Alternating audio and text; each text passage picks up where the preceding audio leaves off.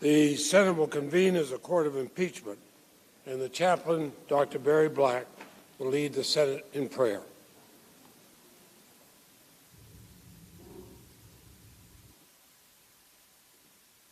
Let us pray.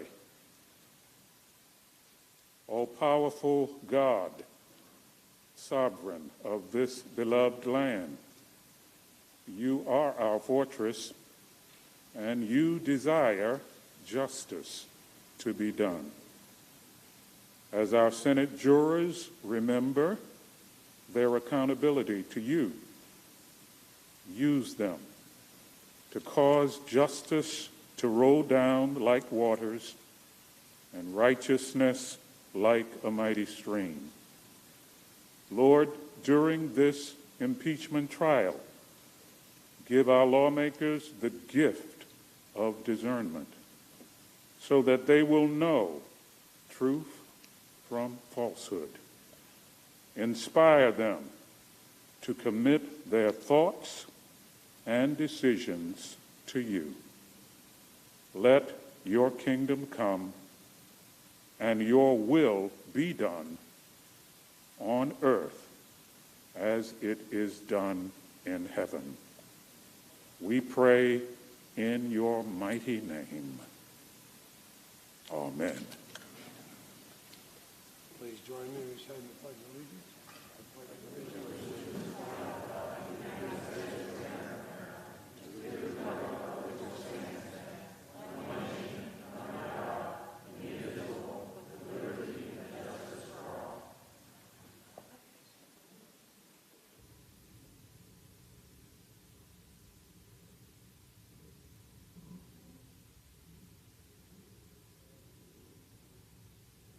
And Senators, will you please be seated? And if there's no objection, I hear none, the journal of proceedings of the trial are approved to date. The Sergeant-at-Arms will make the proclamation. Hear ye, hear ye, hear ye. All persons are commanded to keep silence on pain of imprisonment while the Senate of the United States is sitting for the trial of the article of impeachment against Donald John Trump, former President of the United States.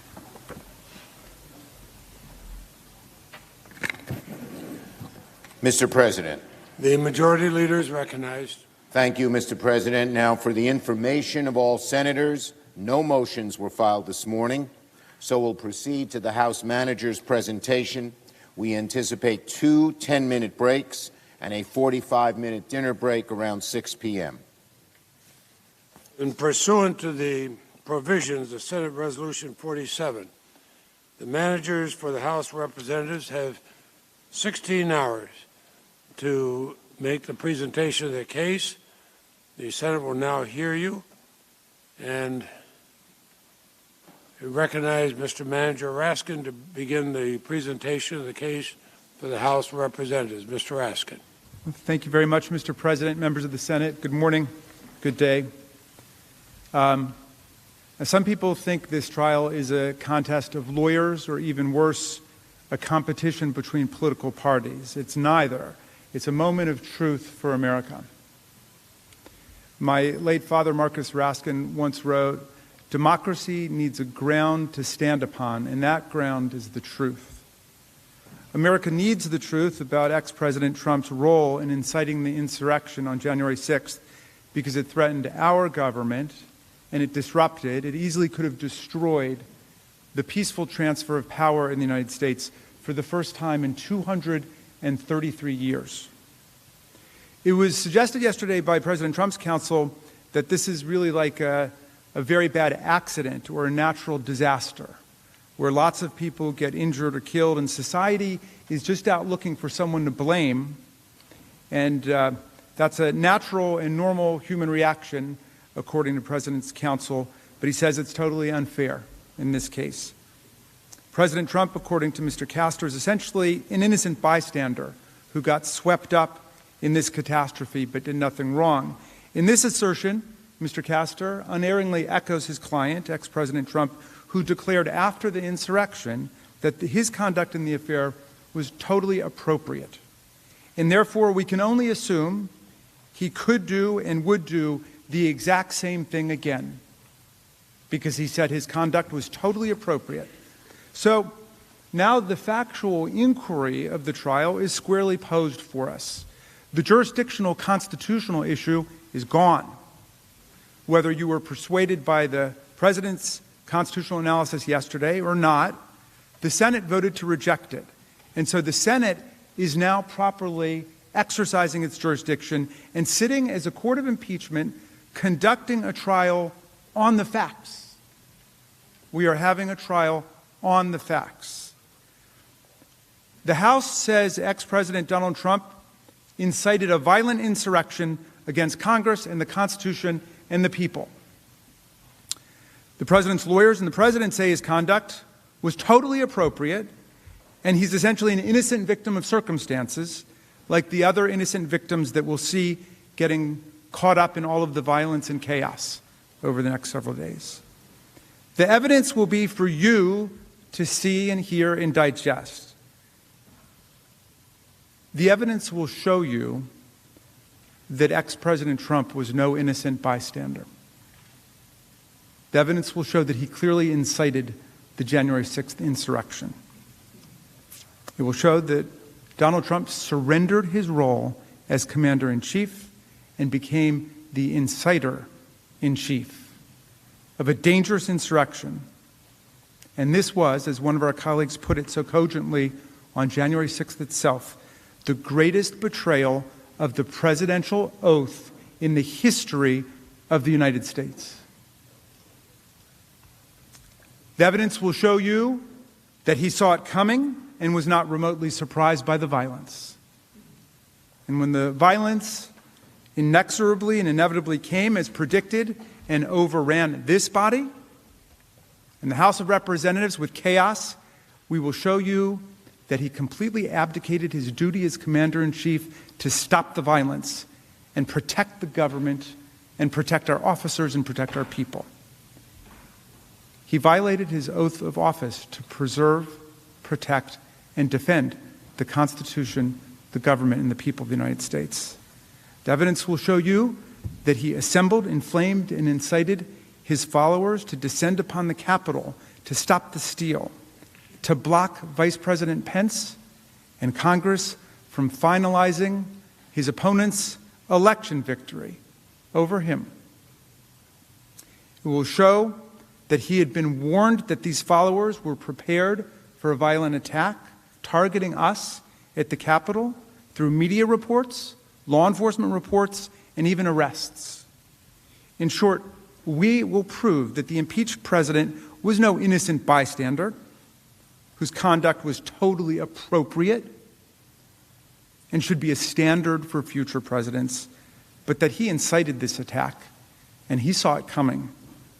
To us, it may have felt like chaos and madness, but there was method in the madness that day.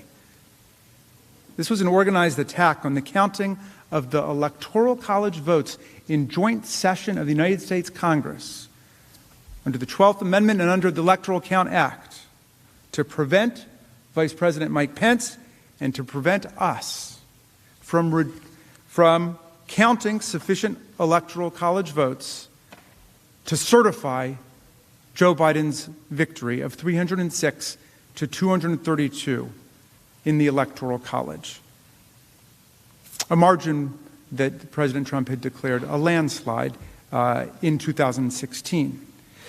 When my colleague, Mr. Neguse, speaks after me, he will set forth in detail the exact roadmap of all the evidence in the case. My fellow House managers and I will then take you through that evidence step by step so everyone can see exactly how these events unfolded. But I want to tell you a few key reasons right now that we know this case is not about blaming an innocent bystander for the horrific violence and harm that took place on January 6th. This is about holding accountable the person singularly responsible for inciting the attack. Let's start with December 12th. You will see during this trial a man who praised and encouraged and cultivated violence. We have just begun to fight, he says, more than a month after the election has taken place. And that's before the second Million MAGA March, a rally that ended in serious violence and even the burning of a church. And as the president forecast, it was only the beginning. On December 19th, 18 days before January 6th, he told his base about where the battle would be that they would fight next. January 6th would be wild, he promised. Be there, will be wild, said the President of the United States of America. And that, too, turned out to be true. You'll see in the days that followed, Donald Trump continued to aggressively promote January 6th to his followers. The event was scheduled at the precise time that Congress would be meeting in joint session to count the Electoral College votes and to finalize the 2020 presidential election. In fact, in the days leading up to the attack, you'll learn that there were countless social media posts, news stories, and most importantly, credible reports from the FBI and Capitol Police that the thousands gathering for the President's Save America March were violent, organized with weapons, and were targeting the Capitol. This mob got organized so openly because, as they would later scream in these halls, and as they posted on forums before the attack, they were sent here by the President. They were invited here by the President of the United States of America. And when they showed up, knowing of these reports that the crowd was angry and it was armed, here's what Donald Trump told them. President Trump whipped the crowd into a frenzy, exhorting followers, if you don't fight like hell, you're not going to have a country anymore. And then he aimed straight at the Capitol, declaring, you'll never take back our country with weakness. You have to show strength, and you have to be strong. He told them to fight like hell, and they brought us hell on that day. Incited by President Trump, his mob attacked the Capitol. This assault unfolded live on television before a horrified nation. According to those around him at the time, this is how President Trump reportedly responded to the attack that we saw him incite in public. Delight, enthusiasm, confusion as to why others around him weren't as happy as he was. Trump incited the January 6th attack, and when his mob overran and occupied the Senate and attacked the House and assaulted law enforcement, he watched it on TV like a reality show. He reveled in it. And he did nothing to help us as Commander-in-Chief. Instead, he served as the inciter-in-chief, sending tweets that only further incited the rampaging mob. He made statements lauding and sympathizing with the insurrectionists. Over at 4:17 p.m., over 3 hours after the beginning of the siege, for the very first time he spoke out loud, not on Twitter, spoke out loud to the American people. Here's what he said. I know your pain. I know you're hurt. So you might be saying, all right, the president is going to console us now. He's going to reassure America. He knows our pain. He knows we're hurt. We've just seen these horrific images of officers being impaled and smashed over the head. We've just been under attack for 3 hours. But here's what he actually goes on to say. I know your pain. I know you're hurt. We had an election that was stolen from us. It was a landslide election, and everyone knows it, especially the other side. So you think he's about to decry the mayhem and violence, the unprecedented spectacle of this mob attack on the U.S. Capitol, but he's still promoting the big lie that was responsible for inflaming and inciting the mob in the first place. If anyone ever had a doubt as to his focus that day, it was not to defend us, it was not to console us, it was to praise and sympathize and commiserate with the rampaging mob. It was to continue to act as inciter-in-chief, not commander-in-chief, by telling the mob that their election had been stolen from them. Even then, after that vicious attack, he continued to spread the big lie. And as everyone here knows, Joe Biden won by more than 7 million votes, and 306 to 232 in the Electoral College. But Donald Trump refused to accept his loss even after this attack. And he celebrated the people who violently interfered with the peaceful transfer of power for the first time in American history, and did that at his urging. And when he did, in this video, finally tell them to go home in peace, he added this message: "We love you. You're very special." Distinguished members of the Senate, this is a day that will live in disgrace in American history. That is, unless you ask Donald Trump, because this is what he tweeted before he went to bed that night at 6:01 p.m.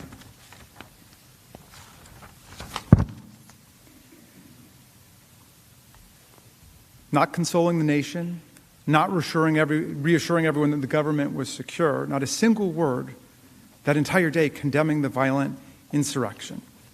That's what he says. "These are the things and events that happen when a sacred landslide election victory is so unceremoniously and viciously stripped away from great patriots who have been badly and unfairly treated for so long. Go home with love and in peace. Remember this day forever." These are the things and events that happen when a sacred landslide election victory is so unceremoniously and viciously stripped away from great patriots. In other words, this was all perfectly natural and foreseeable to Donald Trump. At the beginning of the day, he told you it was coming. At the end of the day, he basically says, "I told you this would happen." And then he adds, "Remember this day forever." But not as a day of disgrace, a day of horror and trauma, as the rest of us remember it, but as a day of celebration, a day of commemoration.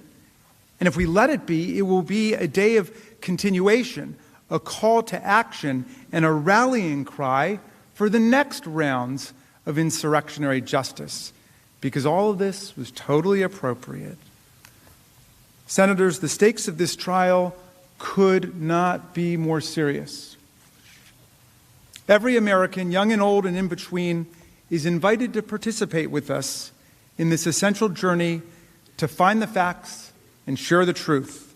Trials are public events in a democracy, and no trial is more public or significant than an impeachment trial. Because the insurrection brought shocking violence, bloodshed, and pain in the nation's capital, and we will be showing relevant clips of the mob's attack on police officers and other innocent people, we do urge parents and teachers to exercise close review of what young people are watching here, and please watch along with them if you're allowing them to watch. The impeachment managers will try to give warnings before the most graphic and disturbing violence that took place is shown. We believe that the manager's comprehensive and meticulous presentation will lead to one powerful and irresistible conclusion: Donald Trump committed a massive crime against our Constitution and our people, and the worst violation of the presidential oath of office in the history of the United States of America. For this, he was impeached by the House of Representatives, and he must be convicted by the United States Senate. Before I close, I want to address a constitutional issue still lingering from yesterday's argument. The president obviously is still exploring ways to change the subject and talk about anything other than his responsibility for inciting the attack. We heard a lot yesterday about his claim that this incitement of the insurrection was perfectly appropriate because it's somehow protected by the First Amendment. And this little diversion caught my eye because I've been a professor of constitutional law and the First Amendment for decades. And as we'll demonstrate over the course of the trial, the factual premise and the legal underpinnings of that claim are all wrong. They present President Trump as merely like a guy at a rally expressing a political opinion that we disagree with, and now we're trying to put him in jail for it. That has nothing to do with the reality of these charges or his constitutional offense. The particular political opinions being expressed are not why we impeached the president and have nothing to do with it. It makes no difference what the ideological content of the mob was. And if we license and forgive incitement to violent insurrection by militant Trump followers this week, you can be sure there will be a whole bunch of new ideological flavors coming soon. As we'll demonstrate with overwhelming evidence, Portraying Trump as a guy on the street being punished for his ideas is a false description of his actions, his intent, and the role that he played on January 6th when he willfully incited an insurrectionary mob to riot at the Capitol. Last week, 144 constitutional scholars, including Floyd Abrams, a ferocious defender of free speech, Charles Fried, President Reagan's Solicitor General, Stephen Calabrese, the co-founder of the Federalist Society, released a statement calling the president's First Amendment arguments legally frivolous, adding, "We all agree that the First Amendment does not prevent the Senate from convicting President Trump and disqualifying him from holding future office." They went on to say, "No reasonable scholar or jurist could conclude that President Trump had a First Amendment right to incite a violent attack on the seat of the legislative branch, or then to sit back and watch on television as Congress was terrorized and the Capitol sacked." Incitement to violence is, of course, not protected by the First Amendment. That's why most Americans have dismissed Donald Trump's First Amendment rhetoric simply by referring to Justice Oliver Wendell Holmes's handy phrase, "You can't shout fire in a crowded theater." But even that time-honored principle doesn't begin to capture how off-base the argument is. This case is much worse than someone who falsely shouts fire in a crowded theater. It's more like a case where the town fire chief, who's paid to put out fires, sends a mob not to yell fire in a crowded theater, but to actually set the theater on fire. And who then, when the fire alarms go off and the calls start flooding into the fire department, asking for help, does nothing but sit back, encourage the mob to continue its rampage, and watch the fire spread on TV with glee and delight. So then we say this fire chief should never be allowed to hold this public job again, and you're fired and you're permanently disqualified, and he objects. And he says, we're violating his free speech rights just because he's pro-mob or pro-fire or whatever it might be. Come on. I mean, you really don't need to go to law school to figure out what's wrong with that argument. Here's the key. Undoubtedly, a private person can run around on the street expressing his or her support for the enemies of the United States and advocating the overthrow of the United States government. You've got a right to do that under the First Amendment. But if the president spent all of his days doing that, uttering the exact same words, expressing support for the enemies of the United States and for overthrowing the government, is there anyone here who doubts that this would be a violation of his oath of office to preserve, protect, and defend the Constitution of the United States, and that he or she could be impeached for doing that? Look, if you're president of the United States, you've chosen a side with your oath of office, and if you break it, we can impeach, convict, remove, and disqualify you permanently from holding any office of honor, trust, or profit under the United States. As Justice Scalia once said, memorably, you can't ride with the cops and root for the robbers.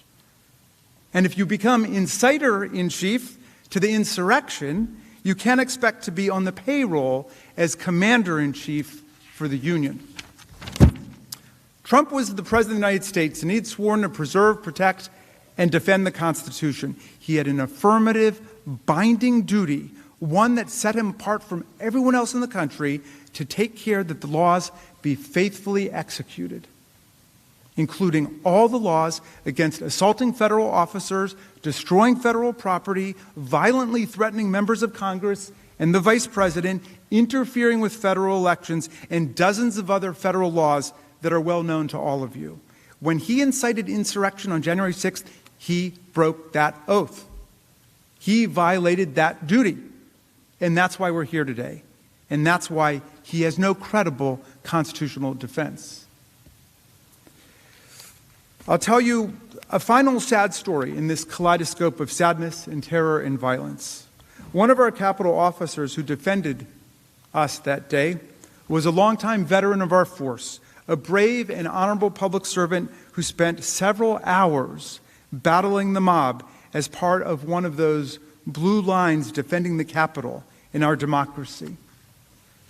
For several hours straight, as the marauders punched and kicked and mauled and spit upon and hit officers with baseball bats and fire extinguishers, cursed the cops, and stormed our Capitol, he defended us and he lived every minute of his oath of office. And afterwards, overwhelmed by emotion, he broke down in the rotunda. And he cried for 15 minutes. And he shouted out, "I got called an N-word 15 times today."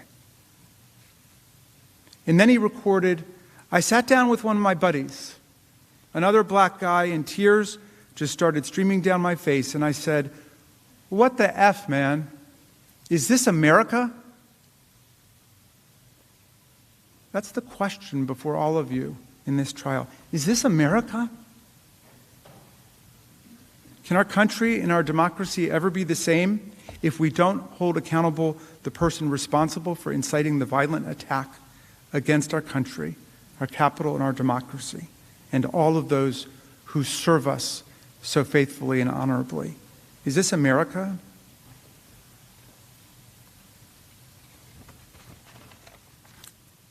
Mr. Neguse will now provide a roadmap of our evidentiary case.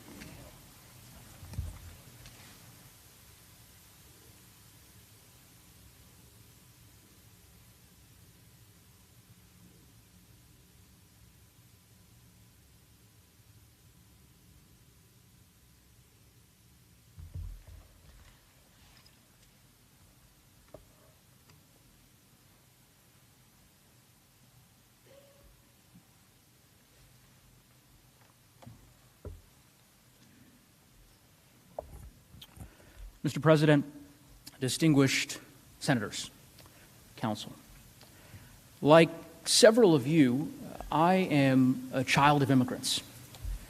And as a son of immigrants, I believe firmly in my heart that the United States is the greatest republic that this world has ever known.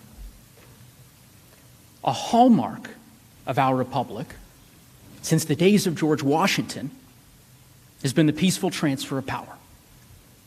For centuries, we've accepted it as fact.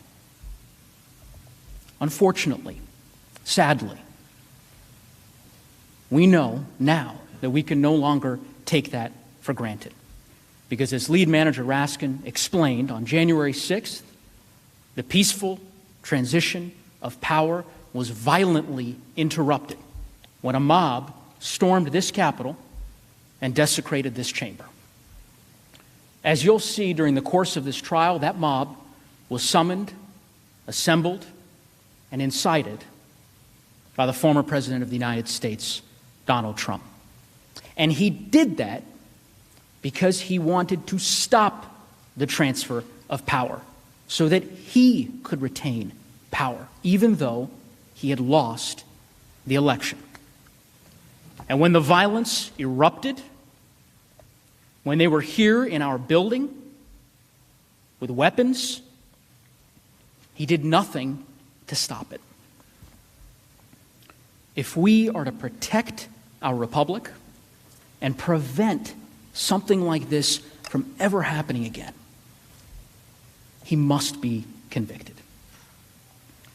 Now, I want to be very clear about what we will show you during the course of this trial. As my fellow managers present our case to you today, tonight, tomorrow, it'll be helpful to think about President Trump's incitement of insurrection in three distinct parts: the attack, the provocation, the attack, and the harm. Let's start with the provocation. We will show during the course of this trial that this attack was provoked by the president, incited by the president. And as a result, it was predictable and it was foreseeable. And of course, that makes sense. And this mob was well orchestrated. Their conduct was intentional. They did it all in plain sight, proudly, openly, and loudly. Because they believed, they truly believed that they were doing this for him, that this was their patriotic duty.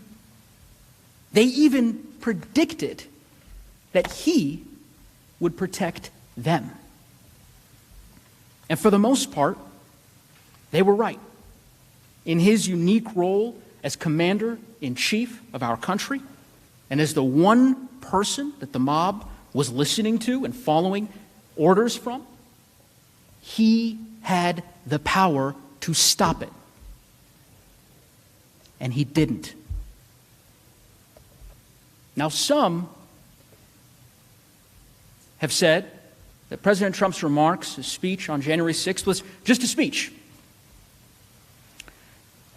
Well, let me ask you this. When in our history has a speech led thousands of people to storm our nation's capital with weapons, to scale the walls, break windows, kill a Capitol police officer? This was not just a speech. It didn't just happen. And as you evaluate the facts that we present to you, it will become clear exactly where that mob came from. Because here's the thing, President Trump's words, as you'll see on January 6th, in that speech, just like the mob's actions, were carefully chosen. Those words had a very specific meaning to that crowd. And how do we know this? Because in the weeks prior to, during, and after the election, he used the same words over and over and over again. You will hear over and over three things. You can see them on the screens. First, what lead manager Raskin referred to as the big lie, that the election was stolen, full of fraud, rigged. You will hear over and over him using that lie to urge his supporters to never concede and stop the steal. And finally, you will hear the call to arms, that it was his supporters' patriotic duty to fight like hell. To do what? To stop the steal, to stop the election from being stolen by showing up in this very chamber, to stop you, to stop us. I'd respectfully ask that you remember those three phrases as you consider the evidence today. Election was stolen, stop the steal, and fight like hell, because they did not just appear on January 6th. Let me show you what I mean. Let's start with the big lie. You will see during this trial that the president realized really by last spring that he could lose. He might lose the election. So what did he do? He started planting the seeds to get some of his supporters ready by saying that he could only lose the election if it was stolen. I mean, in other words, really what he did is create a no-lose scenario. Either he won the election, or he would have some angry supporters, not all, but some, who believed that if he lost, the election had to be rigged. And they would be angry because he was telling Americans that their vote had been stolen. And in America, our vote is our voice. So his false claims about election fraud, that was the drumbeat being used to inspire, instigate, and ignite them, to anger them. Watch this clip. Because we're not going to let this election be taken away from us. That's the only way they're going to win it. We're not going to let it happen. It's the only way we can it's the only way we can lose, in my opinion, is massive fraud. We all know what happened after that. He lost. He lost the election. But remember, he had that no-lose scenario that I referenced earlier. He told his base that the election was stolen, as he had forecasted. And then he told them, your election has been stolen, but you cannot concede. You must stop the steal. You can't let another person steal that election from you. All over the country, people are together in holding up signs, stop the steal. The Democrats are trying to steal the White House. You cannot let them. You just can't let them. Now, while he's inciting his supporters, he's also simultaneously doing everything he possibly can to overturn the election. First, he begins with the courts, a legitimate avenue to challenge the election. But he ignores all of their adverse rulings when all of his claims are thrown out. Then he moves on to trying to pressure state election officials to block the election results for his opponent, even though he'd lost in their states. You'll hear my fellow managers discuss that in detail. Then he tries to threaten state election officials to actually change the votes, to make him the winner, even threatening criminal penalties if they refused. He had the Justice Department investigate his claims, and even they found no support for those claims. So he tried to persuade some members of his party in Congress to block the certification of his vote with attacks in public forums.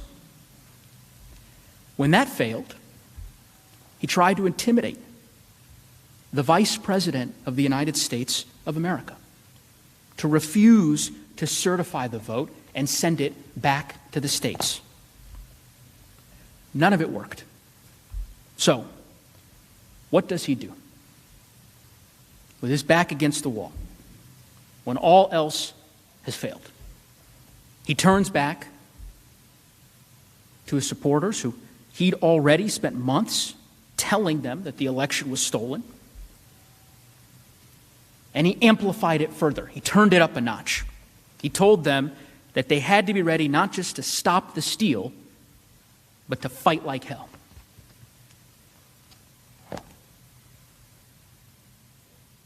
We're in a fight for the survival of our nation, and we are going to keep on fighting. We will never surrender. We will only win. Now is not the time to retreat. Now is the time to fight harder than ever before. We have to go all the way, and we're going to fight like hell, I'll tell you right now. We will not bend. We will not break. We will not yield. We will never give in. We will never give up. We will never back down. We will never, ever surrender. You will see that in the months as the president made these statements, people listened. Armed supporters surrounded election officials' homes. The Secretary of State for Georgia got death threats. Officials warned the president that his rhetoric was dangerous and it was going to result in deadly violence. And that's what makes this so different, because when he saw firsthand the violence that his conduct was creating, he didn't stop it. He didn't condemn the violence. He incited it further. And he got more specific. He didn't just tell them to fight like hell. He told them how, where, and when. He made sure they had advance notice, 18 days advance notice. He sent his save the date for January 6th. He told them to march to the Capitol and fight like hell. On January 6th, as Lead Manager Raskin said, the exact same day that we were certifying the election results. What time was that rally scheduled for? The exact same time that this chamber was certifying the election results in joint session. When did he conclude his speech? Literally moments before Speaker Pelosi had gavelled us into session. Many of us were in the House during that joint session of Congress. I was sitting 2 rows behind Leader Schumer and Leader McConnell. I remember it vividly. And as we were standing there, fulfilling our solemn oath to the Constitution, the President was finishing his speech just a couple of miles away. How did he conclude that infamous speech? With a final call to action. He told them to march down Pennsylvania Avenue, to come here, that it was their patriotic duty because the election had been stolen. And when they heard his speech, they understood his words and what they meant because they had heard it before. Let's take just a minute and really look at his words on January 6th as he spoke at the Save America rally. Now, remember, I told you, you'd hear 3 phrases. The election was stolen, stop the steal, and fight like hell. Let's start with that first phrase.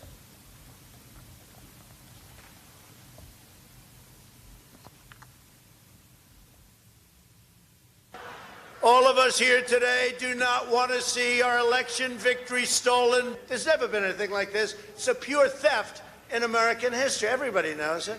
Make no mistake, this election was stolen from you, from me, and from the country. Now, of course, each of you heard those words before. So had the crowd. The president had spent months telling his supporters that the election had been stolen, and he used this speech to incite them further, to inflame them, to stop the steal, to stop the certification of the election results. We will never give up. We will never concede. It doesn't happen. You don't concede when there's theft involved. And to use a favorite term that all of you people really came up with, we will stop the steal. We must stop the steal. Finally, the president used this speech as a call to arms. It was not rhetorical. Some of his supporters had been primed for this over many months.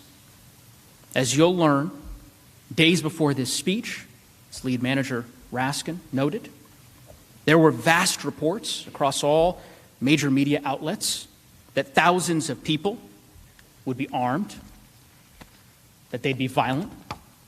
You'll learn that Capitol Police and the FBI reported in the days leading up to the attack that thousands in the crowd would be targeting the Capitol specifically, that they had arrested people with guns the night before the attack on weapons charges. And this is what our commander-in-chief said to the crowd in the face of those warnings right before they came here. We will not let them silence your voices. We're not going to let it happen. Not going to let it happen.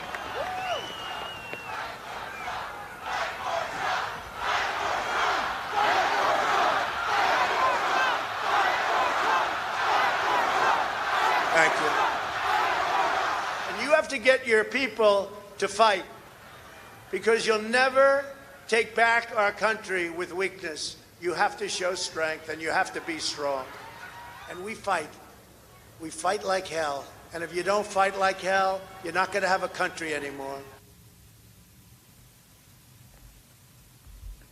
You have to get your people to fight.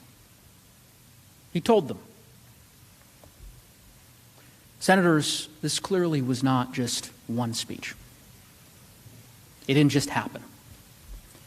It was part of a carefully planned, months-long effort with a very specific instruction.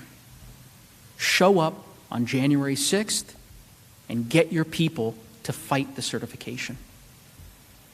He incited it. It was foreseeable.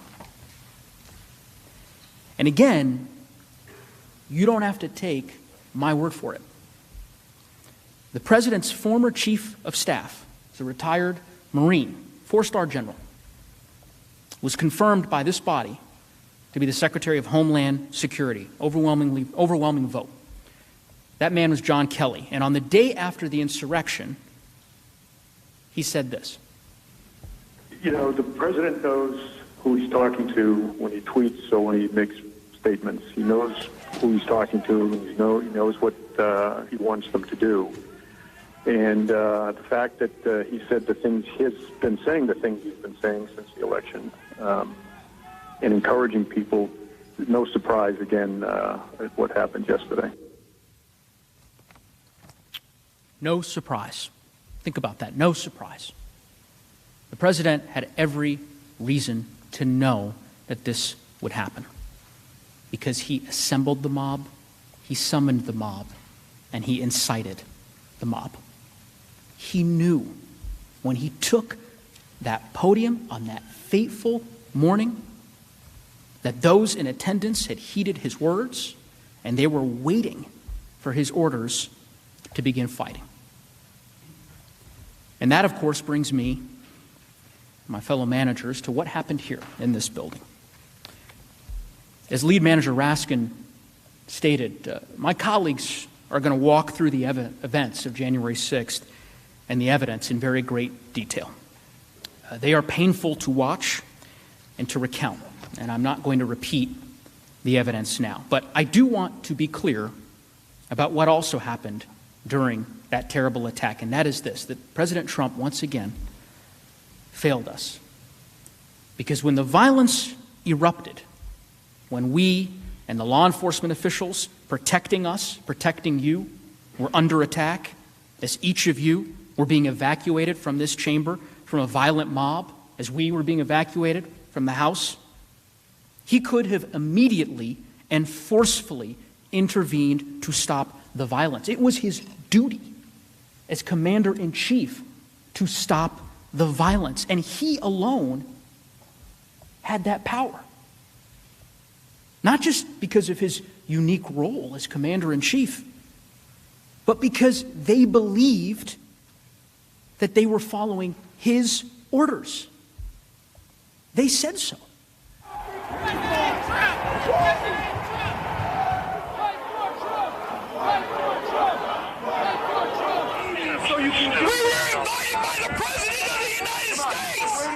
thought I was following my president. I thought I was following what we were called to do. President Trump requested that we be in D.C. on the 6th.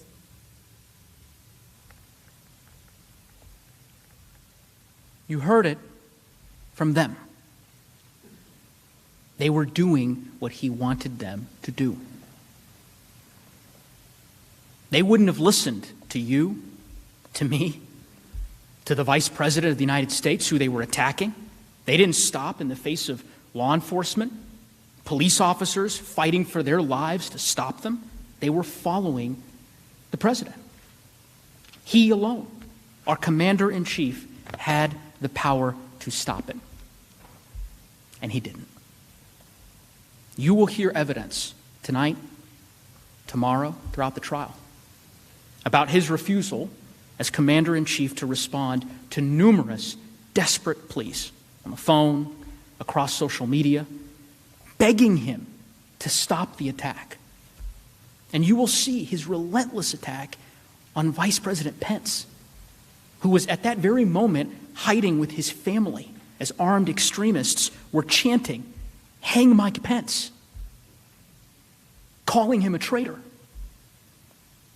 You will see that even when he did, finally, 3.5 hours into the attack, tell these people to go home in peace, he added, as lead manager Raskin said, I'll quote, "You're very special. We love you."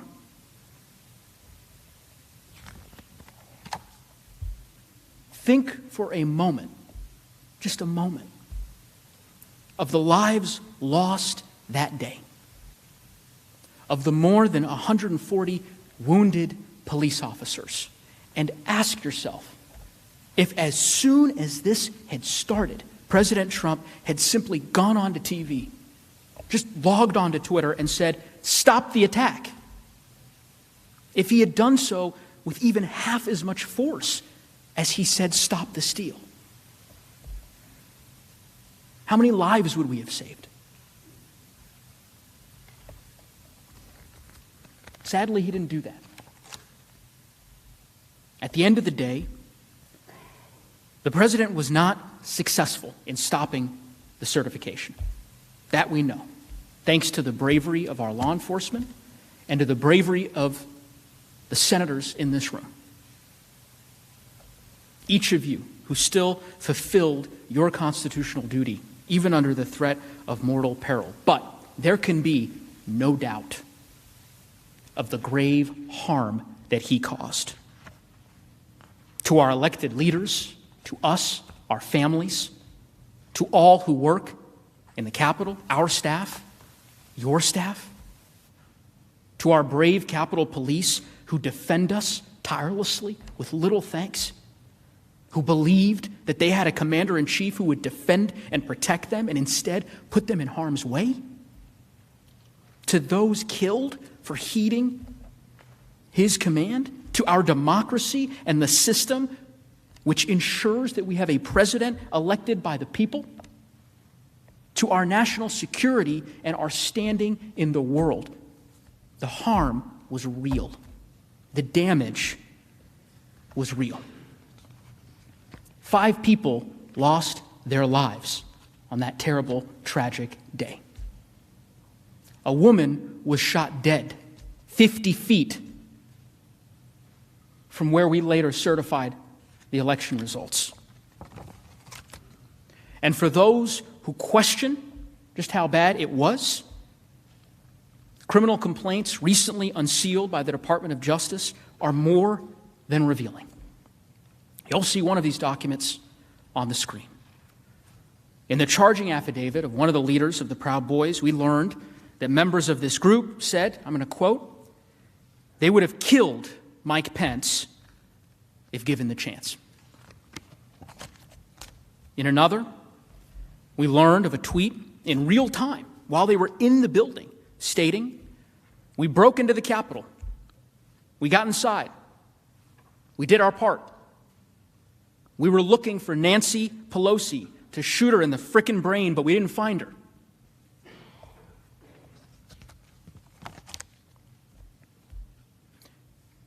And for anyone who suggests otherwise, these defendants themselves have told you exactly why they were here. You'll see this in the trial.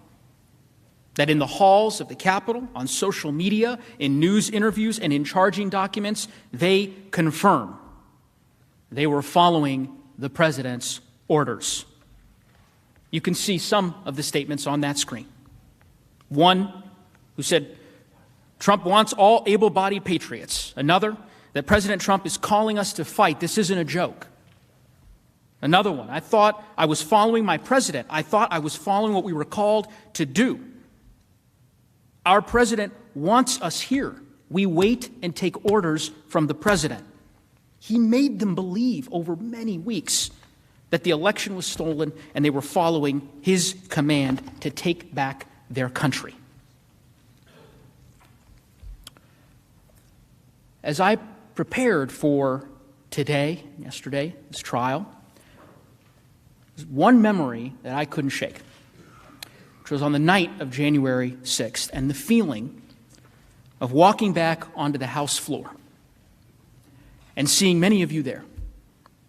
I remember us finishing our task at 4 a.m. And as I walked off the floor, I was so grateful for the opportunity to thank the Vice President of the United States, Mike Pence, for his actions, for standing before us and asking us to follow our oath and our faith and our duty. We only got a couple hours of sleep that morning. Early the next day, I called my dad, who came to this country, as I mentioned, as an immigrant 40 years ago. And I told him that the proudest moment, by far, of serving in Congress for me was going back onto the floor with each of you to finish the work that we had started. I'm humbled to be back with you today.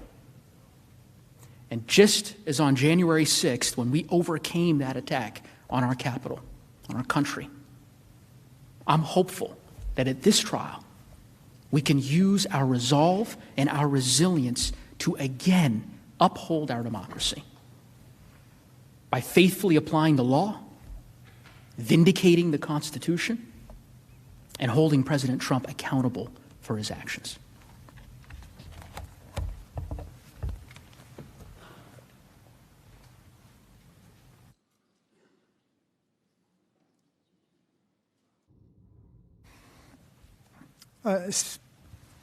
Senators, Representatives Joaquin Castro and Eric Swalwell will now show the evidence of President Trump's long campaign to delegitimize his electoral defeat and to galvanize his supporters to help him retain his power at any cost. So we're going to go at this point step by step and explain the progression all the way up until the attack.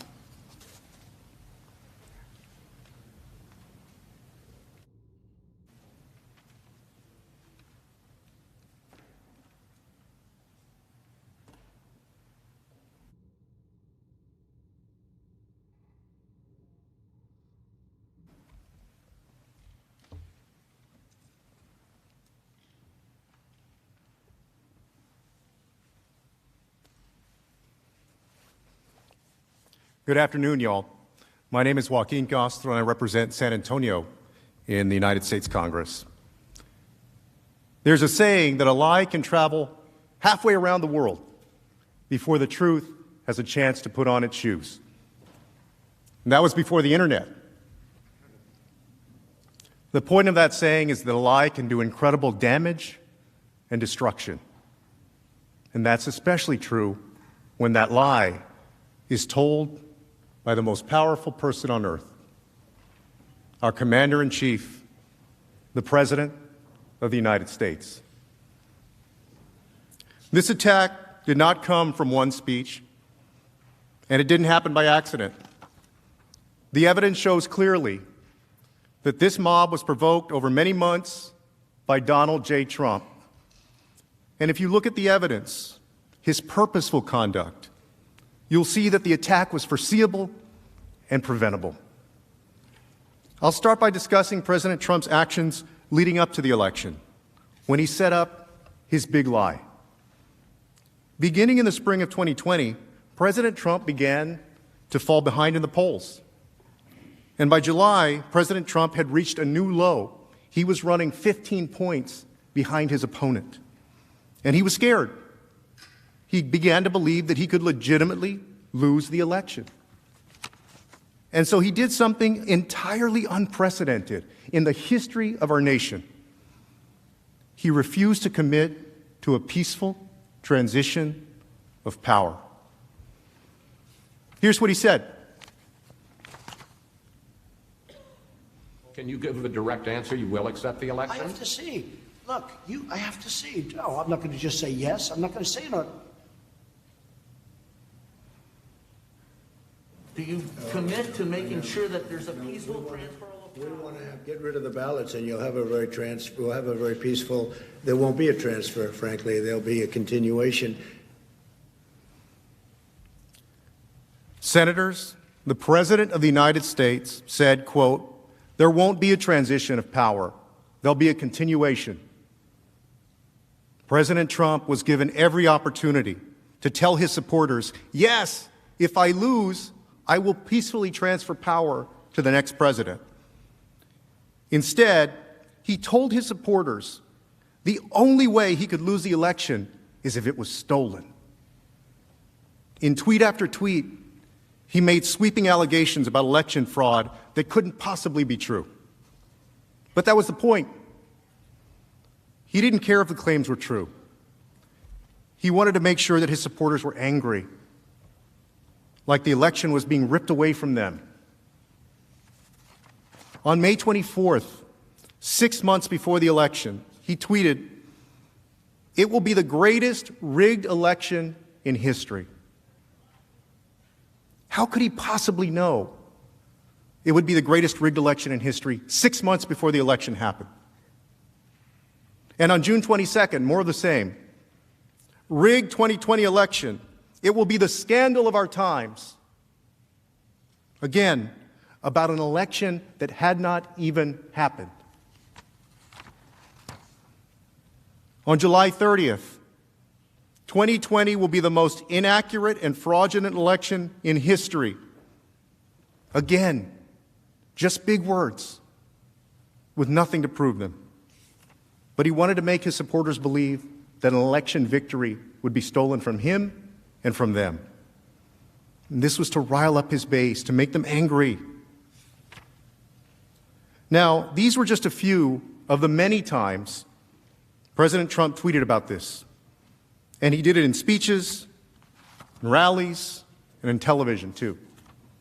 This is going to be the greatest election disaster in history. Because the only way we're going to lose this election is if the election is rigged. Remember that. The only way they can take this election away from us is if this is a rigged election. We're going to win this election. That's right. It's a rigged election. It's the only way we're going to lose. But this will be one of the greatest fraudulent, most fraudulent elections ever.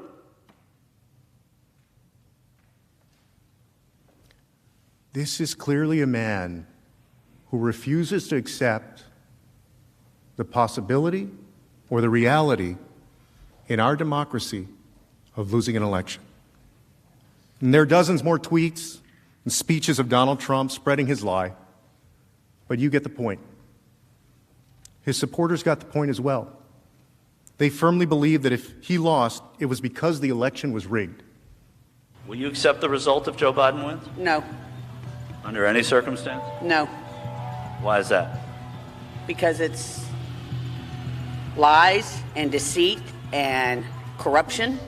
Do you think that if we get to election night or in the following days, if Biden winds up somehow becoming the winner, do you think it's rigged? Oh, yes. Very much so. Election night, yes. Days after, if it shows up that Joe Biden won, yes. In your opinion, would that be the only way that Trump could lose, that it'd be a rigged election? Is that the only way Joe Biden can win? Absolutely. I agree with that, because there's no way in heck our president's going to lose. But yes, it would be a rigged election. There's some type of cheating went on, what have you. And I firmly believe that. Now, all of us in this room have run for election, and it's no fun to lose. I'm a Texas Democrat. We've lost a few elections over the years. But can you imagine telling your supporters that the only way you could possibly lose is if an American election was rigged and stolen from you? And ask yourself whether you've ever seen anyone at any level of government make the same claim about their own election. But that's exactly what President Trump did. He truly made his base believe that the only way he could lose was if the election was rigged. And senators, all of us know and all of us understand how dangerous that is for our country. Because the most combustible thing you can do in a democracy is convince people that an election doesn't count, that their voice and their vote don't count, and that it's all been stolen, especially if what you're saying are lies. Let us turn now to the election. As you know, the results were not fully reported on election night, which is not unusual in our nation's history. But by November 7th, major news networks, including Fox News, reported that once the remaining votes were counted, Joe Biden would be the likely victor. So President Trump began urging his supporters to stop the count. I would imagine that if we went around this room, there are folks sitting here that started down on election night and ended up coming back up and winning their races. Perhaps that's why some of you are seated in this room today. But imagine if you were behind and the results start coming in, and as you started pulling ahead, your opponent said, "That's not fair. Stop the count while I'm still ahead." That's what Donald Trump did. But that's not how America works. Here, every vote counts. You don't just stop counting when one person is ahead. We count every vote. And let's be clear. President Trump knew that you can't just stop counting votes, but he wanted to inflame his base. There was a purpose behind this, to truly make them believe that counting votes would result in a stolen, rigged election. He said at 12:49 a.m. on election night, quote, "They're trying to steal the election. We will never let them do it." A little over an hour later, at roughly 2:30 in the morning, before all the votes were even close to being counted, he goes even further and actually declares victory. Take a look. This is a fraud on the American public. This is an embarrassment to our country. We were getting ready to win this election. Frankly, we did win this election. Frankly, we did win. Rather than calmly saying, "Let's count the votes. If there's legal issues, we'll go to court and we'll resolve them." Instead, he told his supporters that he actually won the election and the whole thing was a fraud. He said that on November 4th, and he has never recounted that statement since. Despite President Trump's pressure at the time, election officials around the country continued to carry out their duties. And as votes were counted and his loss became more certain, he riled up his base further. Take a look at these tweets. On November 5th, he tweeted in all capital letters, as if shouting commands, quote, "Stop the count. Stop the fraud." Senators, this is dangerous. I also want you to remember these tweets for another reason. Because that's what it looks like when Donald Trump wants people to stop doing something. And bear in mind, this is not the president saying to his supporters that somebody stole your cup of coffee. This is the commander-in-chief telling his supporters, your election is being stolen and you must stop the counting of American votes. And it worked. His words became their actions. His commands led to their actions. Take a look at this. The same day as those tweets,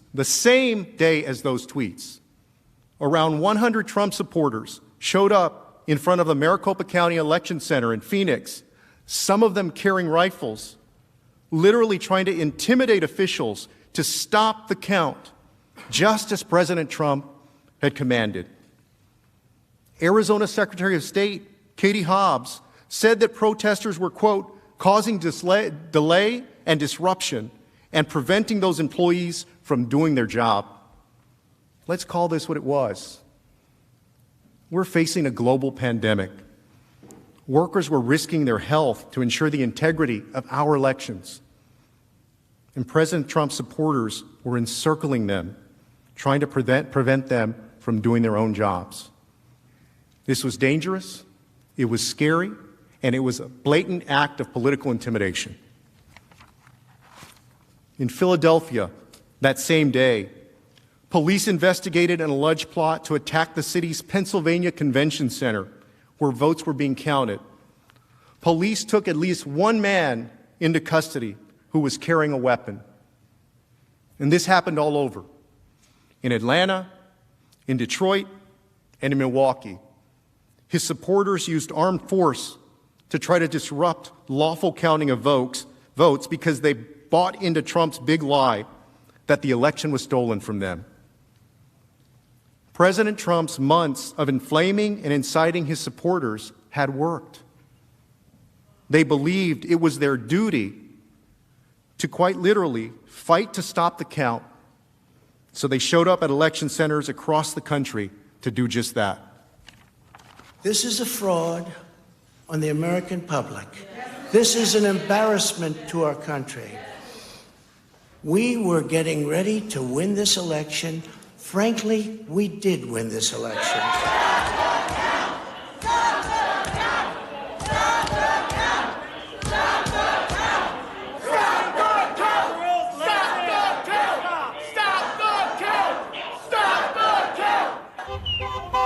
They ain't taking it from us.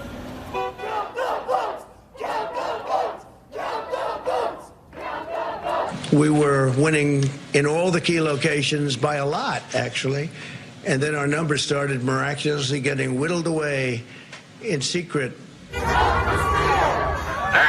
hiding. They will pay. They will be destroyed because America is rising.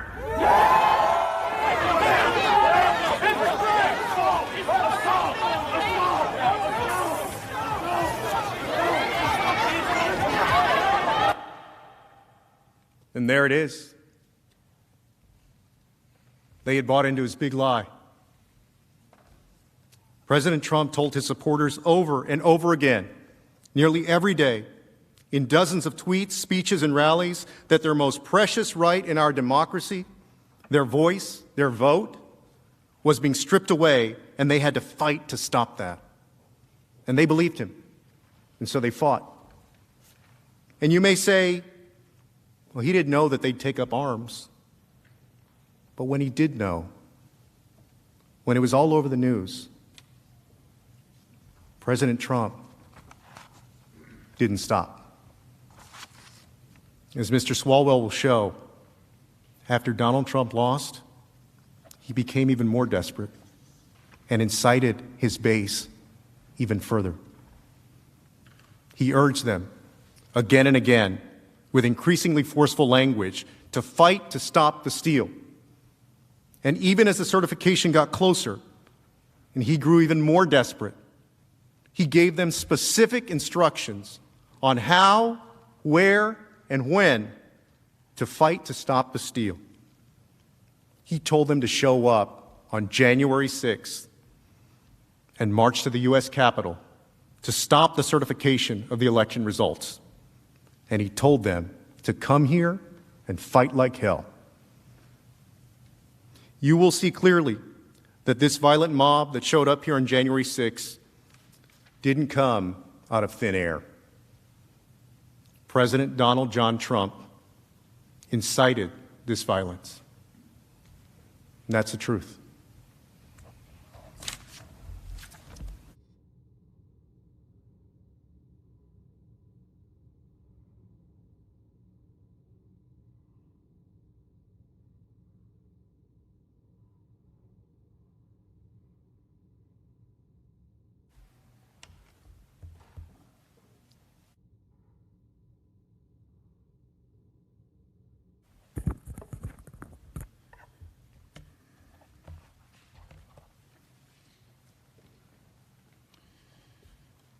Mr. President, distinguished senators, my name is Eric Swalwell, and I represent California's 15th Congressional District. Manager Castro just told you about Donald Trump's lies and acts before the election. But, to paraphrase Winston Churchill, that wasn't the end of his efforts. That wasn't the beginning of the end. But perhaps it was the end of the beginning. Here's what I mean.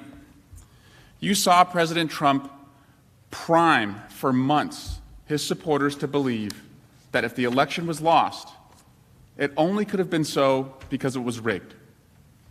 But that took time. Just like to build a fire, it doesn't just start with the flames. Donald Trump, for months and months, assembled the tinder, the kindling, threw on logs for fuel to have his supporters believe that the only way their victory would be lost was if it was stolen. So that way, President Trump was ready, if he lost the election, to light the match. And on November 7, after all the votes were counted, President Trump did lose by 7 million votes. But for Donald Trump, all was not lost. He had a backup plan. Instead of accepting the results or pursuing legitimate claims, he told his base more lies. He doused the flames with kerosene. And this wasn't just some random guy at the neighborhood bar blowing off steam. This was our commander-in-chief. Day after day, he told his supporters false, outlandish lies that the victory, that the election outcome was taken and it was rigged. And he had absolutely no support for his claims. But that wasn't the point. He wanted to make his base angrier and angrier. And to make them angry, he was willing to say anything. On November 15, he states, "I concede nothing. We have a long way to go. Rigged election." Doesn't say why the election is rigged. November 17, in a Twitter statement, "Dead people voted." That's it. No evidence. Just dead people voted. November 28, Twitter statement. "We have found many illegal votes. Stay tuned." This just wasn't true. He never found illegal votes. He didn't even try to pretend that he had evidence for that. And stay tuned, well, that was all about inciting his base, not about bringing legitimate claims. It was about dramatizing the election to anger his supporters. December 5, you see here, he goes after the governors of Arizona and Georgia, governors from his own party, claiming that they weren't with him. You see, senators, he is casting this in combat terms, that either you are with him, making sure that he won the election, or you're fighting against him. These are just a few of the hundreds of Twitter statements that President Trump sent. And it wasn't just Twitter statements. As you'll see, he was dialing into meetings, holding rallies, appearing on television, continuing to spread the big lie that his election victory was stolen. People that were dead were signing up for ballots. Not only were they coming in and putting in a ballot, but dead people were requesting ballots, and they were dead for years, and they were requesting ballots. Dead people voting all over the place? The alleged Biden margin of victory in several states is entirely accounted for by extraordinarily large midnight vote dumps. You saw them with going up to the sky. Massive midnight vote dumps. Dead people voting all over the place. He said there were votes going up to the sky. This was never about pursuing legitimate claims. He was saying anything he could to trigger and anger his base so that they would fight like hell to overturn a legitimate election. And it worked. Just as Manager Castro showed you, President Trump's supporters were taking up arms to stop the count. His message to fight like hell was having real consequences. In Michigan, you'll recall that President Trump was attacking that state and its officials. He continued these attacks even after Michigan certified its votes. Take a look at Michigan. Take a look at what they did with respect to counties. And then you get to Detroit, and it's like more votes than people? Dead people voting all over the place? You know, I went almost every county in Michigan, almost every district, We should have won that state very easily. We have a similar type of governor, I think, but I'll let you know that in about a week. He's literally telling them that there were more votes in Detroit than people. About 260,000 people voted in Detroit. There are roughly 500,000 registered voters in Detroit. There are approximately 670,000 people living in the city. So again, not true. But he needed to make these outlandish claims to truly make his supporters believe that their victory was stolen from them. And it was working. A few days after these clips, on December 5, his supporters surrounded the Michigan Secretary of State's home. Secretary of State's house and the steal. Stop the steal! Stop the steal! Stop the steal! Stop the steal! Stop the steal! Stop the steal! Stop the steal! You're a threat to democracy! You're a threat to free and honest elections! 9 o'clock at night, Secretary's family's inside. Protesters have surrounded her home, and they're chanting that she's a felon. And as we saw, when armed protesters showed up to follow President Trump's direction to stop the steal, this was not the first time that President Trump's supporters used threats and intimidation. President Trump cannot say, I didn't know what I was inciting. From what Manager Castro showed and what I just showed, there was plenty of evidence that his words had consequences. And if he wanted to stop it, he could stop it. You saw Mr. Castro read statement after statement from our commander-in-chief saying, stop the count, stop the steal. President Trump was never shy about using his platforms to try and stop something. He could have very easily told his supporters, stop threatening officials, stop going to their homes, stop it with the threats. But each time he didn't. Instead, in the face of escalating violence, he incited them further. The next phase in the certification of results was the certification on December 14 of the Electoral College votes. The night before, President Trump personally issued 14 Twitter statements with more false claims about the election being stolen and directing his supporters to make sure that, quote, they cannot be certified. He states here, the rhinos that run the state voting apparatus have caused us the problem of allowing the Democrats to so blatantly cheat in their attempt to steal the election, which we won overwhelmingly. We will never give up. In the face of threats to elected officials, this is his message. And he calls them rhinos, Republicans in name only, and tells them to never give up. President Trump, to him, it was his supporters against anyone who would not overturn the election results so that President Trump could win.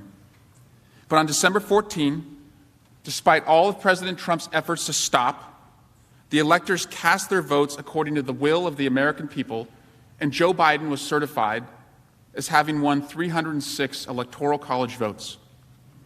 The day after this occurred, Leader McConnell recognized this, stating, many of us hoped that the presidential election would yield a different result.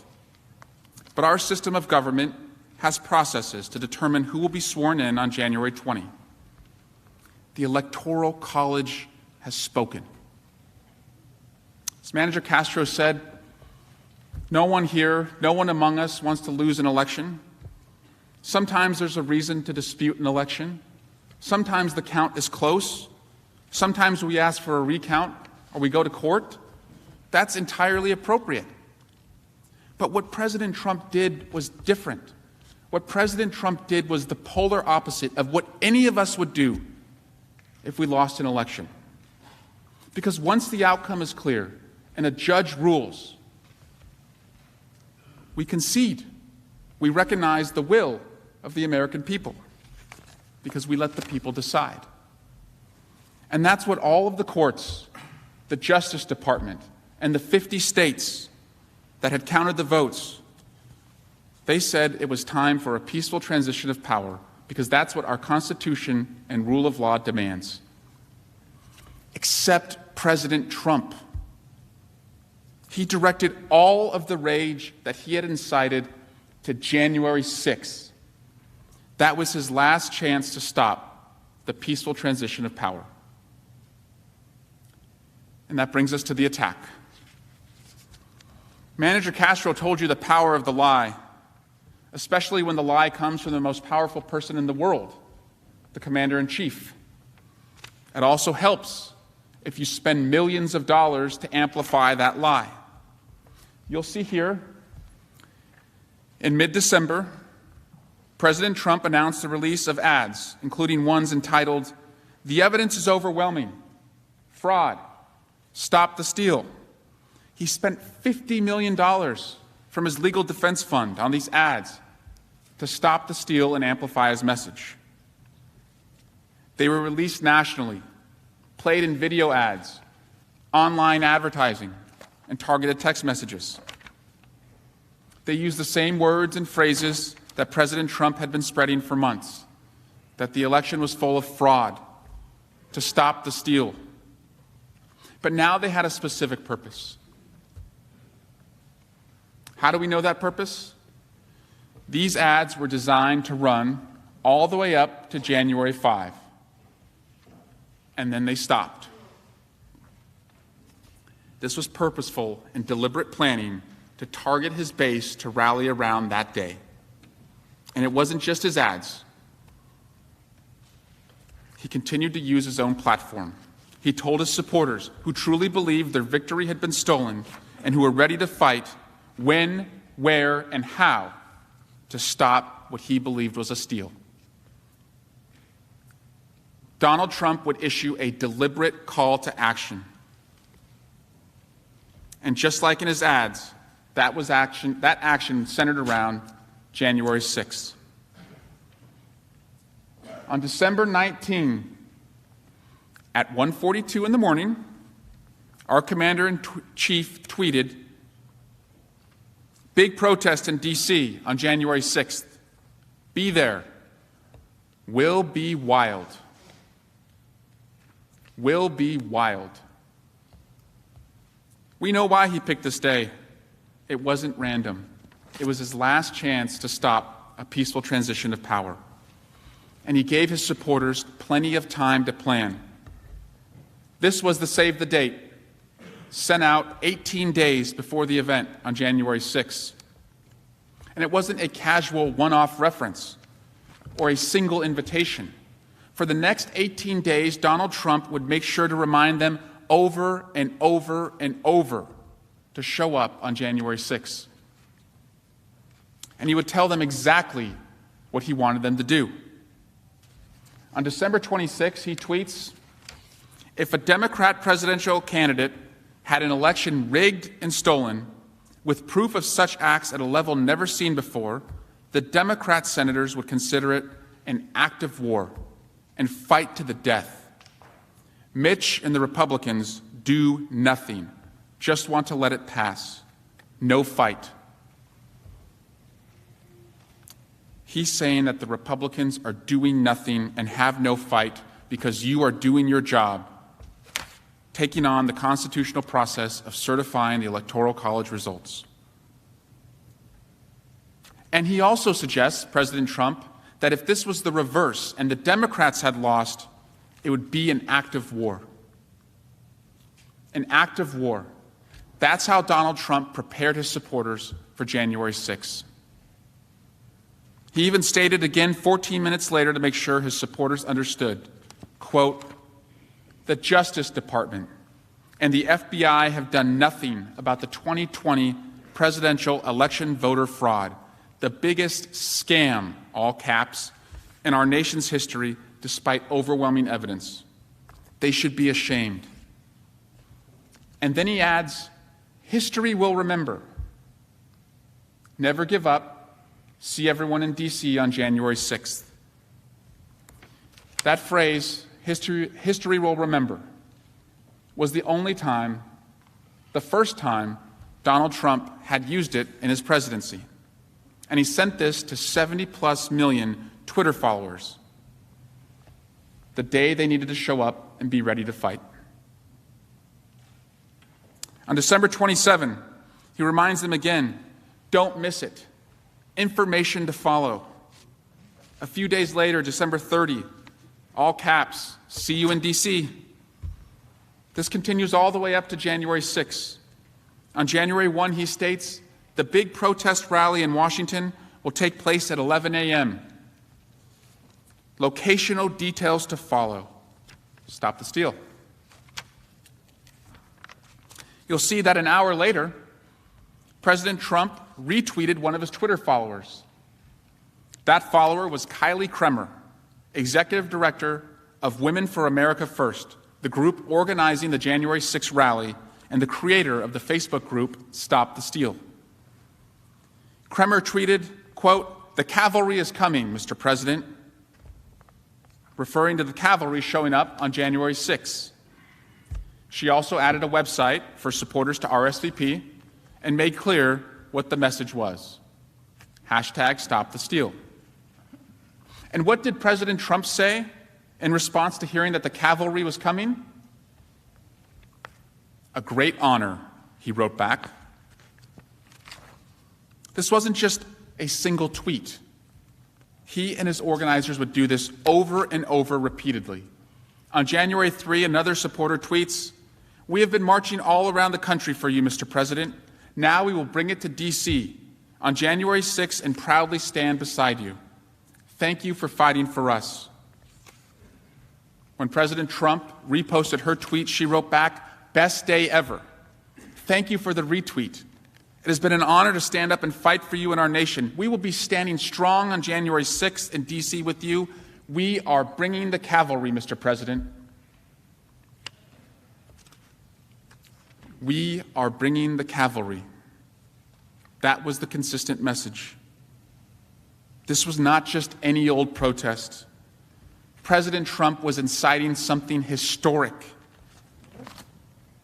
The cavalry was coming. And he was organized. In her post, Ms. Lawrence tagged Kylie Kremer, the organizer of the event, whose post we just saw President Trump retweet. Again, you see, this is all connected.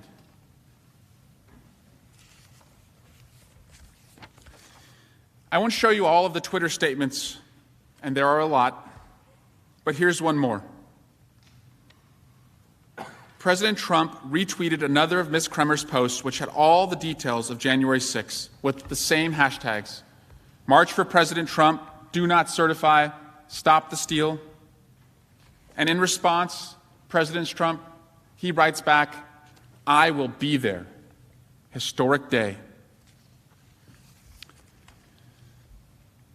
Before Congress, I prosecuted violent crimes in California as an Alameda County Deputy District Attorney. And when you investigate and prosecute violent crimes, you have to distinguish. Was this a heat of passion crime, or was it something more deliberate, planned, premeditated? The evidence here on this count is overwhelming. President Trump's conduct leading up to January 6 was deliberate, planned, and premeditated. This was not one speech, not one tweet. It was dozens in rapid succession with the specific details. He was acting as part of the host committee. In fact, when he had assembled his inflamed mob in D.C., he warned us that he knew what was coming. This was President Trump's statement the night before the attack. I should say this was one of his dozens of statements on Twitter in the hours leading up to the attack. I hope the Democrats, and even more importantly, the weak and ineffective rhino section of the Republican Party, are looking at the thousands of people pouring into D.C.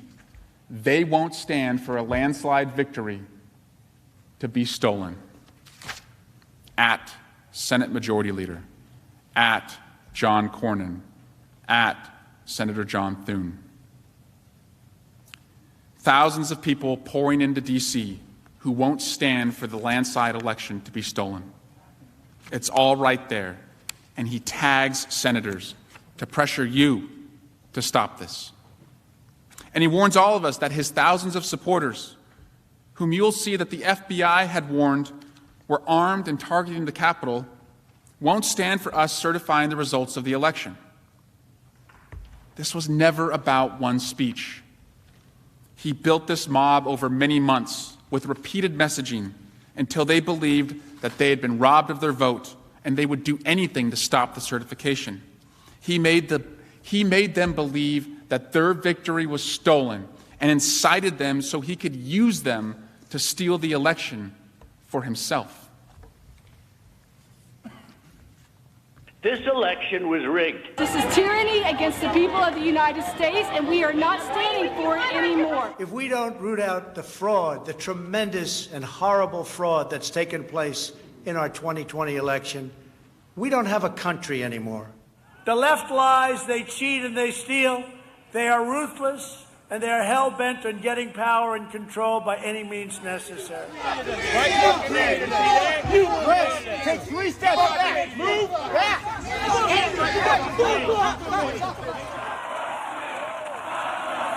Can't let it happen. Can't let it happen.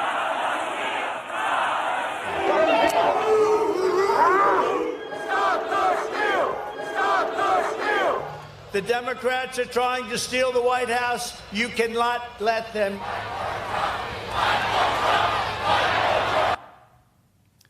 Can't let it happen. Never concede. Fight, he told them in speech after speech. These crowds were ready to fight. This is what President Trump was inciting. He foresaw what was coming, and this is what he deliberately led to our doorstep on January 6th. I want to be clear. During this trial, when we talk about the violent mob during the attack, we do not mean every American who showed up at President Trump's rally. Certain Americans came to protest peacefully, as is their right. That is what makes our country so great, to debate freely, openly, and peacefully our differences, just like all of you were attempting to do in this very room on January 6th. But what President Trump did was different. He didn't tell his supporters to fight or be strong in a casual reference. He repeatedly, over months, told them to fight for a specific purpose. He told them their victory was stolen, the election was rigged, and their patriotic duty was to fight to stop the steal. And he repeated this messaging even after he saw the violence it was inciting. And when they were primed and angry and ready to fight, he escalated and channeled their rage with a call to arms. Show up on January 6th at the exact time the votes of the American people were being counted and certified, and then march to the Capitol and fight like hell. He told this to thousands of people who were armed to the teeth, targeting us and determined to stop the Electoral College count. What our commander-in-chief did was wildly different from what anyone here in this room did to raise election concerns. This was a deliberate, premeditated incitement to his base to attack our Capitol while the counting was going on. And it was foreseeable, especially to President Trump, who warned us he knew what was coming. This is what the evidence has overwhelmingly shown and will show in this trial. And it's also the truth.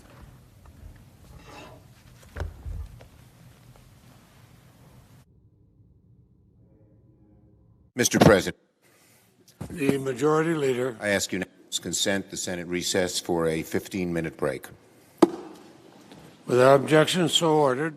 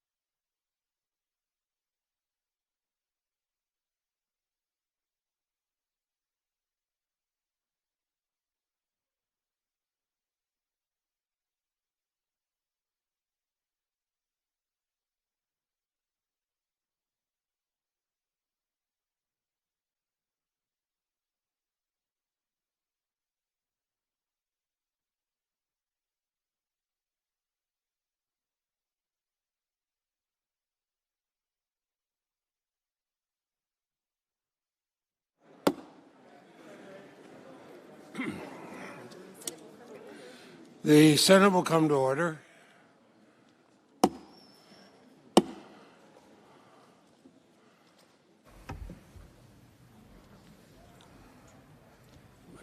My kids so good.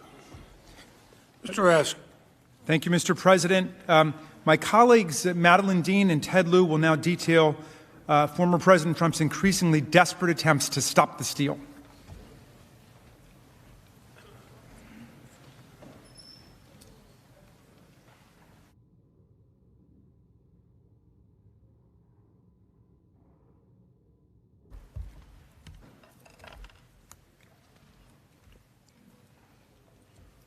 Mr. President, esteemed members of the Senate, it is my solemn honor to be before you today. I am Madeline Dean, Congresswoman from the 4th Congressional District of Pennsylvania. I'm a lawyer. I'm a former professor of writing. I'm a sister. I'm a wife. I'm a mother. I'm a grandmother to 3 with 4th on her way. I'm a person of faith. And I'm an American. Along with Manager Lieu, I will present the actions of a desperate president. And we will present evidence today of a class of public servants who, standing up to enormous pressure from the President of the United States, did the right thing and upheld their oaths. My colleagues just presented evidence of a President Trump's months-long efforts to incite his base, leading them to believe the election was stolen, that they needed to fight like hell to stop the steal on January the 6th. These weren't President Trump's only efforts to overturn the results.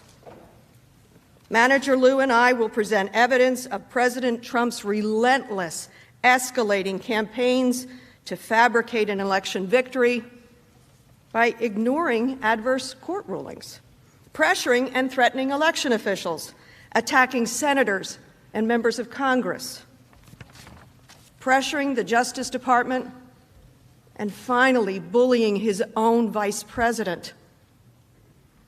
President Trump and his allies filed 62 separate lawsuits in federal courts across more than half a dozen states and the District of Columbia, including Pennsylvania, my home state, as well as Arizona, Georgia, Michigan, Minnesota, Nevada, and Wisconsin.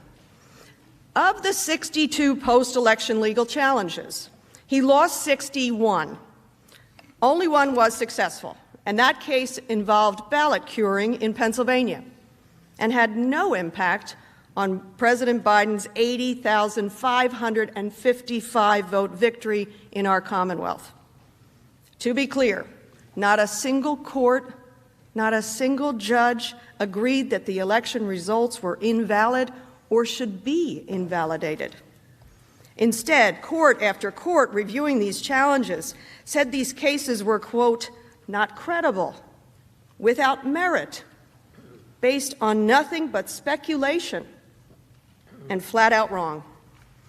The judiciary resoundingly rejected Trump's fraud allegations and upheld the election results. But it was more than that. The courts said these cases were different. They were dangerous to our democracy. For an example, in an opinion by United States District Court Judge Matthew Brann from Pennsylvania, he said, and I quote, "This court has been presented with strained legal arguments without merit and speculative accusations. In the United States of America, this cannot justify the disenfranchisement of a single voter, let alone all the voters of its 6th most populated state. Our people and laws and institutions demand more. Because this court has no authority to take away the right to vote of even a single person, let alone millions of citizens, it cannot grant plaintiffs' requested relief." That decision by Judge Braun was affirmed on appeal by Judge Stephanos Bibas, a Trump appointee who agreed and wrote, and I quote, "The campaign's claims have no merit. The number of ballots it specifically challenges is far smaller than the roughly 81,000 vote margin of victory." And it never claims fraud or that any of the votes were cast by illegal voters. Plus, tossing out millions of mail-in ballots would be drastic and unprecedented, disenfranchising a huge swath of the electorate and upsetting all down-ballot races, end quote. Similarly, as Judge Linda Parker of the Eastern District of Michigan framed it, she said, stunning in its scope and breathtaking in its reach. If granted, the relief would disenfranchise the votes of more than 5.5 million Michigan citizens who, with dignity and hope and a promise of a vote, participated in the 2020 general election. Donald Trump told his supporters, they are stealing the election. They took away your vote. It's rigged. That was not true. According to judge after judge, the truth was exactly the opposite. Trump was not suing to ensure election integrity. He was pursuing lawsuits that would, in effect, strip away American votes so that he could win. In other words, Donald Trump was asking the judiciary to take away votes from Americans so that he could steal the election for himself. Then, after losing in all the courts, Trump turned to another tactic, pressuring and threatening election officials. You saw what happened in Michigan after Trump attacked the state and its election officials. His supporters surrounded the Secretary of State's home, as you saw in the earlier slide, chanting, calling her a felon. On November 17th, the Board of Canvassers for Wayne County, Michigan, home to Detroit, unanimously certified the election results for Biden. That same night, after their vote to certify the results, Trump called the two Republican members of that board, pressuring them to change their minds. The call worked. The next day, both Monica Palmer and William Hartman, the Republican board members, attempted to rescind their vote to certify Michigan's election results, but they simply couldn't. President Trump didn't stop there. He then contacted Majority Leader of the Michigan Senate, Mike Shirkey, and the Speaker of the Michigan House, Lee Chatfield, to lobby them to overturn Michigan's results. Trump invited Mr. Chatfield and Mr. Shirkey to Washington to meet with him at the White House, where the president lobbied them further. Let's be clear. Donald Trump was calling officials, hosting them at the White House, urging them to defy the voters in their state and instead award votes to Trump. The officials held strong, and so Trump moved on to a different state, my home state of Pennsylvania. I am certain my senators, Casey and Senator Toomey, remember what happened there. In early December, as he did in Michigan, he began calling election officials, including my former colleagues in the Pennsylvania legislature, Republicans, Majority Leader Kim Ward and Speaker of the House Brian Cutler. Majority Leader Ward said the president called her to, quote, declare there was a fraud in the voting, end quote. Then on November 25th, President Trump phoned into a Republican state Senate policy hearing trying to convince the Republican legislators, senators, and House members there had been a fraud in the vote. He even had his lawyer hold a phone up to the microphone in that hearing room so the committee could hear him. Here is what he said. We can't let that happen. We can't let it happen for our country. And this election has to be turned around because we won Pennsylvania by a lot and we won all of these swing states by a lot. This was a gathering. I've attended many, I have to tell you, as a former state legislator, a lot of policy hearings. I have to say with some confidence that was likely the first time a president of the United States of America called into a state legislative policy hearing. And remember, here is the president saying he won Pennsylvania, and Pennsylvania had been certified that Biden had won by more than 80,000 votes. Less than a week after calling into that meeting, he invited multiple Republican members of the Pennsylvania legislature to the White House. The same scheme he had used on the Michigan legislators. It didn't work with those public servants either. Think about it.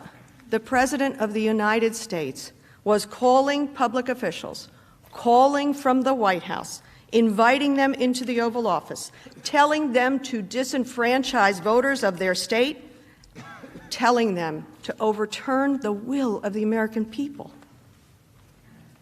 Also, he could take the election for himself. And then in Georgia, a state Trump had counted on for victory, his conduct was perhaps the most egregious.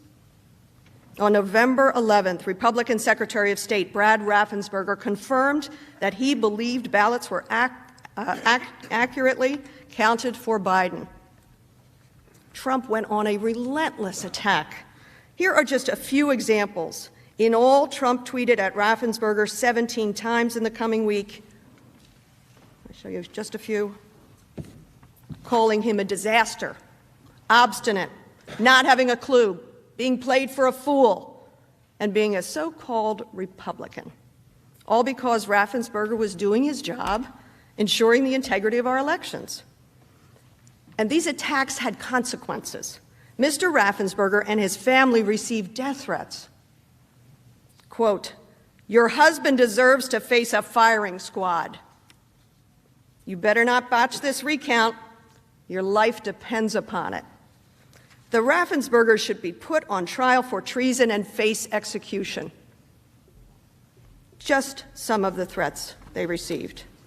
After these death threats, on November 25th, Mr. Raffensperger wrote an op-ed where he said, "My family voted for Trump, donated to him, and are now being thrown under the bus by him."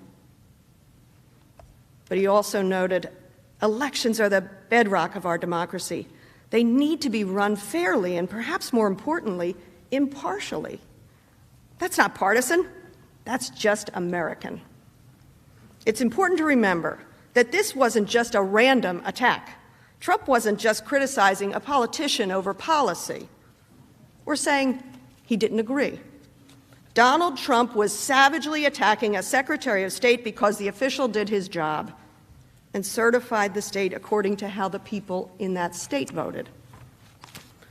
Donald Trump was trying to undermine our elections by taking votes away from the American people so that he could remain president. And he was willing to blame and betray anyone, even his own supporters, if they got in the way. Remember, senators, those threats were to Mr. Raffensperger's family. So some may say Trump didn't know his attacks against Mr. Raffensperger would result in death threats, except that all of this was very public. The Secretary published his op-ed in USA Today, and major networks, including Fox, covered the threats against the Raffensperger. What did Trump do? Did he stop? Did he say, no, supporters, that isn't what I meant? No, he doubled down. Let's see the evidence. This was a massive fraud. This should never take place in this country. We're like a third world country. Look at Georgia. But I understand the Secretary of State, who is really, he's an enemy of the people. The Secretary of State, and whether he's Republican or not, this man, what he's done. Like this character in Georgia who's a disaster.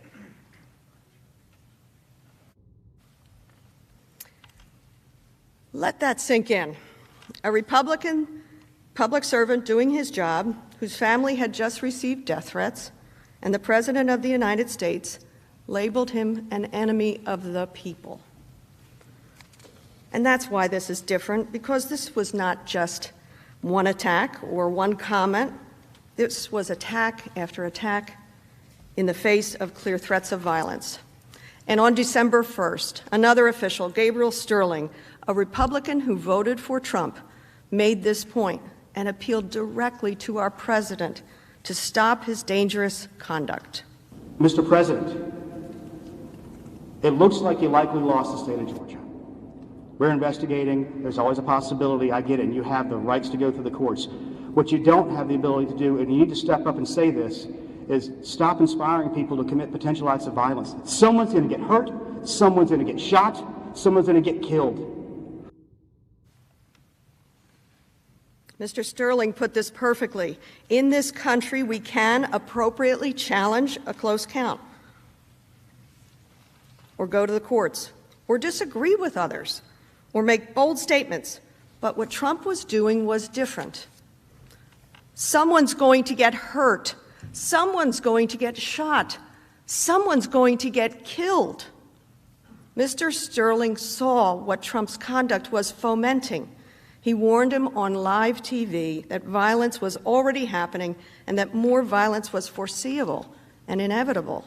Sterling's pleas were played over and over on every network. Rather than heed that warning, Trump escalated again. In early December, Trump called Brian Kemp, the governor of Georgia, and pressured him to hold a special session of the state legislature to overturn the election results and to appoint electors who would vote for Trump. A few weeks later, on December 23rd, Trump called the chief investigator for the Georgia Bureau of Investigations, who was conducting an audit of the signature matching procedures for absentee ballots. Trump urged him, find the fraud, and claimed the official would be a national hero if he did. Let's call this what it is. He was asking the official to say there was evidence of fraud when there wasn't any. The official refused, and the investigation was completed. And on December 29th, Raffensperger announced that the audit found, quote, no fraudulent absentee ballots with a 99% confidence level.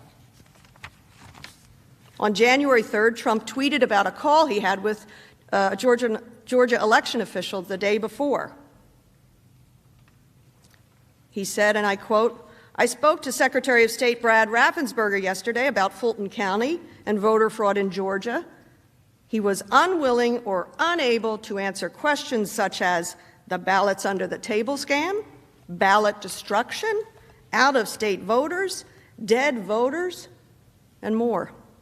He has no clue. On January the 5th, the Washington Post released a recording of that call, which had occurred on January 2nd. Remember, just 4 days before the attack on the Capitol. Here is what President Trump said.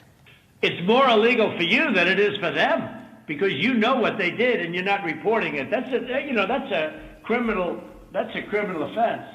And you can't let that happen. That's a big risk to you and to Riot, your lawyers. That's a big risk.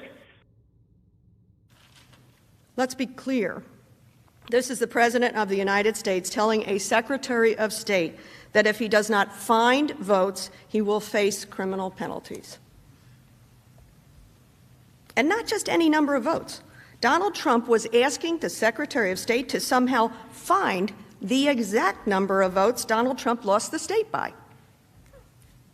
Remember, President Biden won Georgia by 11,779 votes. In his own words, Trump said, all I want to do is this. I just want to find 11,780 votes. He wanted the Secretary of State to somehow find the precise number plus one so that he could win. Here's what he said. So, look, all I want to do is this. I just want to find 11,780 votes, which is one more than we have. He says it right there. The President of the United States telling a public official to manufacture the exact votes needed so he can win. Senators, we must not become numb to this. Trump did this across state after state, so often, so loudly, so publicly. Public officials like you and me receive death threats and calls threatening criminal penalties, all because Trump wanted to remain in power. These public officials exercised great political and personal courage in the face of unprecedented pressure from a President of the United States. Senators, ours is a dialogue with history, a conversation with the past, with a hope for the future. Senators, I thank you today for your kind attention.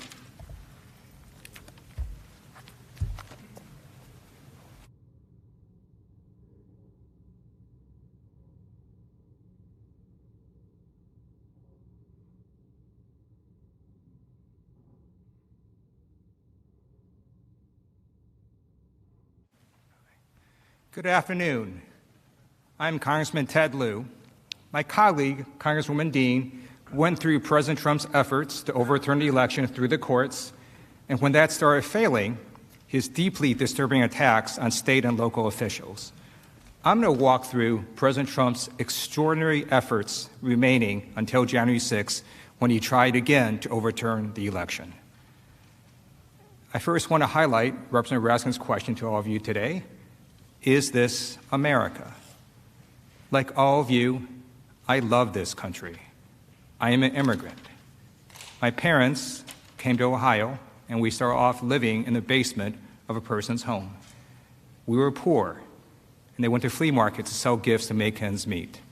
Over many years, they built a small business, opened 6 gift stores, and achieved the American dream.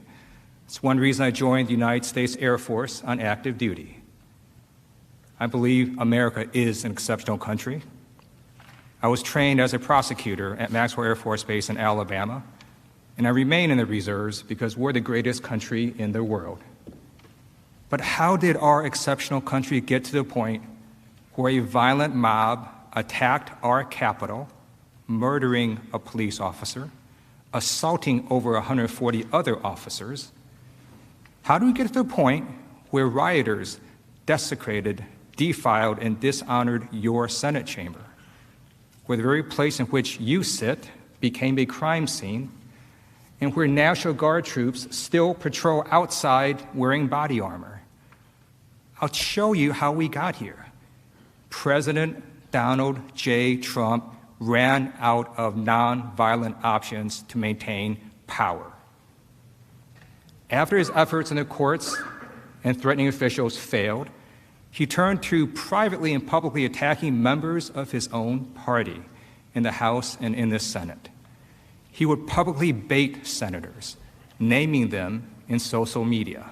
For example, on December 18th, President Trump named at Senate Majority Leader and Republican senators, telling them they have to get tougher or they won't have a Republican Party anymore. We won the presidential election by a lot. Fight for it. Don't let them take it away. President Trump was suggesting to members of this Senate that if they didn't help him try to overturn the election, there would be consequences. On December 24th, President Trump wrote, "I saved at least 8 Republican senators, including Mitch, from losing in the last rigged for-president election. Now they almost all sit back and watch me fight against a crooked and vicious foe, the radical left Democrats. I will," and in all capital letters he wrote, "never forget!" exclamation point. President Trump was telling you that you owe him, that if you don't help him fight to overturn the results, he will never forget, and that there will be consequences. These are threats, just like the threats he made to state and local officials. And it continued. On December 29th, President Trump tweeted, "Can you imagine if the Republicans stole a presidential election from the Democrats? All hell would break out. Republican leadership only wants a path of least resistance. Our leaders, not me, of course, are pathetic. They only know how to lose. P.S. I got many senators and congressmen and congresswomen elected. I do believe they forgot." President Trump targeted senators and members of Congress on social media, calling them pathetic for letting the election get, quote, stolen from them.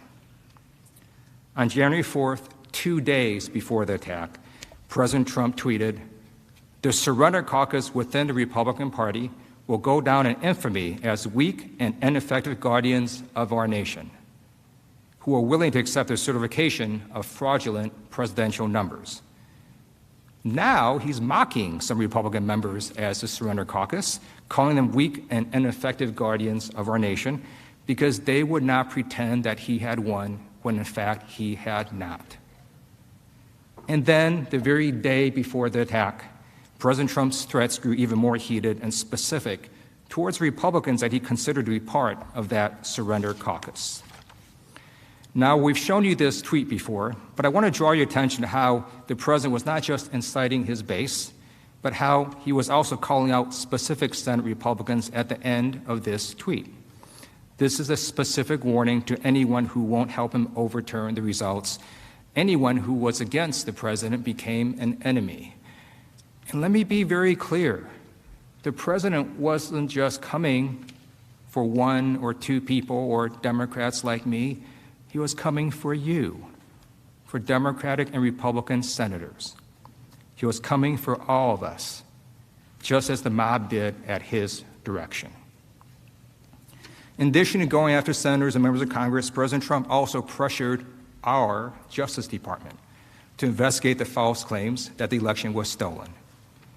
At the President's direction, Attorney General William Barr, a loyal member of the President's cabinet, authorized federal prosecutors to pursue substantial allegations of voting and vote tabulation irregularities. Bill Barr pursuing these allegations sparked an outcry. 16 assistant U.S. attorneys in the Trump administration urged the Attorney General to cease investigations because they had not seen evidence of any substantial anomalies. That means they did not find any evidence of real fraud. Attorney General Barr pursued the investigations anyways, and after his investigation, this is what he found. Quote, "We have not seen fraud on a scale that could have affected a different outcome in the election." 2 weeks later, on December 14th, the electors voted to give Joe Biden 306 electoral votes and ensured his victory. The following day, Bill Barr resigned. Attorney General Barr had loyally served President Trump. He had never publicly come out against the president, but for Bill Barr, making up election fraud claims and saying the election was stolen was a bridge too far. Bill Barr made clear that attempting to overturn election results crossed a line. According to a news report, Bill Barr, the highest law enforcement official in the land, told President Donald Trump to his face that his theories of election fraud were, quote, bullshit, unquote.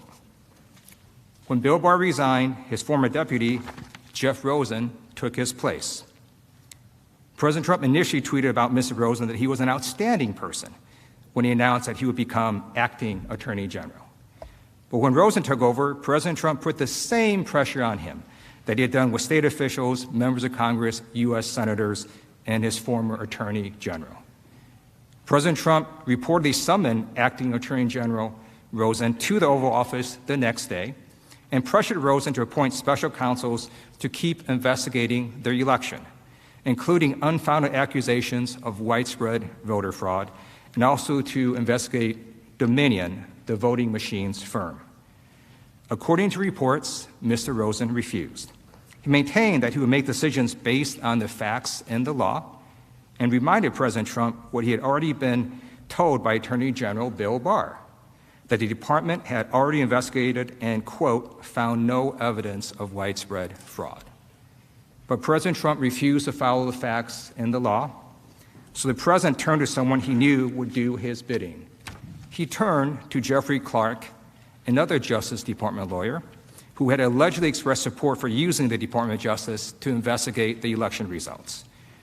Shortly after acting Attorney General Rosen followed his duty in the law to refuse to reopen investigations, President Trump intended to replace Mr. Rosen with Mr. Clark, who could then try to stop Congress from certifying the Electoral College results.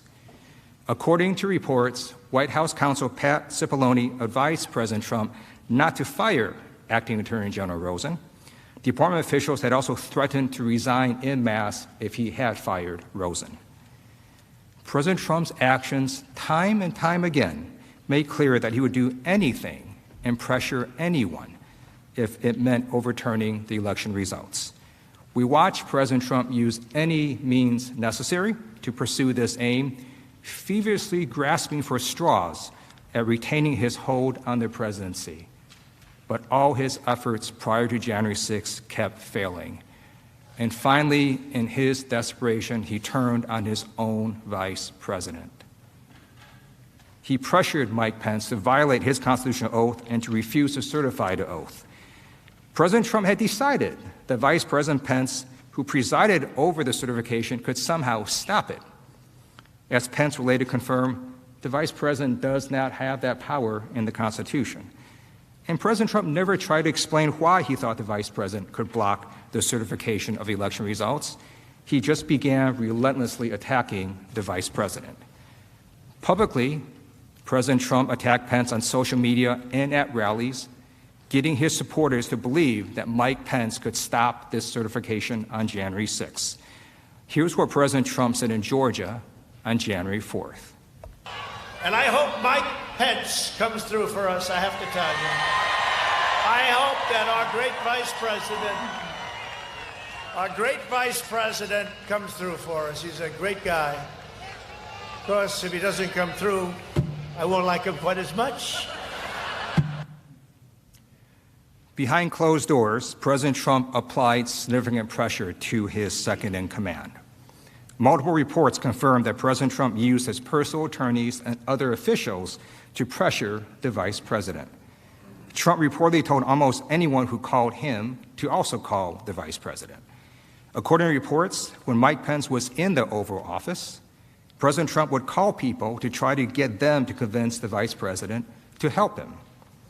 And President Trump kept repeating the myth that Pence could stop the certification to his base to anger them, hoping to intimidate Mike Pence.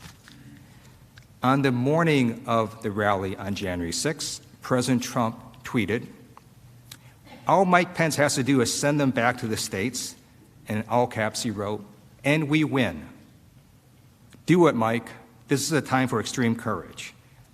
President Trump later went on to attack Pence nearly a dozen times in his speech at the Save America March. Privately, in person, before Pence headed to oversee the joint session on January 6th, President Trump again threatened Pence. "You can either go down in history as a patriot," Mr. Trump told him, according to two people briefed on the conversation, "or you can go down in history as a pussy." As a veteran, I find it deeply dishonorable that our former president and commander-in-chief equated patriotism with violating the Constitution and overturning the election.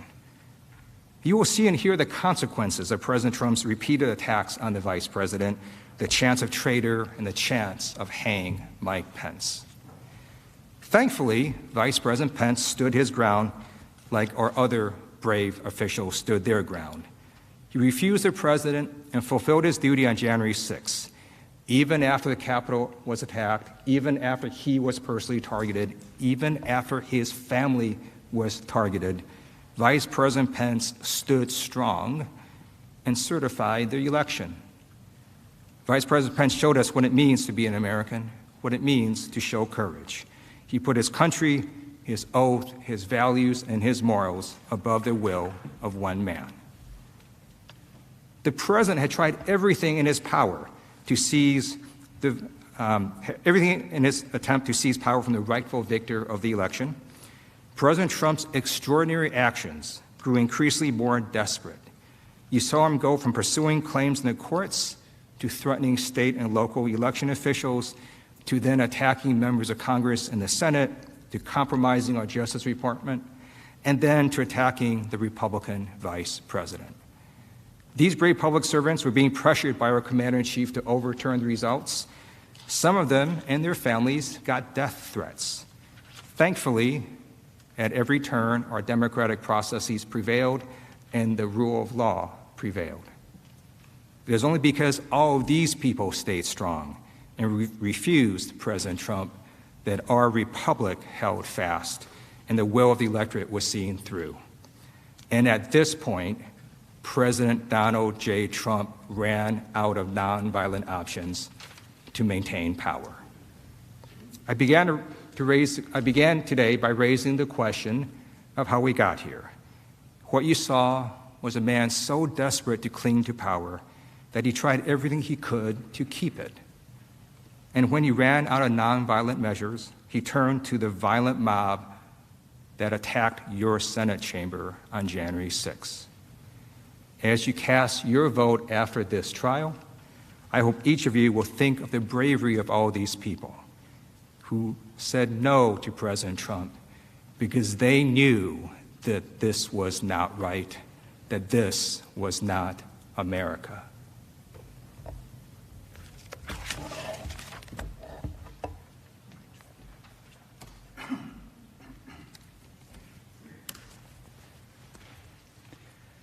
Next, Representative Stacey Plaskett of the Virgin Islands will show in quite chilling detail, I should say, how President Trump was well aware of the threat of violence on January 6th and how he welcomed and amplified his supporters' plans for insurrection against the Union.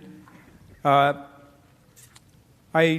should say, as lead manager, this is a moment of special pride for me because Representative Plaskett is not only the first delegate ever to be on a team of impeachment managers in American history, but she was also my law student at American University's Washington College of Law.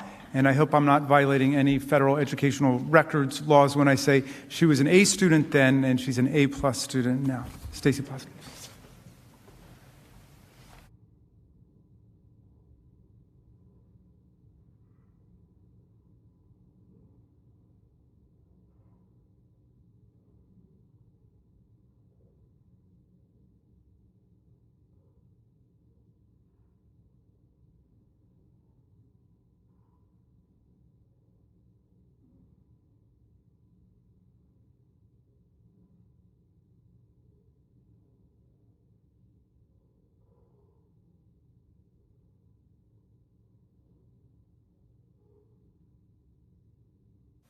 Thank you so much. Height. Mr. President, distinguished senators, I'm Stacey Plaskett, and I represent the people of the Virgin Islands of the United States. Over this past weekend, my 11-year-old daughter, I overheard her telling one of my sons, "Mommy doesn't seem really nervous about the impeachment trial." To which that son, sounding like an older brother, said, "Talia, you'll learn that most of the time, Mommy really seems to have it under control." Now, we know as parents that's not always the case. But I've learned throughout my life that preparation and truth can carry you far, can allow you to speak truth to power. I've learned that as a young black girl growing up in the projects in Brooklyn, housing community on St. Croix, sent to the most unlikeliest of settings, and now as an adult woman representing an island territory speaking to the U.S. Senate. And because of truth, I am confident today speaking before you, because truth and facts are overwhelming that our president, the President of the United States, incited a mob to storm the Capitol to attempt to stop the certification of a presidential election. My fellow managers have shown and will continue to show clear evidence that President Trump incited a violent mob to storm our Capitol when he ran out of nonviolent means to stop the election. Once assembled, that mob, at the president's direction, erupted into the bloodiest attack on this Capitol since 1814. Some of you have said there's no way the president could have known how violent the mob would be. That is false, because the violence, it was foreseeable. I want to show you why this violence was foreseeable and why Donald Trump was different than any other politician just telling their fighters, their supporters, to fight for something. The violence that occurred on January 6th, like the attack itself, did not just appear. You'll see that Donald Trump knew the people he was inciting. He saw the violence that they were capable of, and he had a pattern and practice of praising and encouraging that violence, never, ever condemning it. And you'll see that this violent attack was not planned in secret. The insurgents believed that they were doing the duty of their president. They were following his orders. And so they publicized it openly, loudly, proudly. exact blueprints of how the attack would be made. Law enforcement saw these postings and reported that these insurgents would violently attack the Capitol itself. This was not just a comment by an official to fight for a cause. This was months of cultivating a base of people who were violent, praising that violence, and then leading that violence, that rage, straight at our door. The point is this: by the time he called the cavalry of his thousands of supporters on January 6th, and an event he had invited them to, he had every reason to know that they were armed, that they were violent, and that they would actually fight. He knew who he was calling and the violence they were capable of. And he still gave that marching orders to go to the Capitol and, quote, fight like hell and stop the steal. Make no mistake, the violence was not just foreseeable to President Trump. The violence was what he deliberately encouraged. As early as September, Trump set the precedent that when asked to denounce violence, he would do the opposite and encourage it. Now, if the president had only said something once about fighting to stop the steal and violence erupted, there would be no way to know he intended to incite it or saw it coming. But just as the president spent months spreading his big lie of the election, he also spent months cultivating groups of people who, following his command, repeatedly engaged in real, dangerous violence. And when they did, when the violence erupted as a response to his calls to fight against the stolen election, he did not walk it back. He did not tell them no. He did the opposite. The opposite. He praised and encouraged the violence so that it would continue. He fanned the flame of violence, and it worked. You'll see this over time. These very groups and individuals whose violence the president praised helped lead the attack on January 6th. And that's how we know clearly that President Trump deliberately incited this, and how we know he saw it coming. There are many examples where the president engaged in this pattern, and I'm just going to walk you through a few of them. Let's start with the President Trump's incitement of the Proud Boys. Many of you have heard of this group, which since 2018 has been classified by the FBI as an extremist organization. Since that classification, the group has repeatedly engaged in serious acts of violence, including at pro-Trump rallies. In one such act, on September 7th, the Proud Boys attacked a man with a baseball bat and then punched him while he was down on the ground. On September 29th, during a presidential debate, President Trump was asked specifically if he was willing to condemn white supremacy and militia groups, if he was willing to tell them to stand down and stop the violence. Let's watch. But are you willing tonight to condemn white supremacists and militia groups and to say that they need to stand down and not add to the violence in a number of these cities, as we saw in Kenosha and as we've seen in Portland? Sure, are you I'm prepared willing to do specifically that, but do it? Well, go ahead, sir. Let's hear now the president's response. Do it, sir. Say it. Do it. Say it. Do you want to call them? What do you want to call them? Give me a name. Give me a white name. Supremacists and white like me to condemn? White supremacists and right Proud militia. Boys, stand back and stand by. When asked to condemn the Proud Boys and white supremacists, what did our president say? He said, stand back and stand by. His message was heard loud and clear. The group adopted that phrase, "stand back and stand by," as their official slogan. They created merchandise with their new slogan, which they wore proudly across their backs at Trump's rallies, and they followed the president's orders.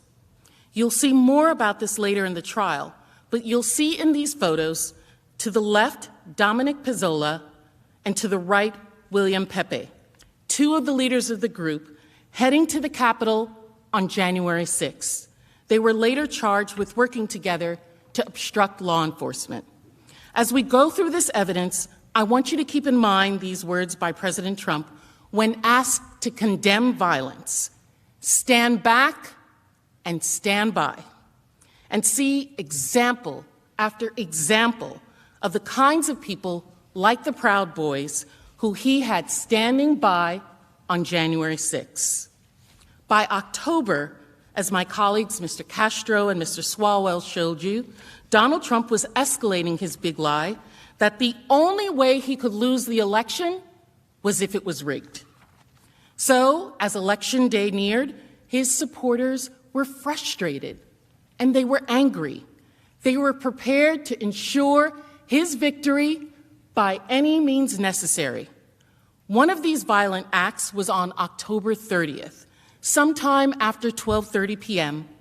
A caravan of more than 50 trucks covered in pro-Trump campaign gear confronted and surrounded cars carrying Biden-Harris campaign workers and a Biden-Harris campaign bus as they were traveling down Interstate 35 from San Antonio to Austin.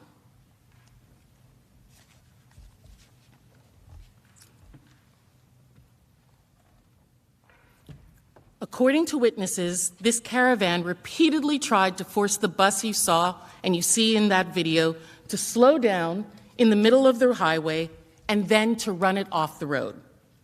What that video you just saw does not show is that the bus that they tried to run off the road was filled with young campaign staff, volunteers, supporters, surrogates, people.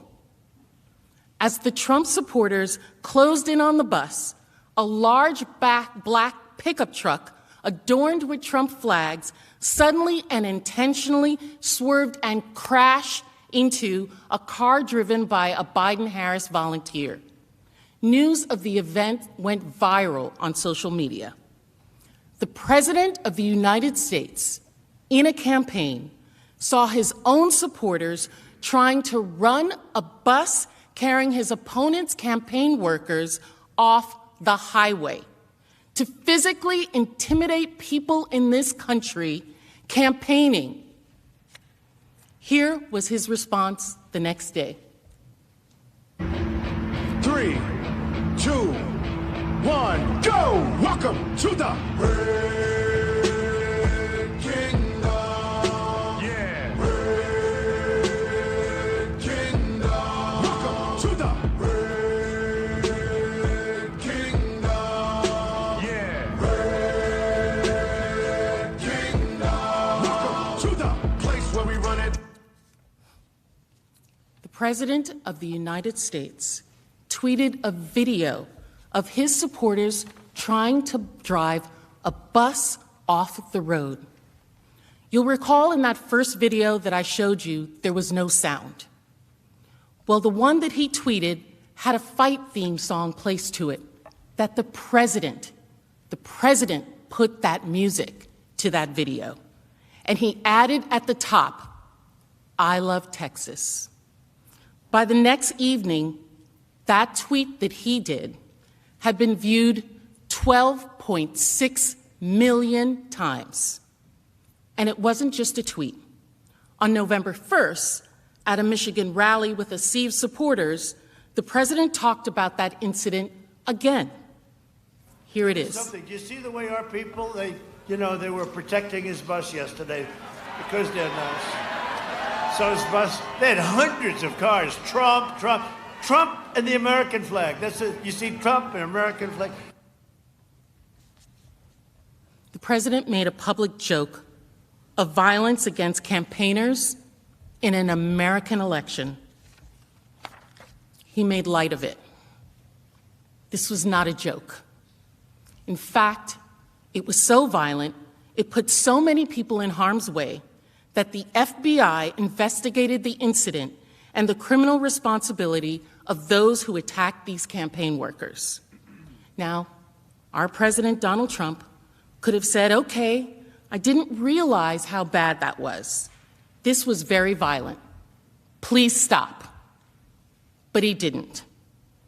He saw the investigation and made a statement in defense of his supporters' attack on the bus, writing, quote, "In my opinion, these patriots did nothing wrong. Engaging in violence for him made them patriots to Donald Trump."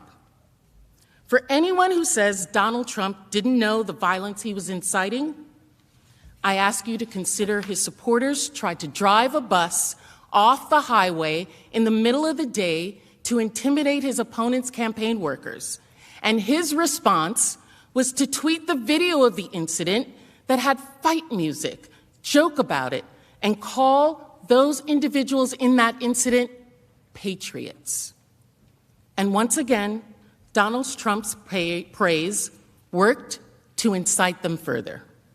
Emboldened by that praise, they remained ready to fight, ready to stand back and stand by.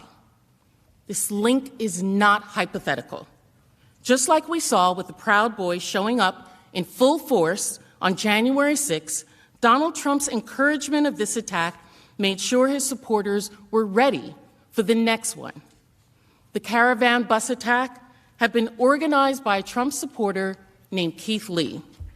Leading up to the attack on our Capitol of January 6th, Mr. Lee teamed up with other supporters to fundraise to help to bring people to Washington, D.C. for that day.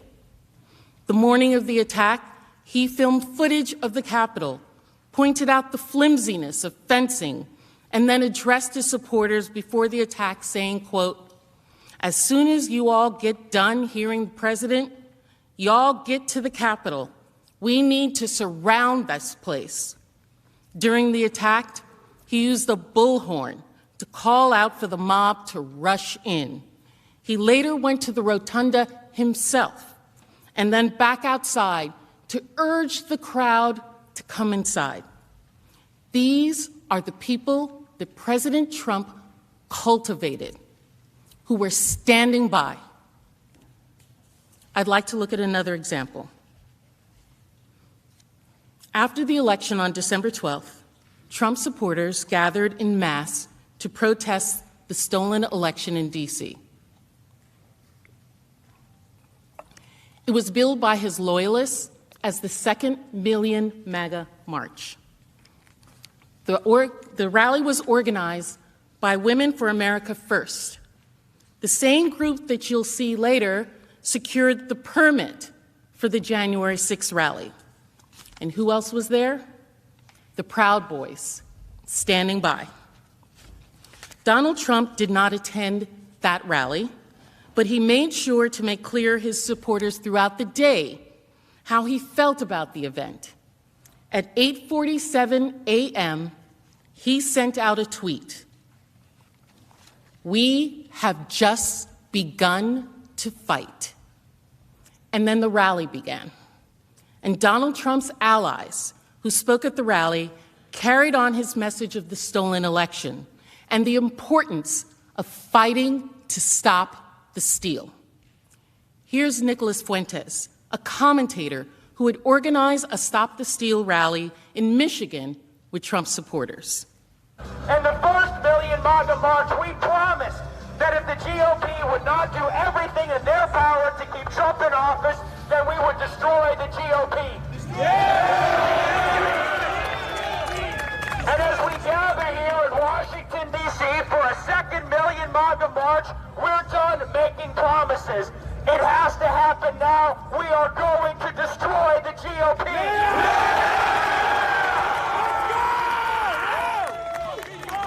Let's go!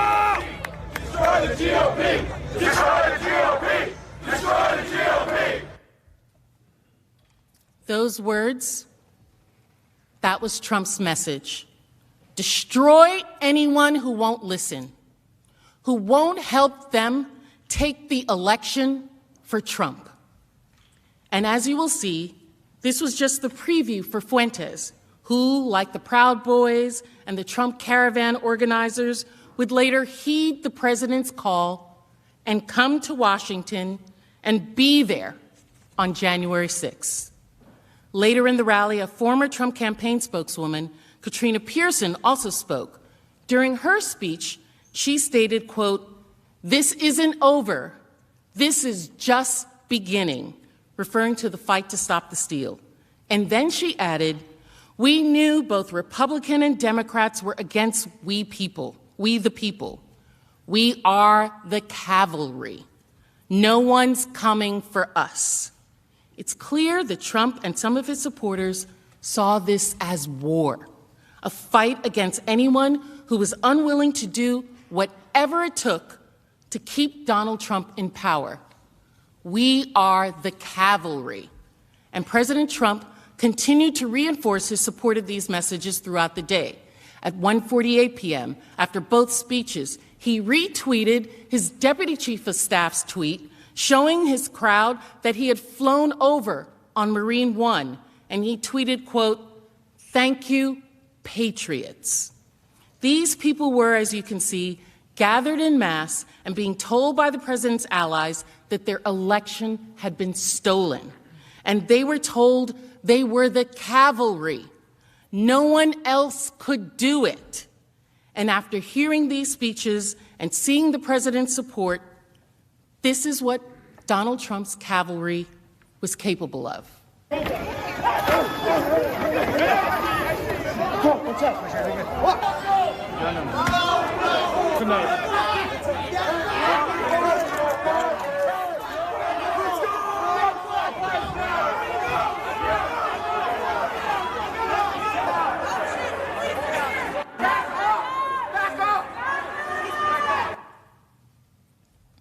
What you just saw was the violence that ensued after that rally. The Proud Boys, after that rally, engaged in serious acts of violence in downtown D.C. Some Trump supporters and self-identified Proud Boys vandalized churches after that rally. If we look at these events, it's clear how we got here. Because what did the president do after that? He turned right around, and a little over a week later, he began coordinating the January 6th Save America rally with the same people who had planned the 2nd Million MAGA March. You'll recall that the Women for America First had organized that 2nd Million MAGA March. They had originally planned rallies for January 22nd and January 23rd, after the inauguration. But Donald Trump had other plans. On December 19th, President Trump tweeted his save the date for January 6th. He told his supporters to come to D.C. for a big protest, the day billing it as wild. Just days later, Women for America First amended their permit to hold their rally on January 6th, pursuant to the president's save the date, instead of after the inauguration. This was deliberate. Reports confirm that the president himself, President Trump, became directly involved with the planning of the event, including the speaking lineup, even the music to be played, just as he chose the music for his retreat of the caravan driving the Biden-Harris bus off the road with that fight song. And he brought the same people who spoke at the 2nd Million MAGA rally to help as well. Trump's campaign advisor, Katrina Pearson, who you recall said on December 12th that this is only the beginning, we are the cavalry, also became directly involved in planning the event. They even sent out invitations together. This is Amy Kremer, one of the founders of Women for America First, tweeting the invitation, tagging Donald Trump and other organizers, inviting the same supporters who had just engaged in serious violence at the second Million MAGA rally to show up to the largest rally to stop the steal. And President Trump seemed to have other plans for what was going to happen at that rally, too.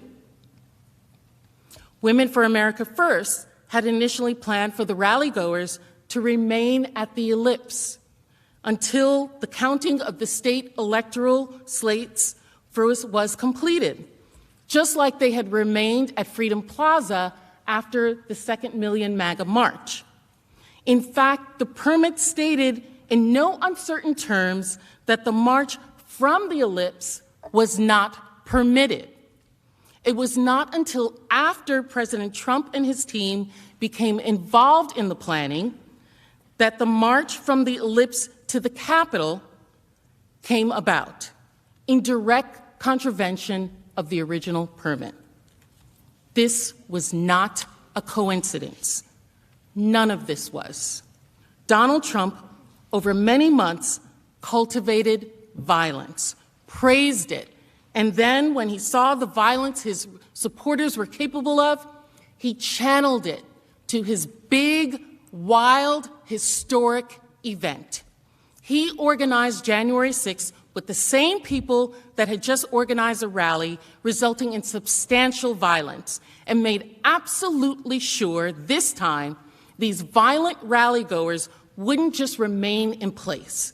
He made sure that those violent people would literally march right here to our steps, from the ellipse to the Capitol, to stop the steal. His cavalry. This was deliberate. And because the President of the United States incited this, because he was orchestrating this, because he was inviting them, the insurgents were not shy about their planning. They believed they were following the orders of the commander-in-chief. They were, as the tweet we just saw, quite literally his cavalry.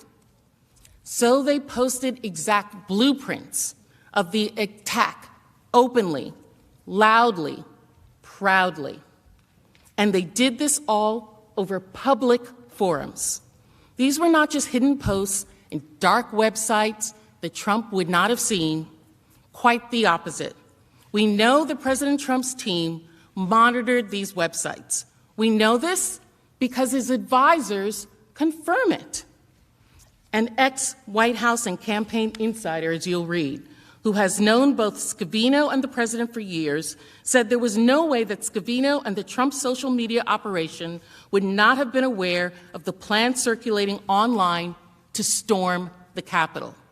Because, and I quote, the Trump operation closely monitored the web's darkest corners, ranging from mainstream sites such as Twitter, Facebook, and Reddit, to fringe message boards like 4chan and XChan, now called XCon, to the Donald.win, an offshoot of a banned Reddit community dedicated to rabidly supporting all things Trump.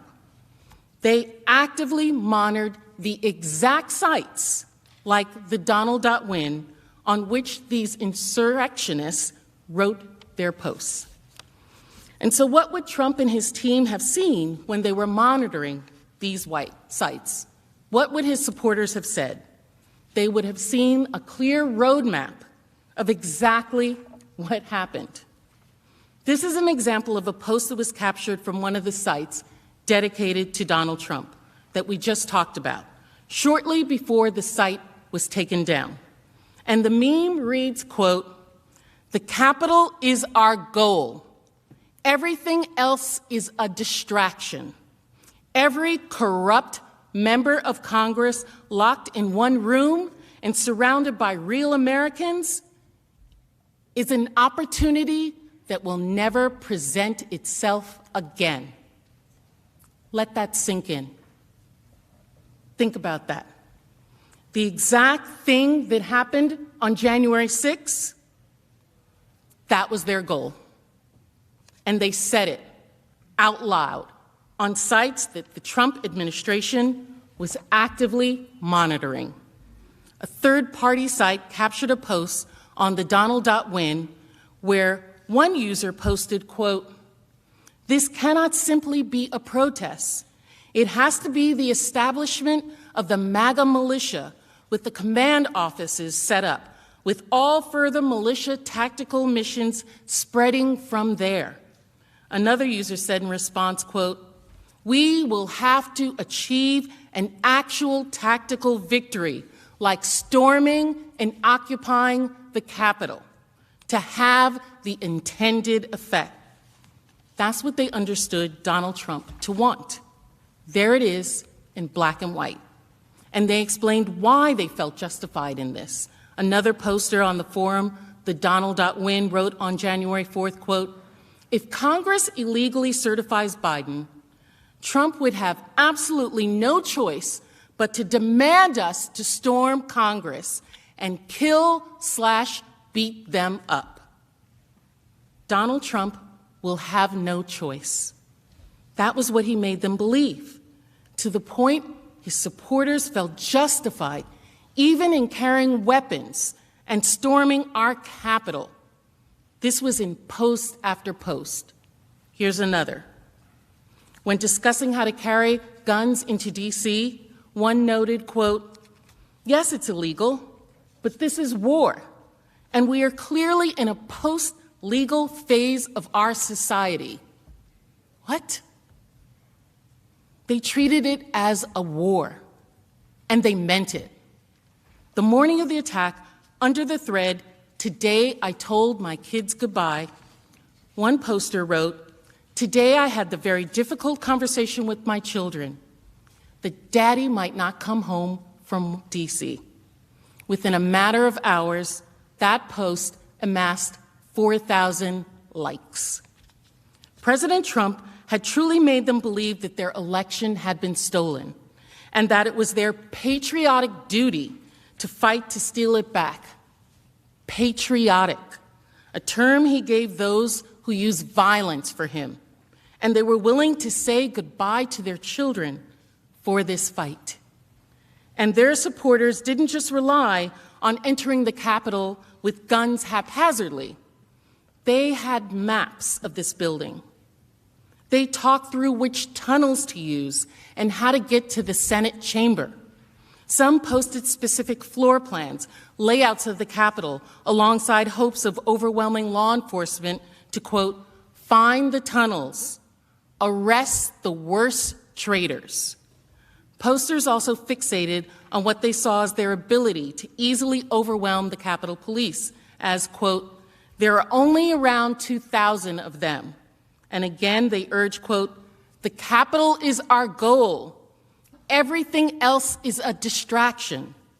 There were hundreds of these posts, hundreds, monitored by the Trump administration. And these posts, they were chillingly accurate, right down to communication devices. A new affidavit filed by the FBI described preparations by the right-wing group, the Proud Boys, to storm the Capitol, including using earpieces and walkie-talkies to direct movements throughout the building. This happened. That's the level of planning in advance that occurred. They had earpieces. On the slide, you'll see Proud Boy member Dominic Pizzola has an earpiece in his right ear, consistent with the affidavit. And in addition to these detailed posts, they made clear why they thought they should do this, why they thought they could do this. It wasn't just that they were doing it following the president's orders. They thought he would help them. A third-party site captured a post on the Donald.win again, the site monitored by Trump's team, and he wrote, quote, "He," meaning Donald Trump in this instance, "can order the Nat Guard to stand down if needed. Unfortunately, he has no control over the Capitol Police. But there are only around 2,000 of them, and a lot are useless fat asses or girls." It's all right there. The overall goal, maps of the Capitol, the weapons, communication devices.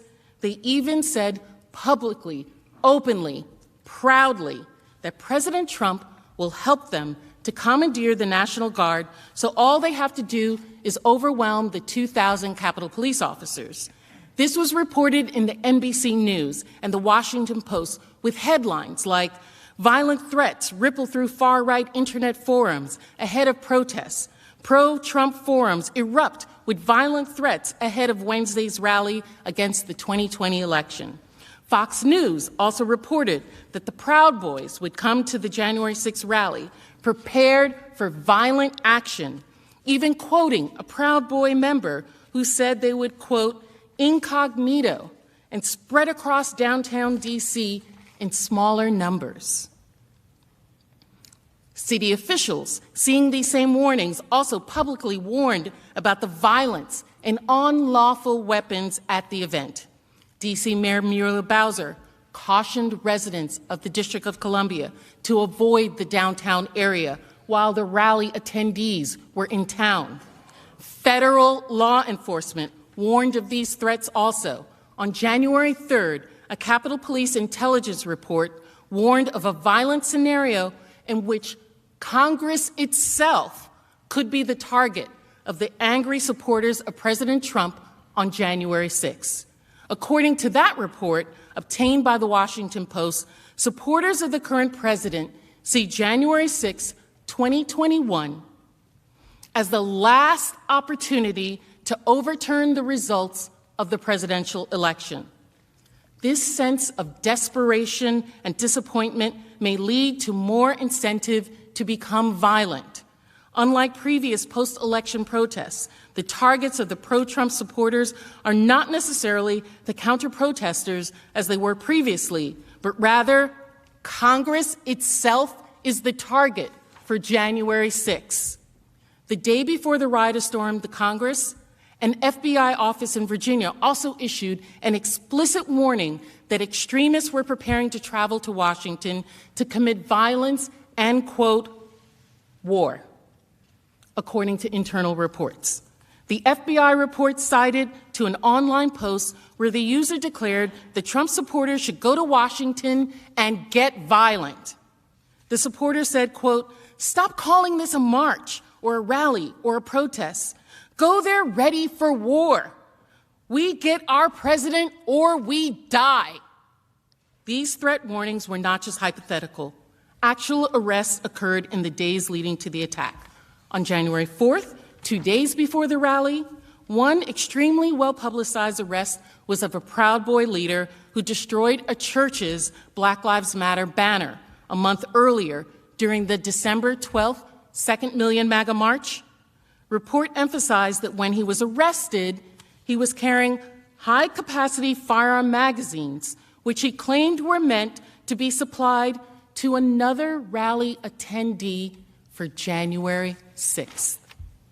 By the night of January 6th attack, D.C. police had already made 6 arrests in connection with the planned protests on charges of carrying weapons, ammunitions, assaulting police. This is all in public view, all of it. The truth is usually seen and rarely heard. Truth is truth, whether denied or not. And the truth is, President Trump had spent months calling his supporters to a march on a specific day, at a specific time, in specific places to stop the certification. And leading up to the event, there were hundreds of posts online showing that his supporters took this as a call to arms to attack the Capitol. There were detailed posts of plans to attack online. Law enforcement warned that these posts were real threats and even made arrests days leading up to the attack. And yet, in the face of all this, these credible warnings of serious, dangerous threats to our Capitol, when those thousands of people were standing in front of President Trump, ready to take orders and attack, this is what he said: "We're going to the Capitol, and we fight.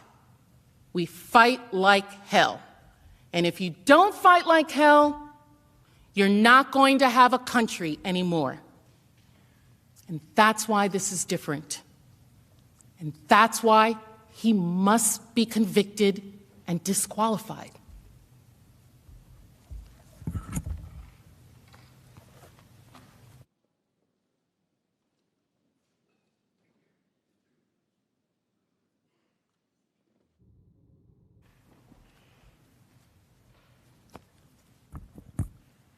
Representative Dean will now return to the events of January 6th itself. She will demonstrate President Trump's repeated incitement of the crowd that morning as he directed them to the Capitol in his last-ditch effort to retain his hold on power.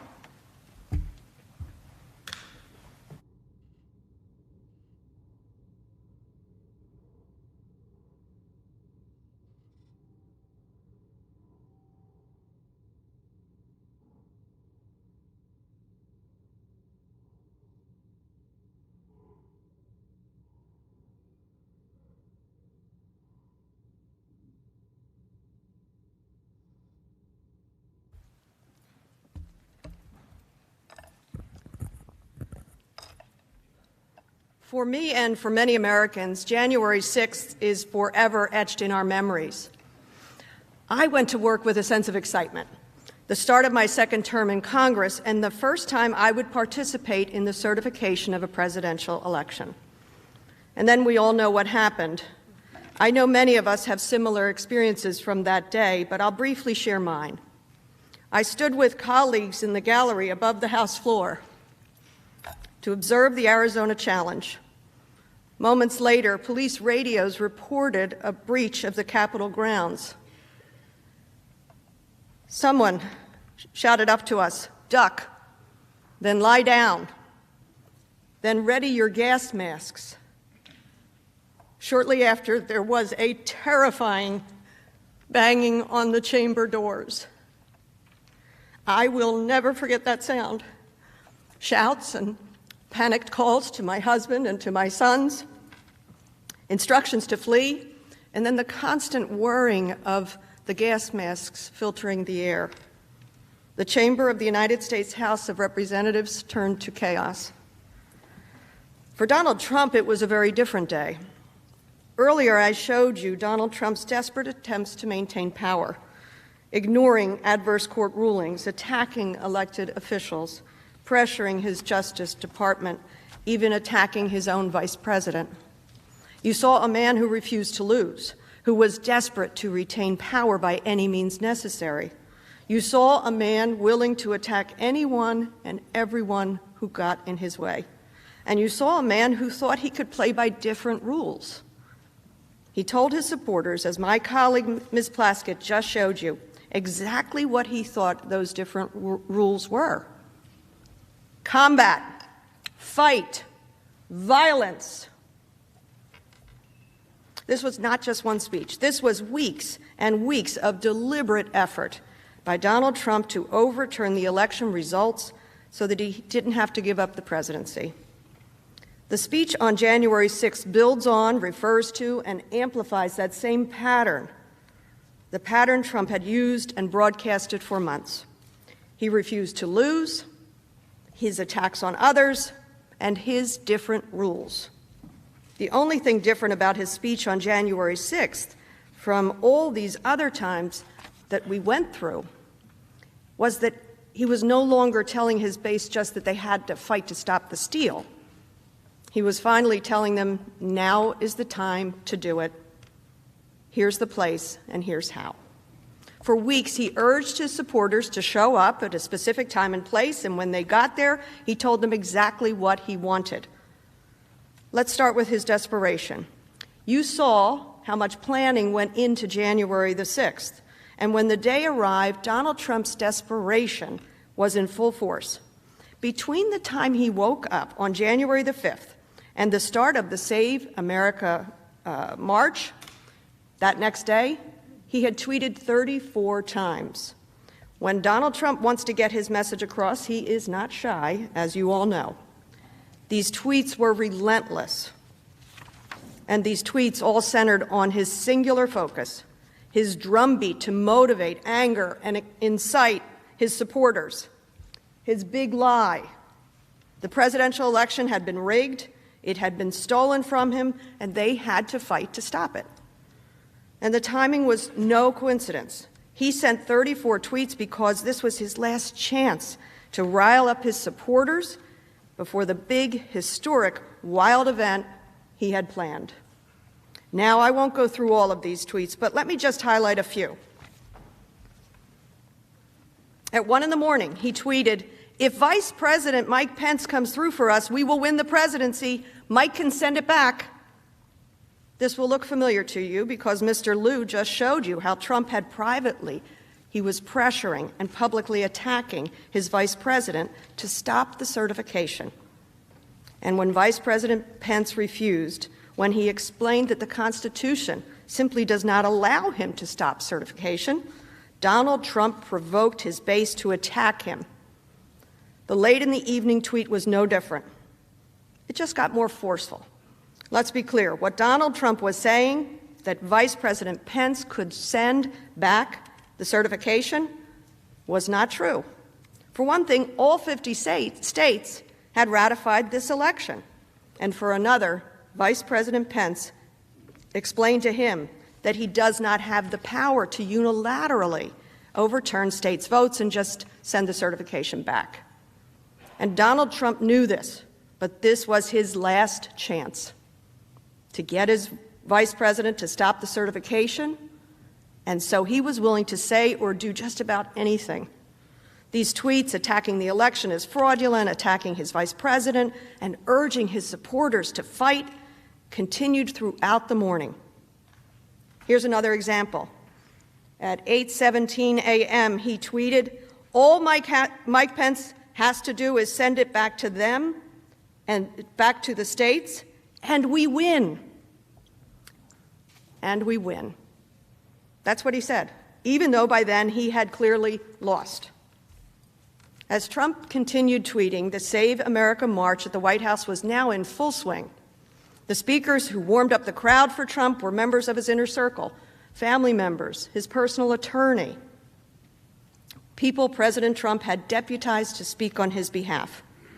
Some of the speakers also spoke at the Second Million MAGA March, which resulted in serious violence.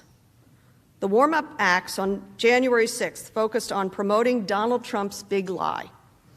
They stoked the same fears: a stolen election, of fraud, of ripping victory away from them. And the speakers told them what to do about it. As the crowd erupted in "Fight for Trump," chants throughout that morning, Donald Trump Jr. urged, "That's the message. These guys better fight for Trump." The speakers lasted 3 hours, repeating President Trump's message, and finally, at about noon, Donald Trump took the stage with the seal of the presidency on his podium and the White House as his backdrop.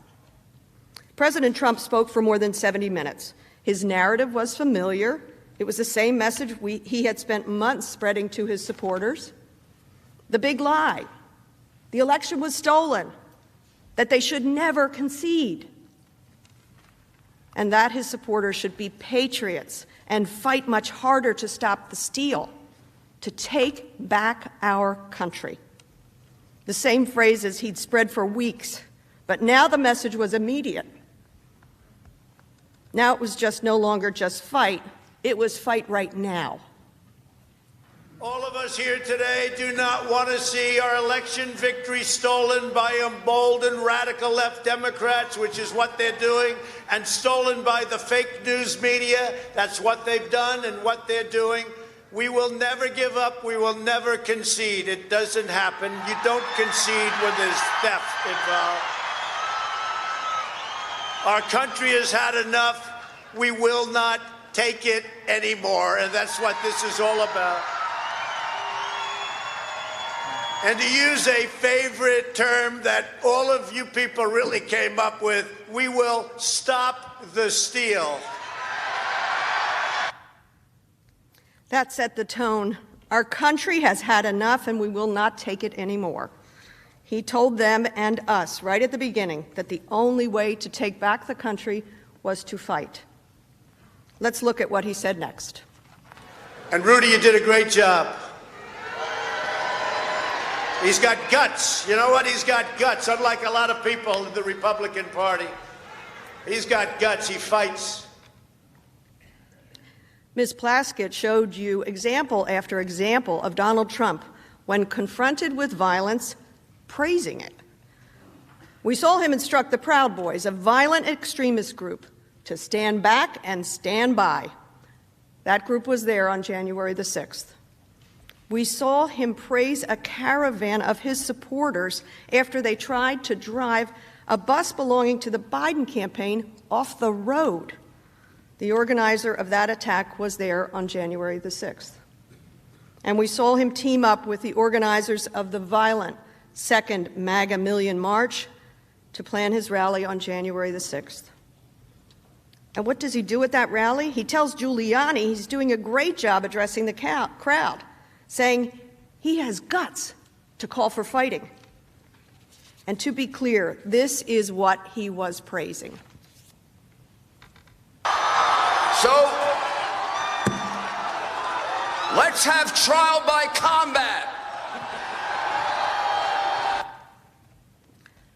Trial by combat. Donald Trump praised Rudy, said he did a good job, had guts for telling the crowd that we need trial by combat. Next, more attacks. All Vice President Pence has to do is send it back to the states to recertify, and we become president, and you are the happiest people. This attack, like the tweets he sent that morning, had a purpose: convincing his supporters that the future of our country, of our democracy, hinged on whether Vice President Pence would overturn the election, something he knew Pence could not and would not do. He called out Vice President Pence 9 times that day, and each time he got more forceful. Here's what he said at 12:15. And we're going to have to fight much harder, and Mike Pence is going to have to come through for us, and if he doesn't, that will be a sad day for our country, because you're sworn to uphold our Constitution. Now it is up to Congress to confront this egregious assault on our democracy. And after this, we're going to walk down, and I'll be there with you. We're going to walk down. We're going to walk down anyone you want, but I think right here we're going to walk down to the Capitol, and we're going to cheer on our brave senators and congressmen and women, and we're probably not going to be cheering so much for some of them, because you'll never take back our country with weakness. You have to show strength, and you have to be strong. We're going to have to fight much harder, and Mike Pence will have to come through for us. That's what he said. And he told the crowd what he meant and exactly what to do, literally commanding them to confront us at the Capitol. He even told them he'd walk there with them, which of course was not true. And then he told them exactly what to do when they got to the Capitol. You'll never take your country back with weakness. You have to show strength. And don't forget who is standing there. The same people Ms. Plaskett described to you. Many people violent. Violent people law enforcement had warned would be armed and would be targeting us. One of President Trump's key defenses focus on what he said for a few seconds, 15 minutes into the speech. I know that everyone here will soon be marching over to the Capitol building to peacefully and patriotically make your voices heard. In a speech spanning almost 11,000 words, yes, we did check, that was the one time, the only time President Trump used the word peaceful or any suggestion of nonviolence. The implication of the president's tweets, the rally, and the speeches were clear. President Trump used the word fight or fighting 20 times, including telling the crowd they needed to fight like hell to save our democracy. We know how the crowd responded to Donald Trump's words, and he knew how they responded to his speech. Here is the evidence of how the crowd reacted. We're going to walk down to the Capitol. Yeah!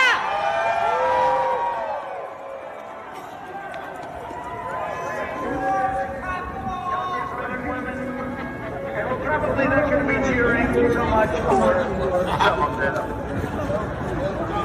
Because you'll never take back our country with weakness. You have to show strength. Yes. Invade the Capitol building. Take the Capitol. Take the Capitol. Take the Capitol. Take the Capitol. Take the Capitol right now. We'll be marching over the Capitol building. Yeah. To peacefully and patriotically make your voices heard. Storm the Capitol. Invade the Capitol. Fight, fight, fight, fight. Take the Capitol right now. These were the words of the crowd. Trump was telling them to fight, and he would keep telling them to fight throughout the rest of his speech.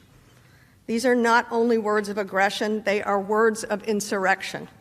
And if you have any doubt, listen to what he says next. Today we see a very important event, though, because right over there, right there, we see the event going to take place. And I'm going to be watching because history is going to be made. We're going to see whether or not we have great and courageous leaders or whether or not we have leaders that should be ashamed of themselves throughout history, throughout eternity. They'll be ashamed. And you know what? If they do the wrong thing, we should never, ever forget that they did. Never forget. We should never, ever forget. The Commander-in-Chief points to Congress and tells those assembled, I'm going to be watching. History is going to be made. This was clearly not just some rally or march or protest. This was about Donald Trump trying to steal the election for himself, claiming that the election was fraudulent, illegitimate, so that his supporters would fight to take it back.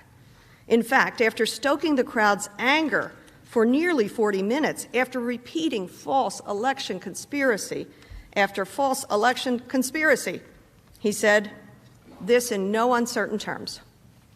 You will have an illegitimate president. That's what you'll have. Any outcome besides him keeping the presidency would be illegitimate. This was building on the big lie of a rigged and stolen election. And here's what he said a little later in the speech. When you catch somebody in a fraud, you're allowed to go by very different rules. So I hope Mike has the courage to do what he has to do. When you catch somebody in a fraud, you're allowed to go by very different rules. We told you that context matters. Here's the context. This was not just one reference or a message to supporters by a politician to fight for a cause. He'd assembled thousands of violent people, people he knew were capable of violence, people he had seen be violent. They were standing now in front of him. And then he pointed to us, lit the fuse, and sent an angry mob to fight the perceived enemy, his own vice president and the members of Congress, as we certified an election. But I said, something's wrong here. Something's really wrong. Can't have happened. And we fight. We fight like hell. And if you don't fight like hell, you're not going to have a country anymore. Our exciting adventures and boldest endeavors have not yet begun. My fellow Americans, for our movement, for our children, and for our beloved country. And I say this, despite all that's happened, the best is yet to come. So we're going to walk down Pennsylvania Avenue. I love Pennsylvania Avenue. And we're going to the Capitol, And we're going to try and give, the Democrats are hopeless. They're never voting for anything. Not even one vote. But we're going to try and give our Republicans, the weak ones, because the strong ones don't need any of our help, we're going to try and give them the kind of pride and boldness that they need to take back our country. So let's walk down Pennsylvania Avenue. I want to thank you all. God bless you, and God bless America. Thank you all for being here. This is incredible. Thank you very much. Fight for Trump! Fight for Trump! Fight for Trump! Fight for Trump! Fight for Trump! What are we here for? Trump! What are we here for? Trump! Fight for Trump! Fight for Trump! Fight for Trump! Fight for Trump! Fight for Trump! Fight for Trump! Fight for Trump! If you don't fight like hell, you're not going to have a country anymore. And there was only one fight left, and it was a mile up the road. Donald Trump, the President of the United States, ordered the crowd to march on Congress, and so the crowd marched. This is incredible, you heard him say. That's how President Trump ended his speech. I'd like to close with a very brief timeline of what was happening in parallel alongside the President as he spoke on the 6th of January. A little after noon, President Trump began his speech with a fiery refusal to concede. He commanded the crowd to fight and march down Pennsylvania Avenue. And around 12:20, some rally-goers, some attendees, began marching. By 12:30, as President Trump continued to incite his supporters, large segments of the rally crowd had amassed at the Capitol. At 12:53, as the President's speech was playing on cell phone broadcasts, the outermost barricade of the northwest side of the Capitol was breached. And Capitol Police were forced back to the steps of the Capitol. At 1:10, the President ended his speech with a final call to fight and a final order to march to the Capitol. At 1:45, the President's followers surged past Capitol Police, shouting, "This is a revolution!" Just after 2:10, an hour after President Trump ended his speech, the insurrectionist mob overwhelmed Capitol security and made it inside the halls of Congress. Because the truth is, this attack never would have happened but for Donald Trump.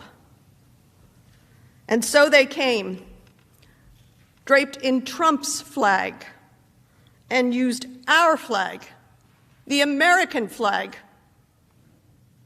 to batter and to bludgeon. And at 2:30, I heard that terrifying banging on House chamber doors.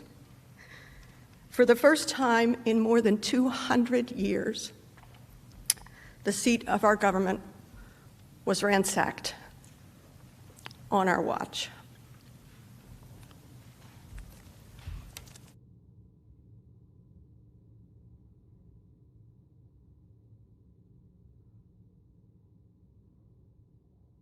Mr. President, I think this would be a good time for a break, if that's okay.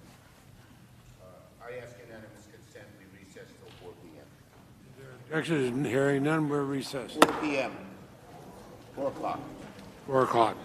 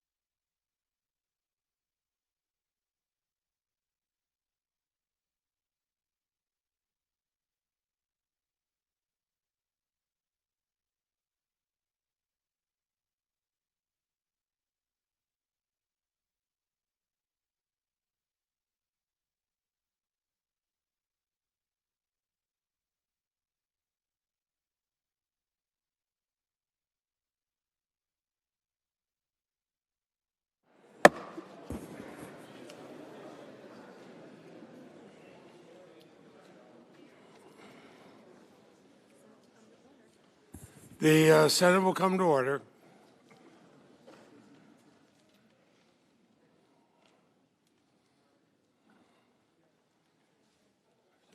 Turn this off.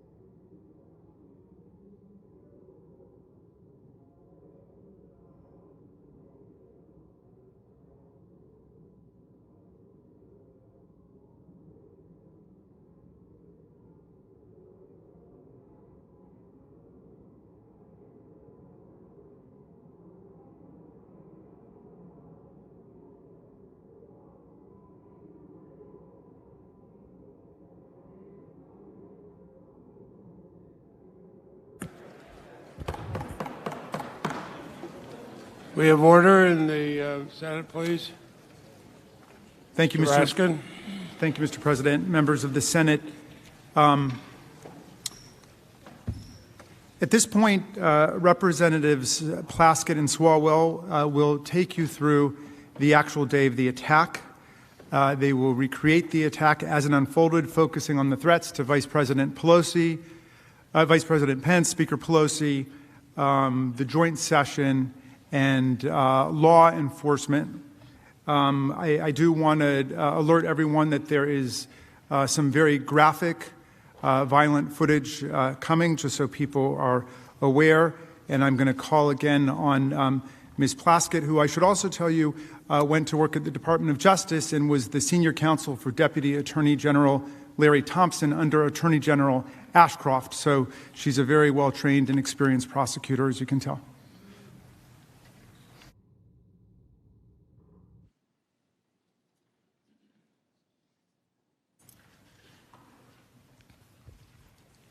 Mr. President, Senators,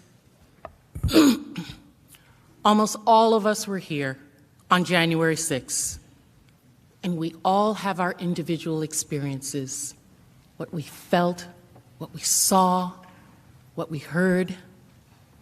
We've seen clips and reports in the media, but I have to tell you, it was not until preparing for this trial that I understood the full scope and learned the information that you're going to see, that I understood the effort to attack our seat of government in order to carry out President Trump's mission to prevent the certification of a presidential election. It was an attack to our republic, to our democratic process.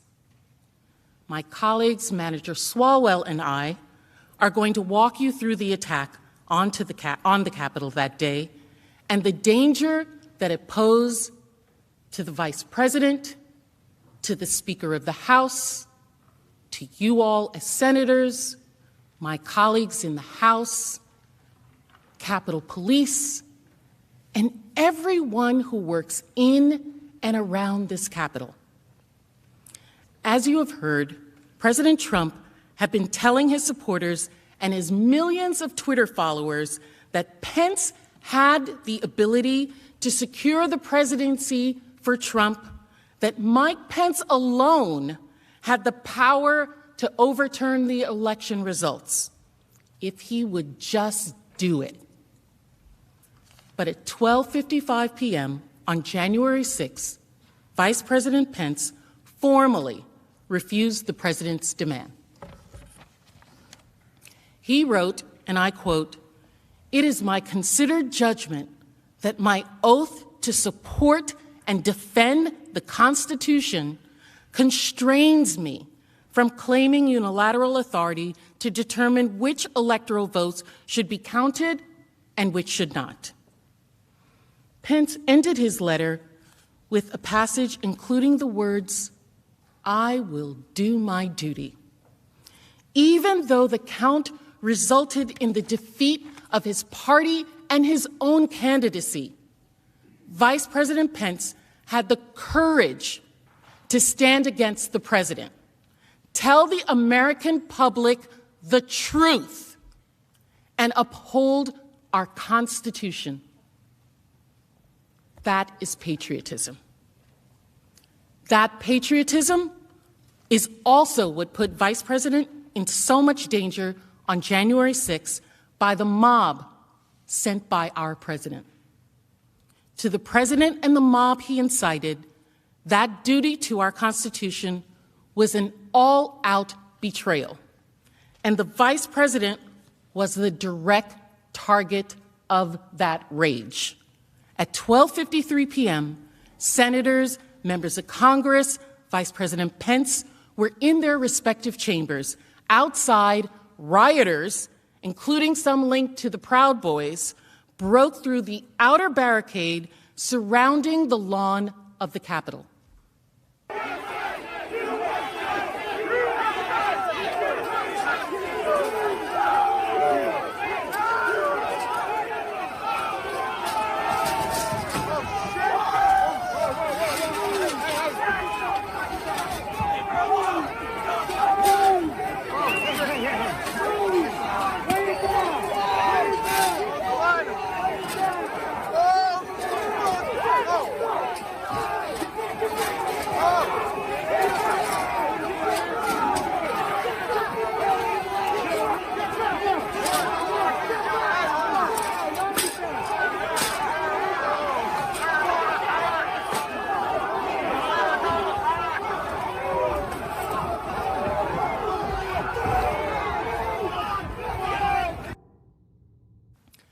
Minutes later, Vice President Pence began presiding over the joint session of Congress to certify the results of the presidential election.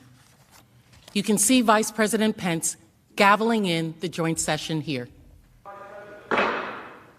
Madam Speaker and members of Congress, pursuant to the Constitution and the laws of the United States, the Senate and House of Representatives are meeting in joint session to verify the certificates and count the votes of the electors of the several states for President and Vice President of the United States.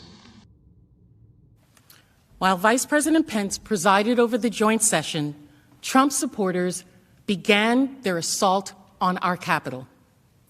Radio communications from the Metropolitan Police Department highlight how during and following President Trump's speech, Trump supporters descended on the Capitol and became increasingly violent. What you are about to hear has not been made public before. Multiple capital entries! Multiple capital entries! 1318. Hey, 12 to 50, we're coming around from the south side. Be advised, the speech ended. Intel 1, be advised, you got a group of about 50 charging up the hill on the west front, just north of the stairs. They're approaching the wall now. They're starting to dismantle their reviewing stands and throwing metal poles at us. Cruiser 50, give me DSO up here now! DSO! Multiple law enforcement entries! DSO, get up here! Alright, we're 30 seconds out. We need some reinforcements up here now. They're starting to pull the gates down. They're throwing metal poles at us. Cruiser 50, DSO, get up here! Okay, we're here. 12 to 50, we're here. Oh, we just had an explosion go on up here. I know there's fireworks or what, but they're starting to explode explosives. Fireworks material.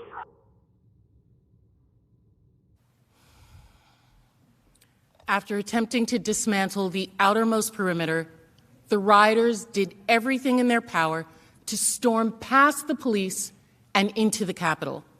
They coordinated moving metal barricades the police were using to maintain distance. Listen to the yelling of "pull them this way" as they grabbed the barriers and attacked officers trying to hold the line. Pull them this way! Pull them!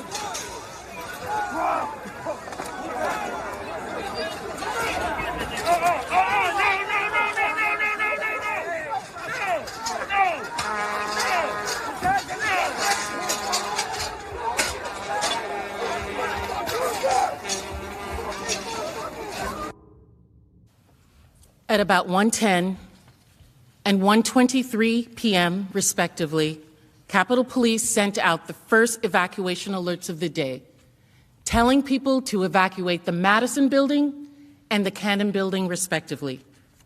Shortly after, at 1:45 p.m., Trump supporters surged past Capitol Police, protecting the Capitol's west steps, the side that is facing the White House.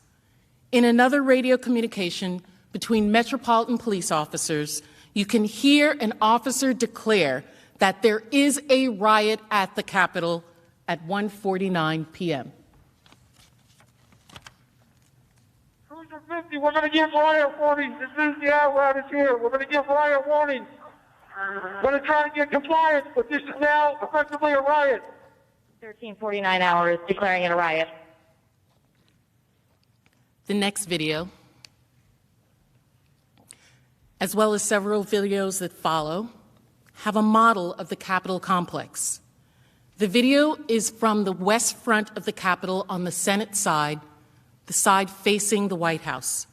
Watch the red dot, which moves up the lower steps of the Capitol, indicating the approximate location of the rioters as they surge past the police.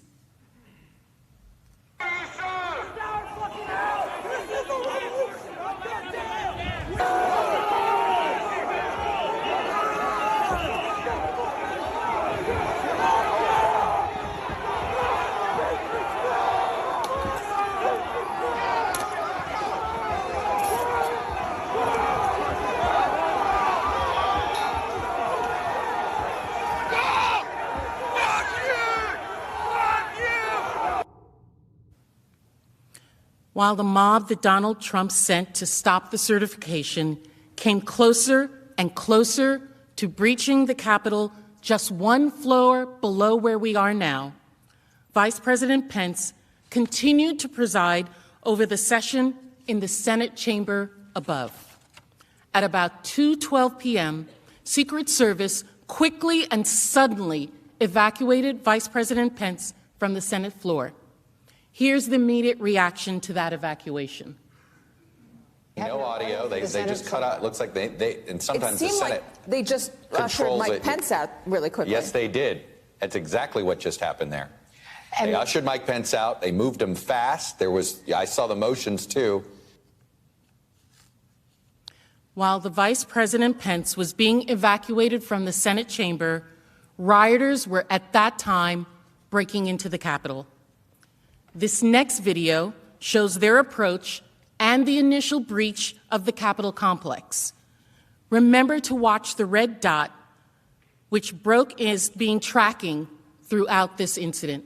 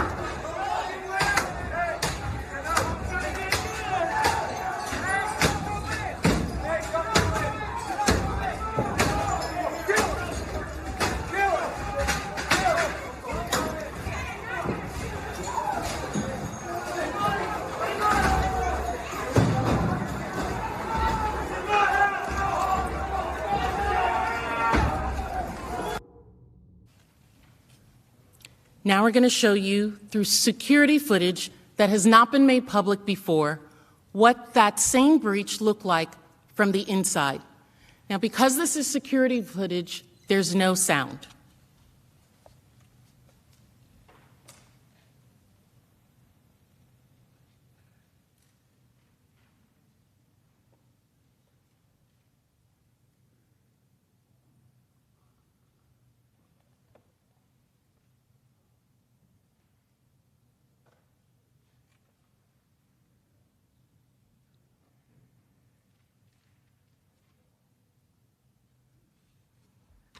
Note, as the video begins, we are seeing the inside view as the mob approaches from outside and beats the windows and doors. You can see that the rioter first breaks the window with the wooden beam that you saw previously, and a lone police officer inside responds and begins to spray the first man who enters, but is quickly overwhelmed. I want you to pay attention to the first group of assailants as they break into the building. The second man through the window is wearing full tactical body armor and is carrying a baseball bat. Others are carrying riot shields. Among this group are members of the Proud Boys, some of whom, like Dominic Pizzola, who was recently indicted on federal conspiracy charges, we will discuss later.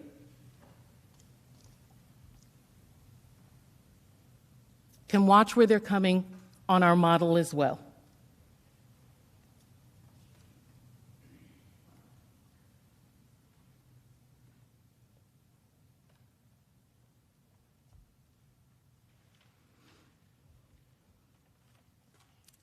When I first saw this model that was created for this, I thought back to September 11th.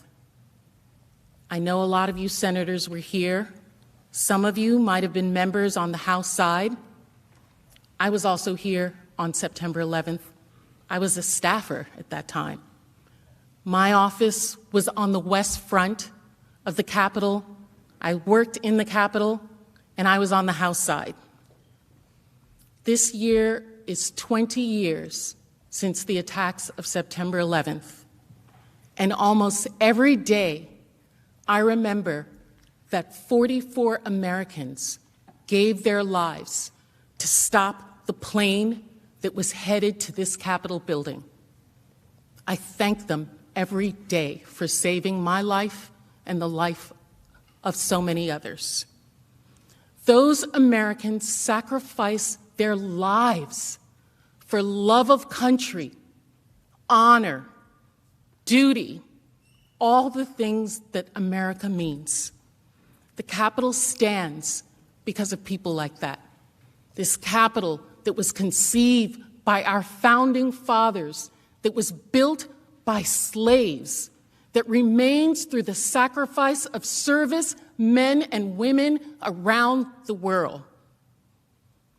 And when I think of that, and I think of these insurgents, these images, incited by our own President of the United States, attacking this Capitol to stop the certification of a presidential election, our democracy, our republic.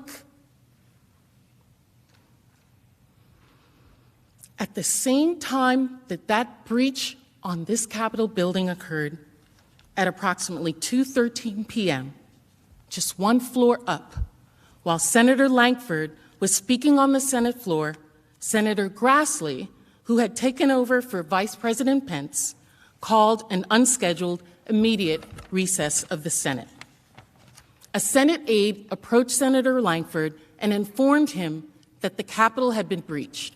Senator Grassley is immediately escorted out of the Senate chamber.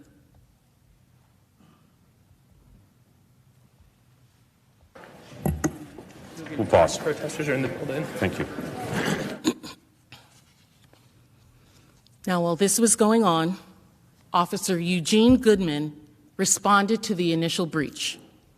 You all may have seen footage of Officer Goodman previously, But there's more to his heroic story. In this security footage, you can see Officer Goodman running to respond to the initial breach.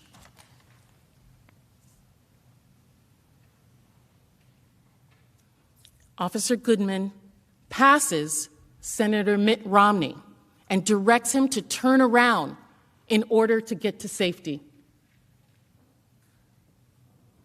On the first floor, just beneath them, the mob had already started to search for the Senate chamber. Officer Goodman made his way down to the first floor, where he encountered the same insurrectionists we just saw watch breach the Capitol. In this video, we can see the rioters surge toward Officer Goodman. Recall that the rioters are in red and Officer Goodman in this model is in blue. Watch Officer Goodman, who backs up the stairs.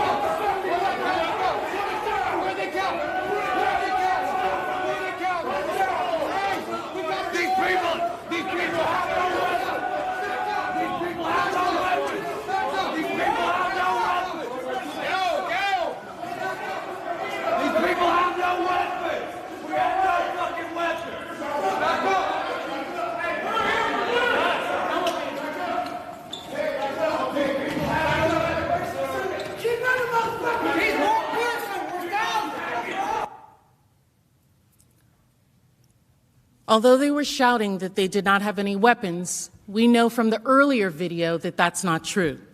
The second assailant through that breach was the one carrying a metal baseball bat. We know there were other weapons there that day. Did you hear the other shouts? We're here for you. He's one person, we're thousands. And where do they count the votes? They were coming at the urging of Donald Trump to keep Congress, a separate branch of government, from certifying the results of a presidential election. As the rioters reached the top of the stairs, they were within 100 feet of where the vice president was sheltering with his family. And they were just a feet away from one of the doors to this chamber, where many of you remained at that time. I also want to show you a different angle from the security footage of Officer Goodman's acts. This video is on the second floor of the Senate wing of the Capitol. The red dot, as you recall, represents the insurrectionists. The blue dot is Officer Goodman, who led the mob away from the chamber just minutes earlier.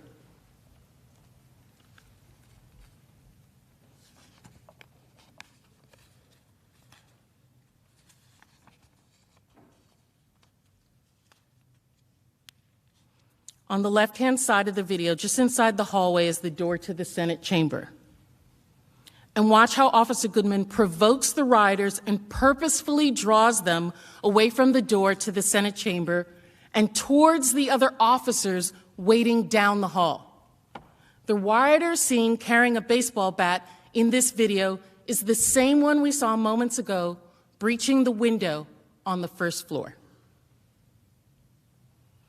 While all of this was going on, Vice President Pence was still in the room near the Senate chamber. It was not until 2:26 that he was evacuated to a secure location.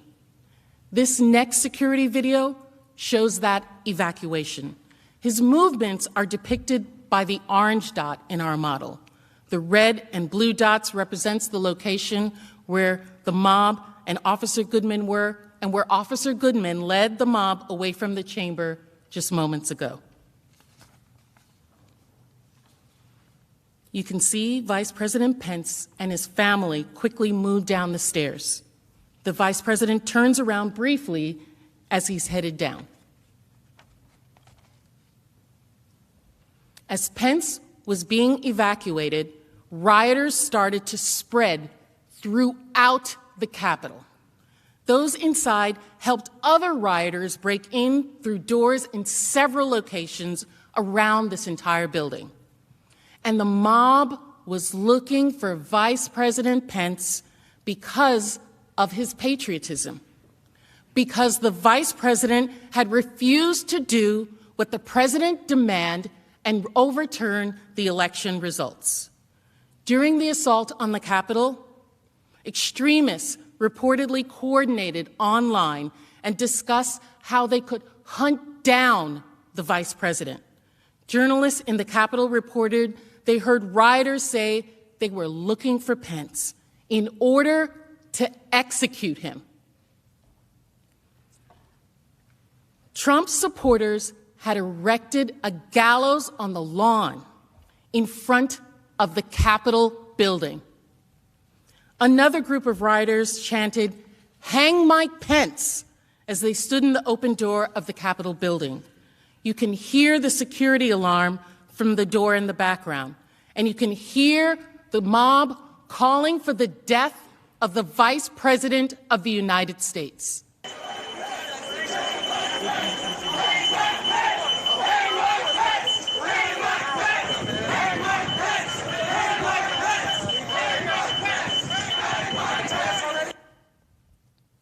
This wasn't an isolated area or incident where that was being told, where that was being said. It was going on everywhere. Here's another example of the crowd outside yelling, "Bring out Pence! Bring him out!" Bring out Pence! Bring him out! Bring out Pence! Bring him out! Bring out Pence! Bring him out!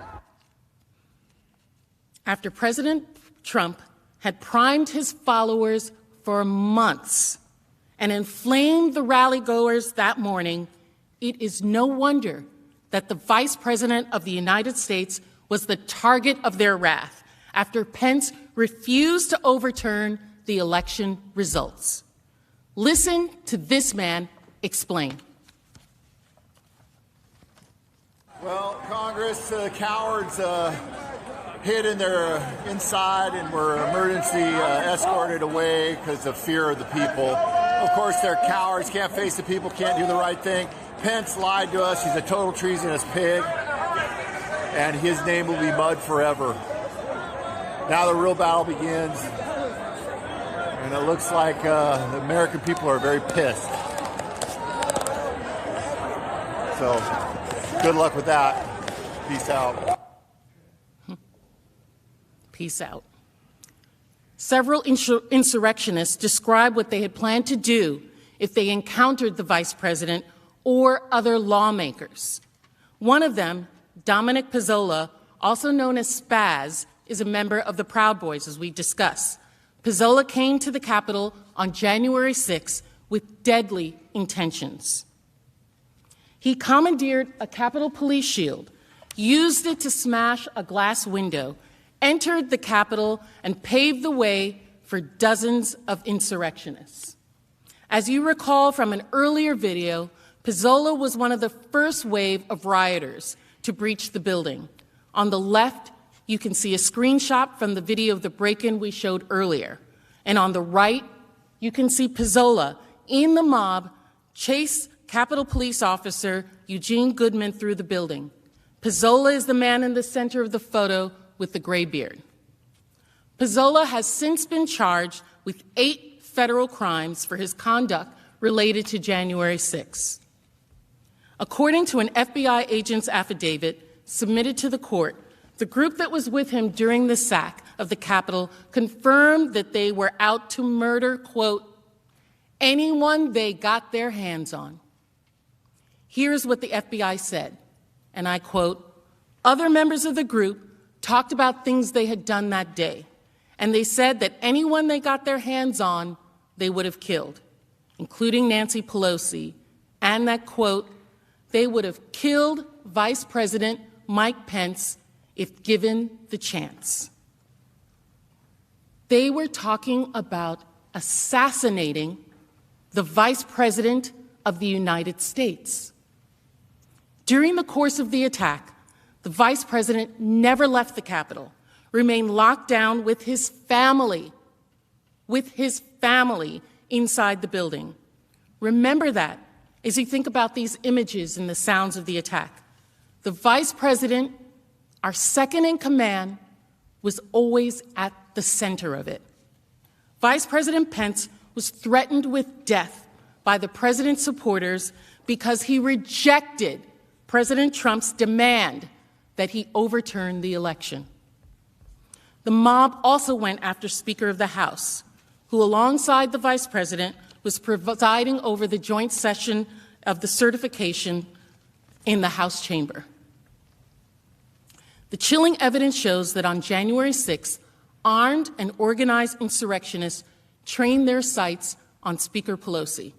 They sought out the Speaker on the floor and in her office, publicly declared their intent to harm or kill her, ransacked her office, and terrorized her staff. And they did it because Donald Trump sent them on this mission. As the insurrectionists got closer, Capitol Police rushed the Speaker from the House floor at 2:15 p.m., mere minutes after the Capitol was first breached. They recognized immediately that she was in danger. The Speaker was not just rushed from the floor. The Capitol Police deemed the threat so dangerous that they evacuated her entirely from the Capitol complex, rushing her to a secure off-site location. The insurrectionists' intent to murder the Speaker of the House is well documented in charging documents that are now available. We know from the rioters themselves that if they had found Speaker Pelosi, they would have killed her. I have already discussed Proud Boys member Dominic Pizzola, who has since been charged with 8 federal crimes for his conduct on January 6. As you will recall, according to the FBI agent's affidavit submitted to the court, the group he attacked the Capitol with confirmed that, quote, anyone they got their hands on, they would have killed, including Nancy Pelosi. William Calhoun, a lawyer from Georgia, also participated in the insurrection that day, and he too has been charged for his actions. This insurrectionist detailed his criminal activity at the Capitol online. Calhoun wrote about his involvement on his own Facebook page. Here's the post. Calhoun stated, quote, and get this, the first of us who got upstairs kicked in Nancy Pelosi's office door and pushed down the halls towards her inner sanctum.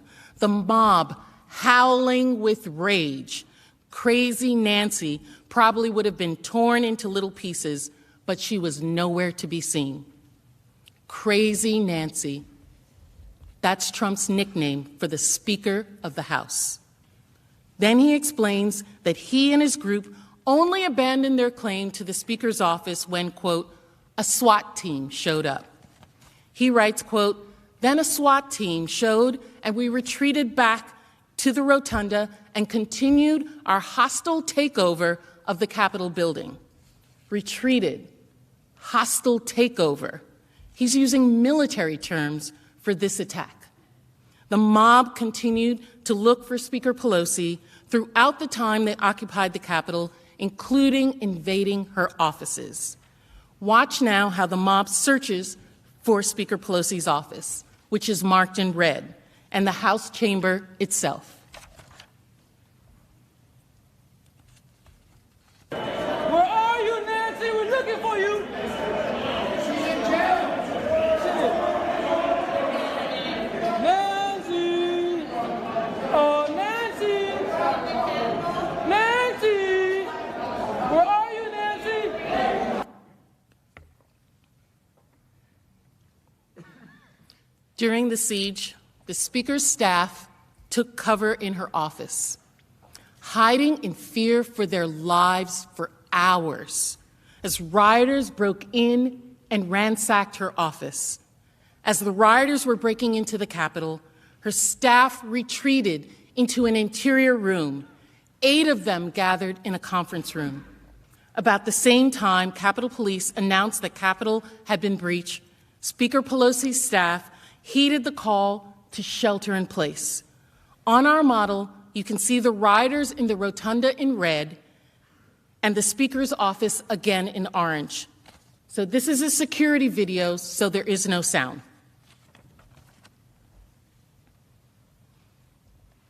As you can see here, the staff moves from their offices through the halls and then enters a door on the right-hand side.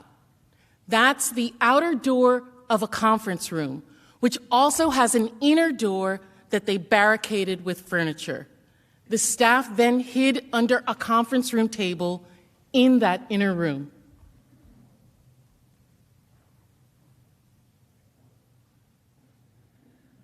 This is the last staffer going in and then barricading themselves inside of the inner office.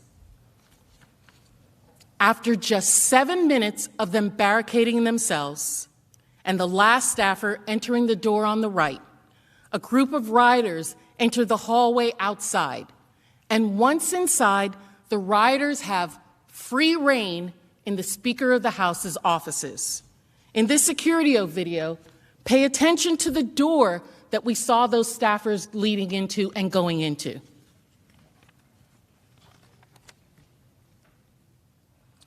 One of the rioters you can see is throwing his body against the door 3 times until he breaks open that outer door. Luckily, when faced with the inner door, he moves on. Another rioter later tried, unsuccessfully, to break through that inner door. At this point, the mob had already broken into the Speaker's formal conference room that is in the back of the hall at the top of the video. I want to play some audio we have of the Speaker's staff with the rioters at the door that day. You can hear the terror in their voice as they describe what's happening to them as they are barricaded in that conference room. Please listen carefully, because the staffer is whispering into a phone as he hides from the rioters that are outside the door. Texting Mike that they're within our hallway. We need Capitol Police, I think, coming to the hallway. They're pounding on doors trying to find her. You can hear the pounding in the background as that staffer is speaking. One of those staffers explained later that they could hear the mob going through her offices, breaking down the door and yelling, "Where are you, Nancy?" The mob also pillaged and vandalized the Speaker's office and documented their crimes on social media. They stole objects, desecrated the office of the Speaker of the House of Representatives of the United States. As you can see in these photos, rioters broke down a door. They also shattered a mirror. At 2:50 p.m., several rioters, including Richard Big O Barnett, entered Speaker Pelosi's office. The world is all now too familiar with the images from these slides. If you look closely, however, at the now infamous pictures of Barnett with his feet on the desk, you might see something that you didn't notice previously. Here's a better look. As this photo highlights, he's carrying a stun gun tucked into his waistband. The FBI identified the device as a 950,000-volt stun gun walking stick. The weapon could have caused serious pain and incapacitated anyone Barnett had used it against. Richard Barnett bragged about his actions. He was proud of the way he desecrated the Speaker of the House's office. He left a note. We will not back down. Here's Barnett in his own words. Office? How'd you get it? I didn't steal it. I bled on it because they were fucking macing me and I couldn't fucking see. And so I figured, well, I'm in her office. I got blood in her office. I'll put a quarter on her desk, even though she ain't fucking worth it. And I left her a note on her desk that says, Nancy Big O is here, you bitch.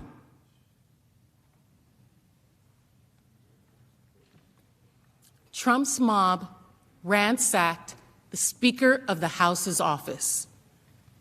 They terrorized her staff. Again, that is a mob that was sent by the President of the United States to stop the certification of an election. The Vice President, the Speaker of the House, the first and second in line to the presidency, were performing their constitutional duties, presiding over the election certification, and they were put in danger because President Trump put his own desires, his own need for power over his duty to the Constitution and our democratic process. President Trump put a target on their backs, and his mob broke into the Capitol to hunt them down.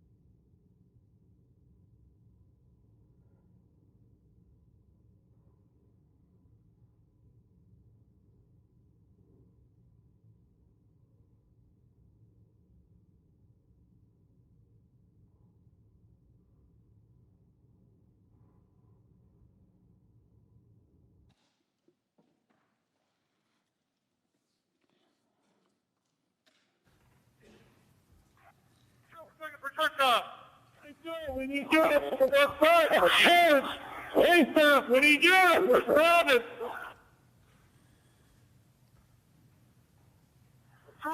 They breached the scaffold. Like nothing now, they have breached the scaffold. They're behind our lines. Shortly after 2 p.m., the Capitol Police and Metropolitan Police were overwhelmed by President Trump's mob. Perimeters were broken. The Capitol had been breached.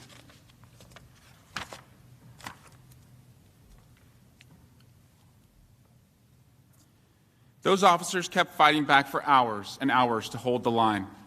They fought to defend the Capitol building and all of us within it. But they weren't there just to protect us, and they did, and our staff, and the custodial staff, and all the people who work so hard in this building. They were there to protect the votes of the American people that were being counted that day. I will show you more later about what that day was like for those brave officers. But first, let's go back to what was happening where Manager Plaskett left off in the House chamber. Rioters who had entered the building through the Senate quickly spread out through the Capitol. Many headed towards the House and Senate chambers. After Speaker Pelosi was ushered out, Chairman McGovern was presiding in the House, attempting to keep the counting process going. On our phones, members were receiving security updates and watching social media to see the horror that was going on outside. We never thought it would make its way in.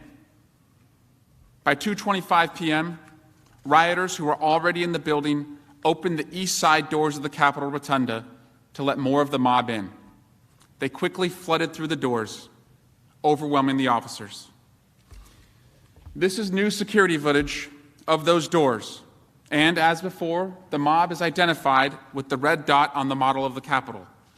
If you look closely, you'll see the first person through the door is holding a Trump flag.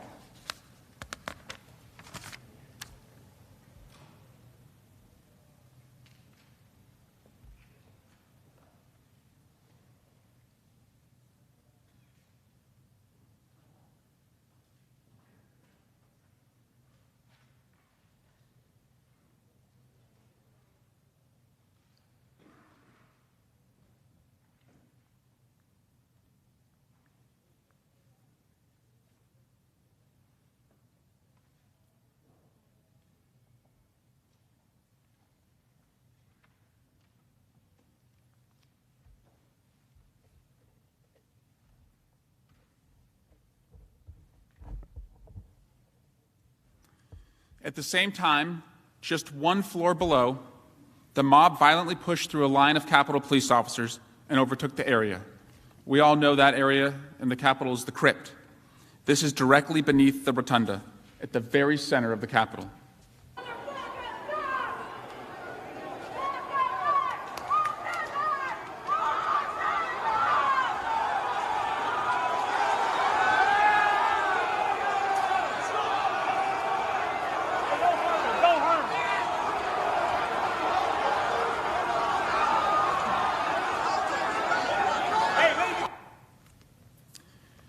Inside the House chamber, a security officer suspended the floor debate to update members. We had a disbursement of tear gas in the rotunda. Please be advised there are masks under your seats. Please grab a mask, place it in your lap, and be prepared to don your mask in the event that we get a breach. We were told there were tear gas masks underneath our seats and be prepared to grab them. Determined to keep the count going, Chairman McGovern called the House back into session.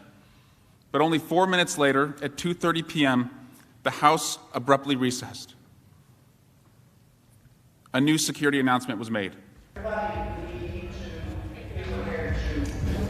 Get down under your chairs if necessary, so we have folks entering the rotunda and coming down this way. So we'll update you as soon as we can, but just be prepared. Stay calm. As I heard that announcement on the floor, I saw the new House chaplain, on just her 4th day on the job, walk to the front podium. Unannounced and amidst the chaos, she started to recite a prayer for peace. Uncertain what would happen next, I sent a text message to my wife. I love you and the babies. Please hug them for me. I imagine many of you sent a similar message. What we could not see from inside the chamber was that outside the mob was growing larger and larger and approaching our doors. But we could hear them. This security footage, which does not have sound, shows a close-up of Trump's mob as they move toward the second floor of the House chamber to stop the counting of votes.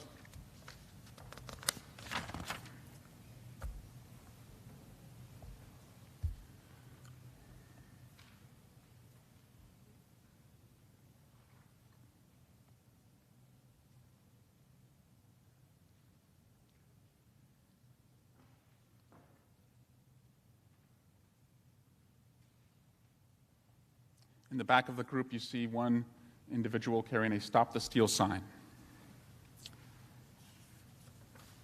They get within footsteps of the House door. The next video is the viewpoint of the insurrectionists.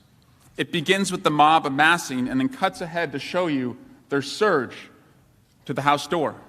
We want Trump! We want Trump! We want Trump! We want Trump! We want Trump! We want Trump!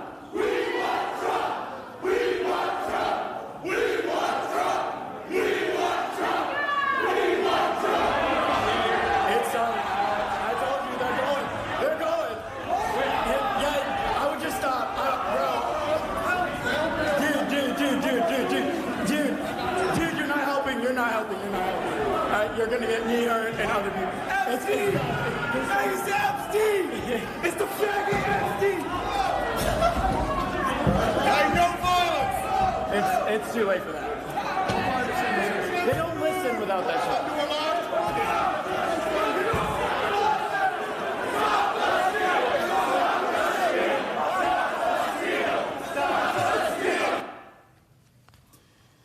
Those doors, to orient you at home, are the doors that the President of the United States walks through when he or she gives a State of the Union address. You may have heard one man yelled, "No violence," and another responded, "It's too late for that." They don't listen without that.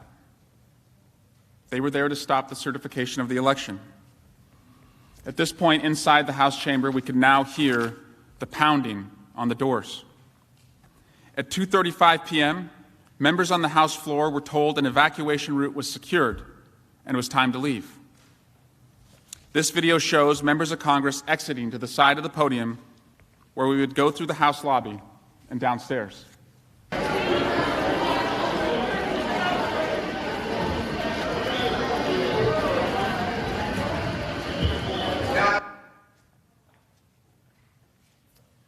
Because of coronavirus restrictions, congressional members had been waiting in the gallery for their time to speak just one level above the House floor. Representatives, staff, journalists all took cover under their chairs, helped each other put on their gas masks, and held hands as rioters gathered outside. Here in this slide, you see Representative Jason Crow comforting our colleague, Representative Susan Wild. The rioters continued to surround the House chamber, flooding the halls and kicking on the doors as they passed them. This security video shows Ashley Babbitt, followed by others in the mob, turning the corner toward the House lobby doors where the members were leaving.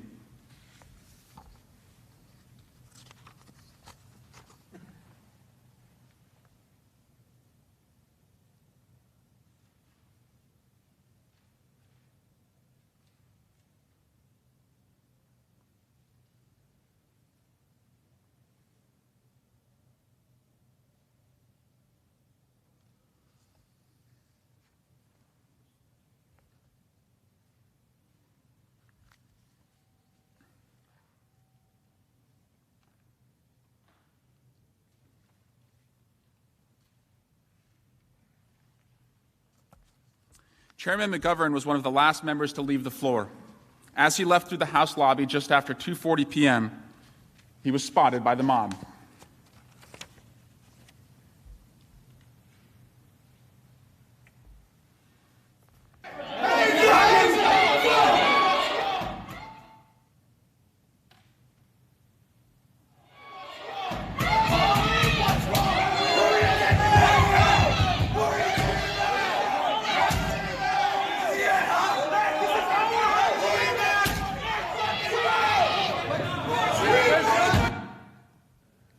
Minutes later, at 2:44 p.m., Ashley Babbitt attempted to climb through a shattered window into the House lobby. To protect the members in the lobby, an officer discharged his weapon, and she was killed. I want to warn everyone that the next video, which shows her death, is graphic.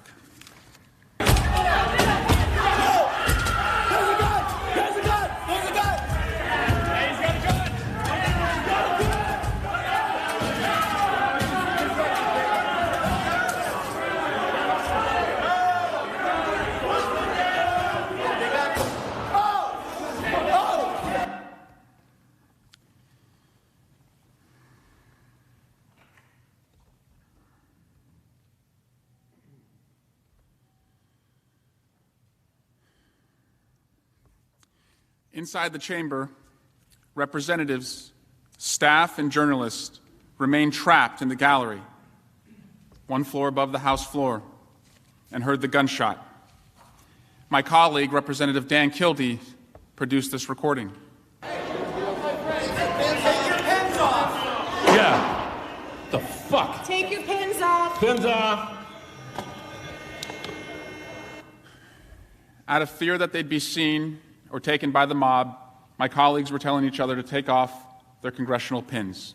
That buzzing sound that you hear in the background of these videos was the sound of the gas masks. It was not until approximately 2:50 p.m., about 6 minutes after the shooting, downstairs, remaining members, staff, and journalists in the gallery were finally able to flee. In this security footage video, you can see them exiting. Many members are still wearing their gas masks. They walk just feet away from where Capitol Police are holding an insurrectionist at gunpoint. Just minutes earlier, that insurrectionist had tried to open the gallery door and thankfully was stopped by a tactical team.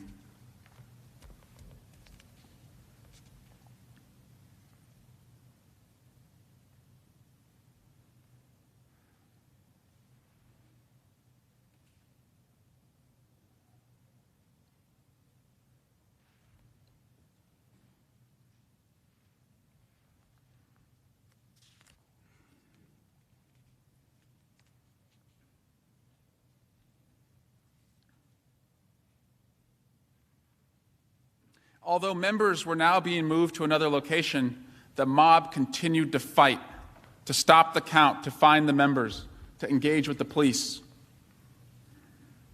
The building was not yet secure. This security video from 2:56 p.m. shows the mob in the House of Representatives wing on the second floor of the Capitol. Insurrectionists who are still inside the building are fighting with the police, who are overwhelmed and trying to get them out.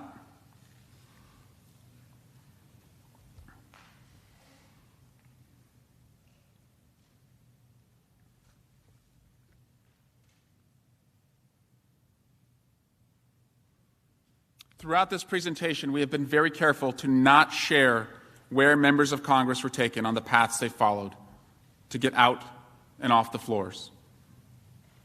But that very issue was under discussion by the insurrectionists themselves. One example comes from an FBI affidavit, which stated that a leader of a militia group known as the Oath Keepers received messages while he was at the Capitol. The leader was given directions to where representatives were thought to be sheltering and instructions to, quote, turn on gas, seal them in. And as you know, the threat to the Senate was no less than that of the members of the House. The mob approached the Senate with the same purpose, fulfilling President Trump's goal of stopping the count, delaying the certification of the Electoral College votes of the American people. As you heard from Manager Plaskett, Vice President Pence was moved away from the area near the Senate chamber around 2:25 p.m. By that time, rioters had breached several areas close to this chamber, and they were flooding the hallways just outside and nearby. The Senate chamber was not evacuated until 2:30 p.m. The mob had been in the building for more than 15 minutes. This new security footage of the senators and staff leaving the chamber will be displayed on the screens. It is silent.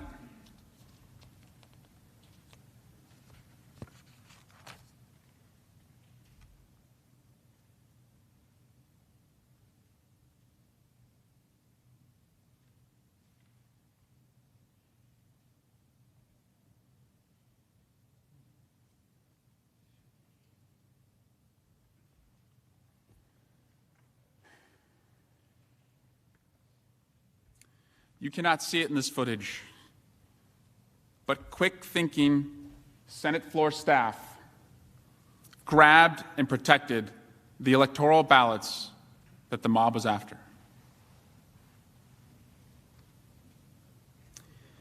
Those of you who were here that day will recall that once you left the Senate floor, you moved through a hallway to get to safety. That hallway was near where Officer Goodman had encountered a mob and led them upstairs and away from the Senate chamber. You know how close you came to the mob. Some of you, I understand, could hear them, but most of the public does not know how close these rioters came to you.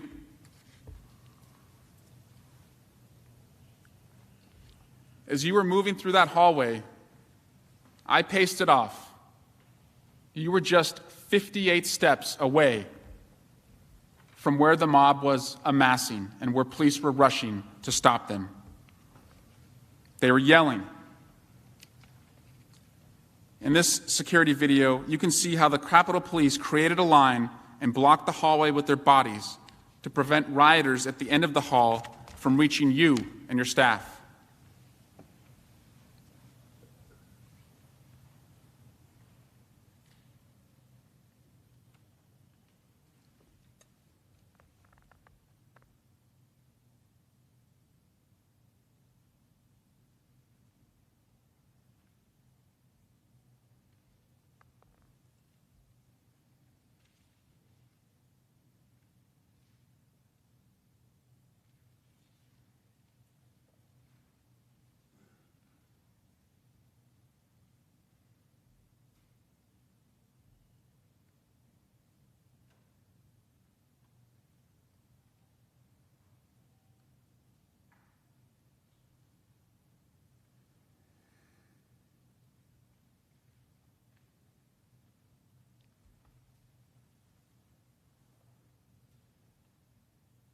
Because this is security footage that you have not seen before, I want to play it again.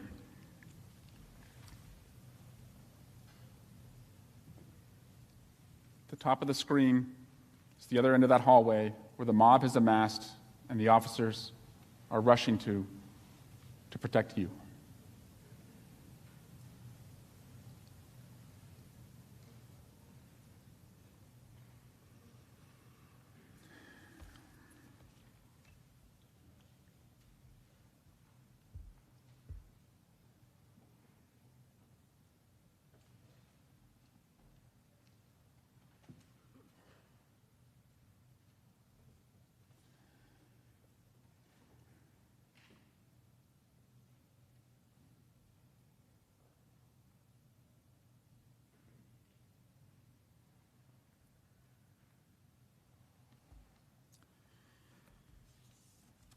Additional security footage shows how Leader Schumer and the members of his protective detail had a near miss with the mob. They came within just yards of rioters and had to turn around. Here in this new video, you see Leader Schumer walking up a ramp. Going up the ramp with his detail, he'll soon go out of view.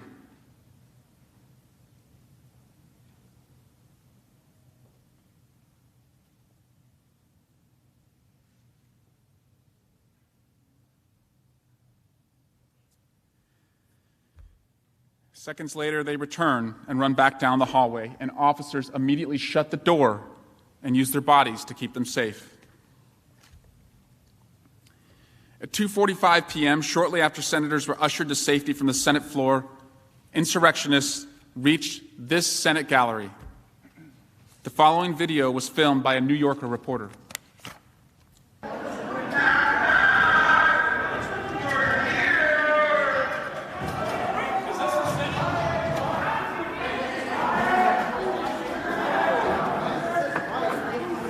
Where the fuck are they?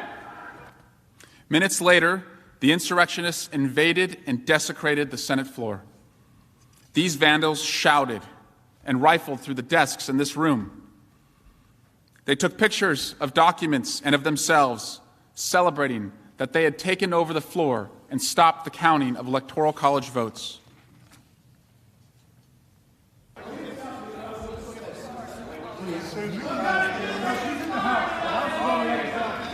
Let me just get a snap of that. Yeah, I took a picture. Hey, how did I get down there? Go down the stairs. And look here, look. Ted Cruz's objection to the Arizona. His objection. He was going to sell us out all along. Really? Look. Objection to counting the electoral votes of the state of Arizona. Can I get a photo of that? Wait, no, that's... Oh, no, that's okay. All right. He's with us. He's with us. There's got to be something in there we can fucking use against these scumbags. Quit acting a fool, man!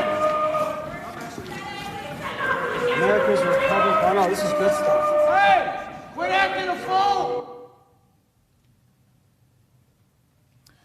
Larry Brock, who was arrested for his role in the insurrection, was photographed on the Senate floor wearing a helmet, tactical gear, and carrying flex cuffs.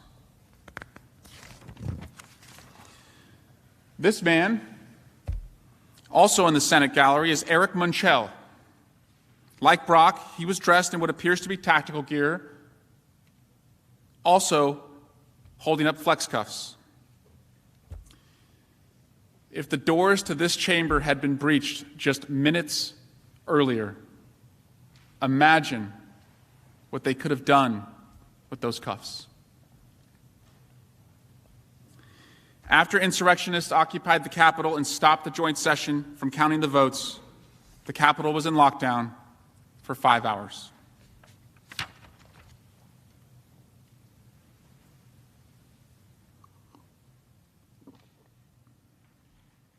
As long as it took to get back to the Capitol, to get back to the certification of the election, it could have been so much longer. Or we might not have been able to have resumed at all. As horrific as it was, 140 officers injured, 3 officers who ultimately lost their lives. We all know that awful day could have been so much worse.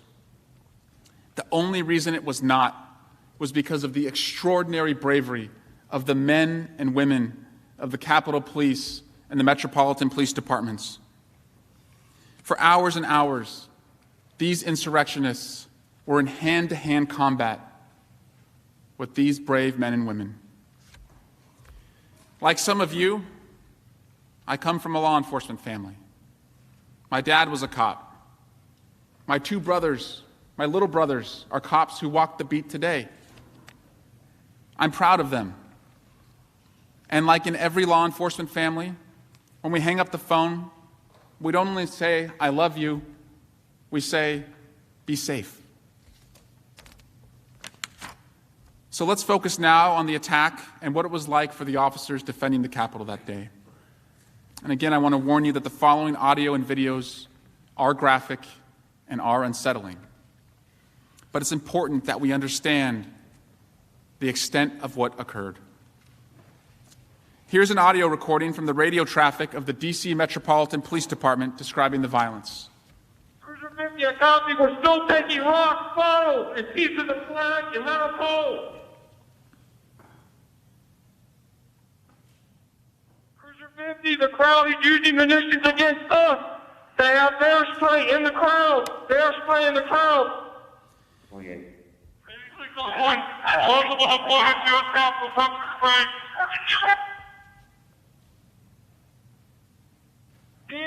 DSO, I need a re-up up here.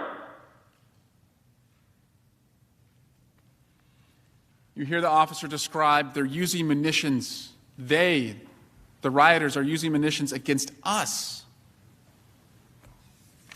This video shows how the sprays that were described were used against the officers.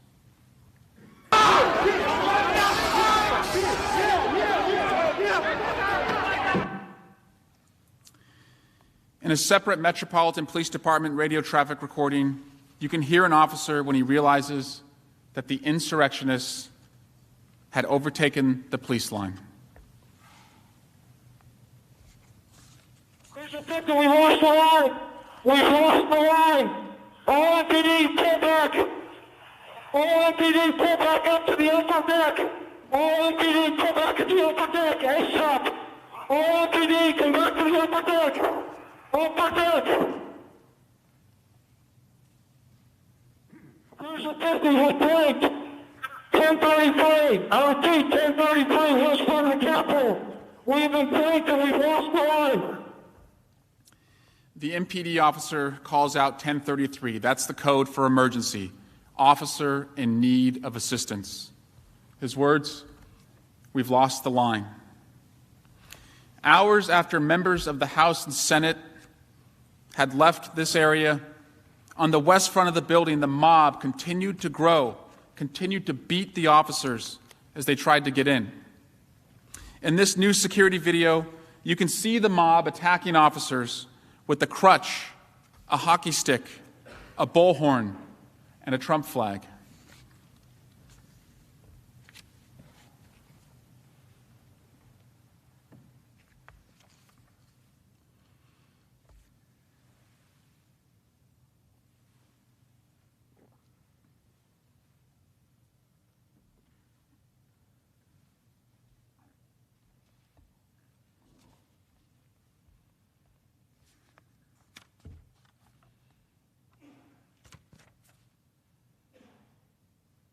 I want to show you that same attack from the officer's perspective from his body camera footage.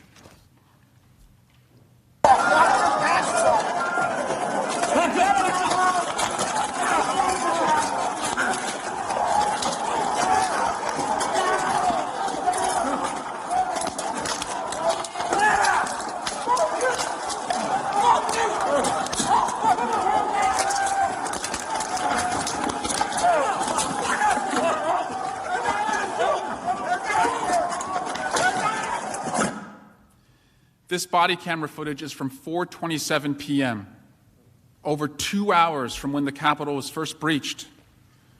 The attack on police that afternoon was constant.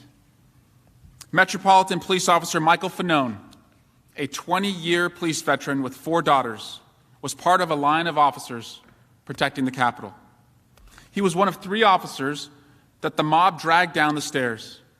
When they dragged him, they stole his badge, his radio, his ammunition magazine, and they tased him, triggering a heart attack.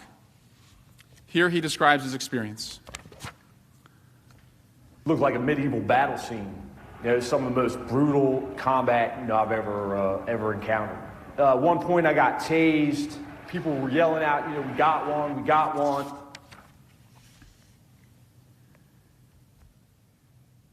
Officer Christina Lowry, who regularly serves in MPD's Narcotics and Specialized Investigation Division, also protected the front Capitol entrance. Here's her experience. I can't say enough about the officers that were there, the officers that were on the front line. And when I say the front line, I mean literally officers that were in a line, stopping these people that were beating them with metal poles. They were spraying them with bear mace. They did everything in their power to not let those people in. And this was going on for hours. Around 4:30 p.m., hours into the Capitol riots, Officer Daniel Hodges was protecting a West Side Capitol entrance when rioters who were trying to stop the certification trapped him between 2 doors. When Officer Hodges was interviewed later, this is how he described what was happening. They threw down a huge metal object that hit me in the head. I was also knocked down. The medical mask I was wearing at the time got pulled up over my eyes, so I was on the ground and blinded, and they started just attacking me from all sides. Rioters crushed Officer Hodges. He was wedged in the doorway, blood dripping from his mouth. He was struggling to breathe, all while the insurrectionists hit him. Officer Hodges' experience reminds you of what he and many other officers experienced that day, what they went through. We're also reminded of the 3 officers who lost their lives. Capitol Hill police officers Sicknick, Liebengood, and Metropolitan Police Officer Smith. In many law enforcement families, we pray for our loved ones, and we know the scripture of Matthew, chapter 5, verse 9. Blessed are the peacemakers, for they shall be called the children of God. I'm sorry I have to show you the next video, but in it you will see how blessed we were that on that hellish day we had a peacemaker like Officer Hodges, protecting our lives, our staff's lives, this Capitol, and the certification process. May we do all we can in this chamber to make sure that never happens again.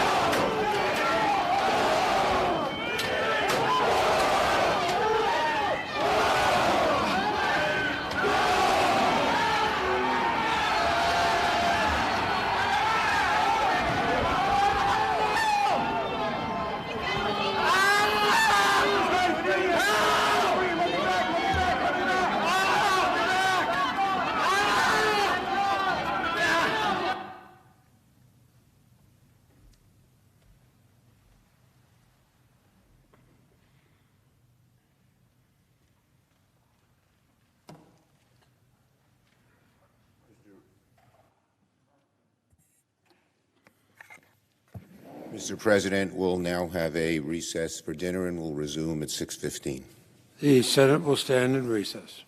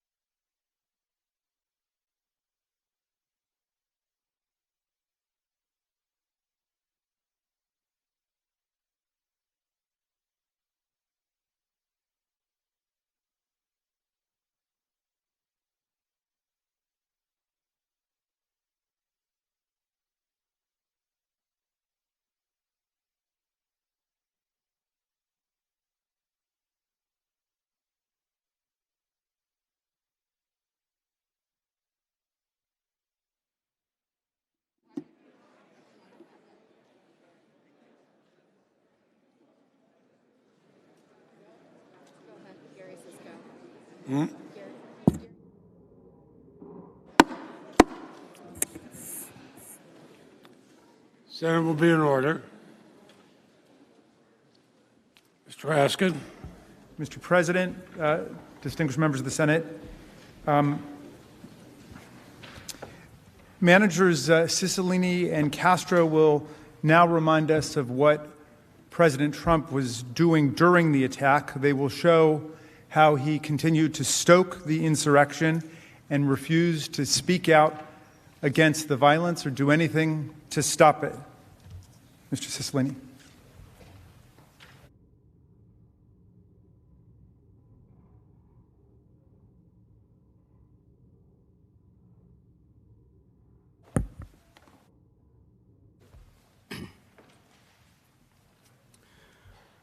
Mr. President, distinguished senators, you just heard from my colleagues about the harrowing events that happened here at the Capitol on January 6th and saw that very disturbing video.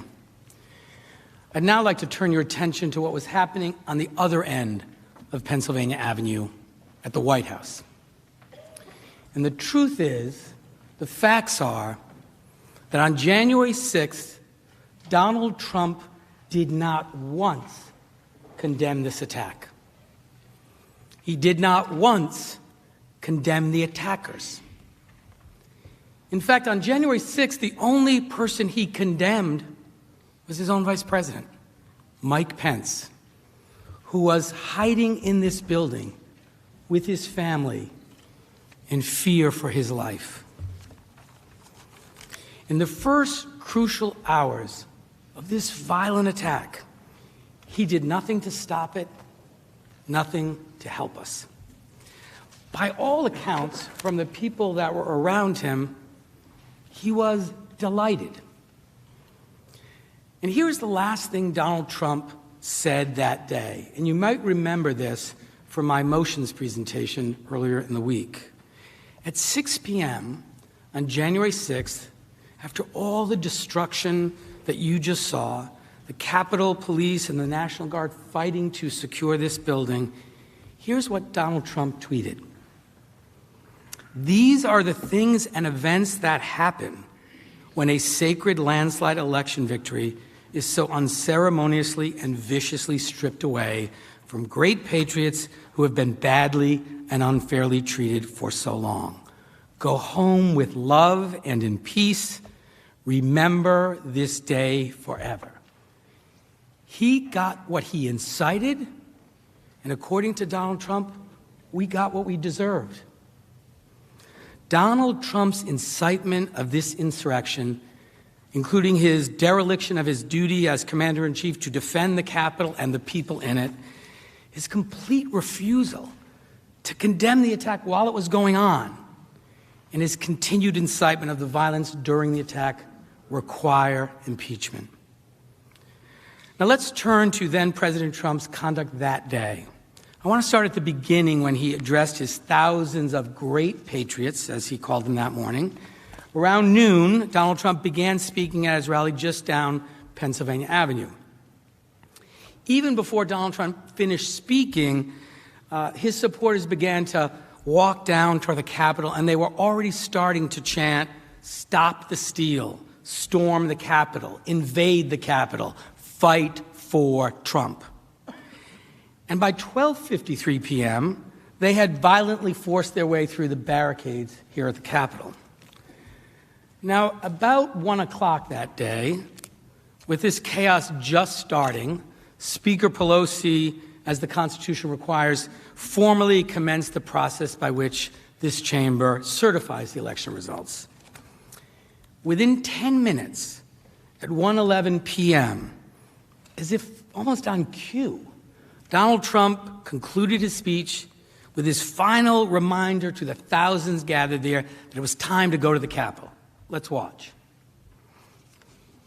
And we're going to the Capitol, and we're going to try and give, but we're going to try and give our Republicans, the weak ones, because the strong ones don't need any of our help, we're going to try and give them the kind of pride and boldness that they need to take back our country. So let's walk down Pennsylvania Avenue. I want to thank you all. God bless you, and God bless America. Thank you all for being here. This is incredible. Thank you very much.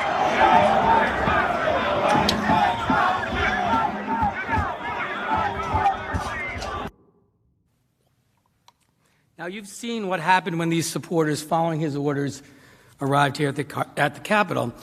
But I want to look at what happened next. Now, you'll recall during the speech, President Trump said, we're going to the Capitol, sort of suggesting that he was going to go with this crowd. Of course, that was not true. But let's hear what he said.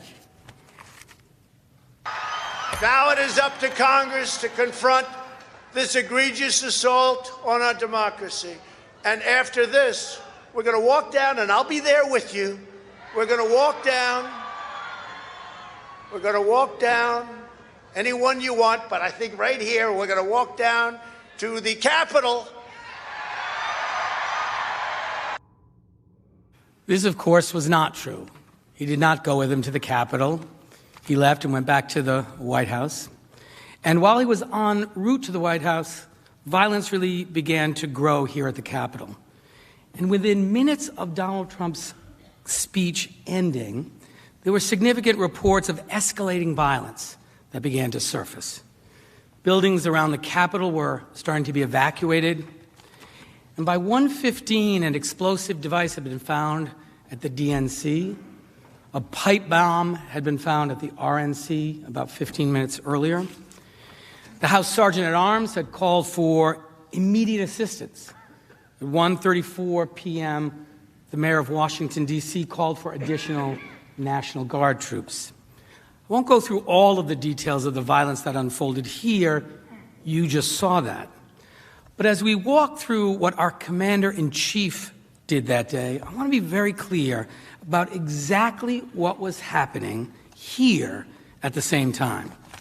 For 40 minutes, while buildings were being cleared, pipe bombs were being found, his supporters were literally breaching the perimeter of the Capitol and overwhelming law enforcement. And you saw the violence that was occurring. We heard nothing from the President of the United States. We didn't hear anything from Donald Trump until 1:49 p.m., when while all of this is unfolding, President Trump sent out a tweet. This was the first thing he did when he learned the United States Capitol, with all the members of Congress, his own vice president, was under violent attack. And what was that tweet? Nearly an hour after the rioters breached the Capitol perimeter, at 1:49, Donald Trump released a propaganda reel of his Save America speech that he'd given an hour before. I want to be clear. The events I just described, the rioters are breaching the Capitol, attacking law enforcement. The violence is being broadcast all over the television for the whole world to see, including the President of the United States. And I want to show you, this is what is happening right before Donald Trump sends that video out again, and as he does it. Our country has had enough. We will not take it anymore, and that's what this is all about. And to use a favorite term that all of you people really came up with, we will stop the steal. Because you'll never take back our country with weakness. You have to show strength, and you have to be strong. Even if President Trump claims he didn't know the extent of the violence that would follow his speech, it was now happening in plain view, broadcast on television. His supporters were attacking law enforcement. The mayor and the police chief were calling for help.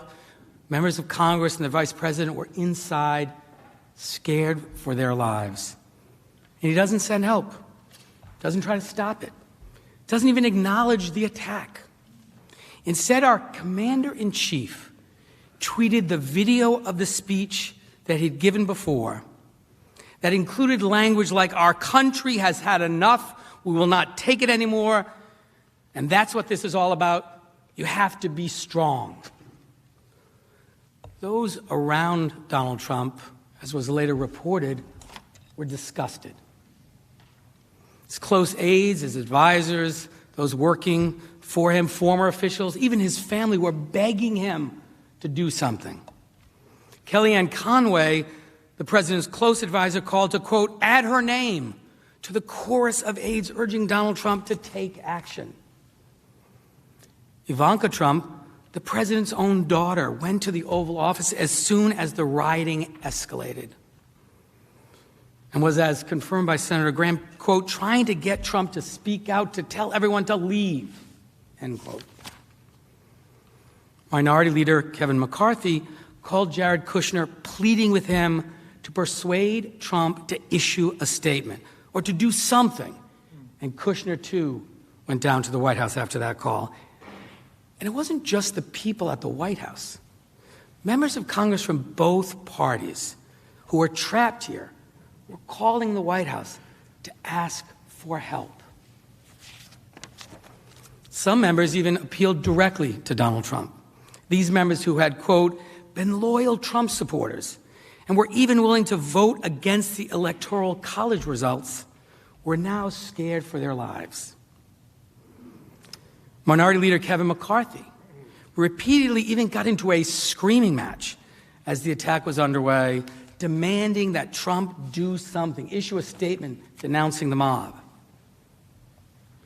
I imagine many of you sitting here today picked up your phone and tried to reach somebody at the White House to ask for help. This wasn't partisan politics. These were Americans from all sides trying to force our commander-in-chief to protect and defend our country. He was required to do that. Now, the extent of how many people tried to reach the president to get him to act is not known. But what is clear, what we know without any doubt, is that from the very beginning, the people around Donald Trump lobbied him to take command. What's also clear is what Donald Trump, our commander-in-chief, did in those initial hours to protect us. Nothing. Not a thing.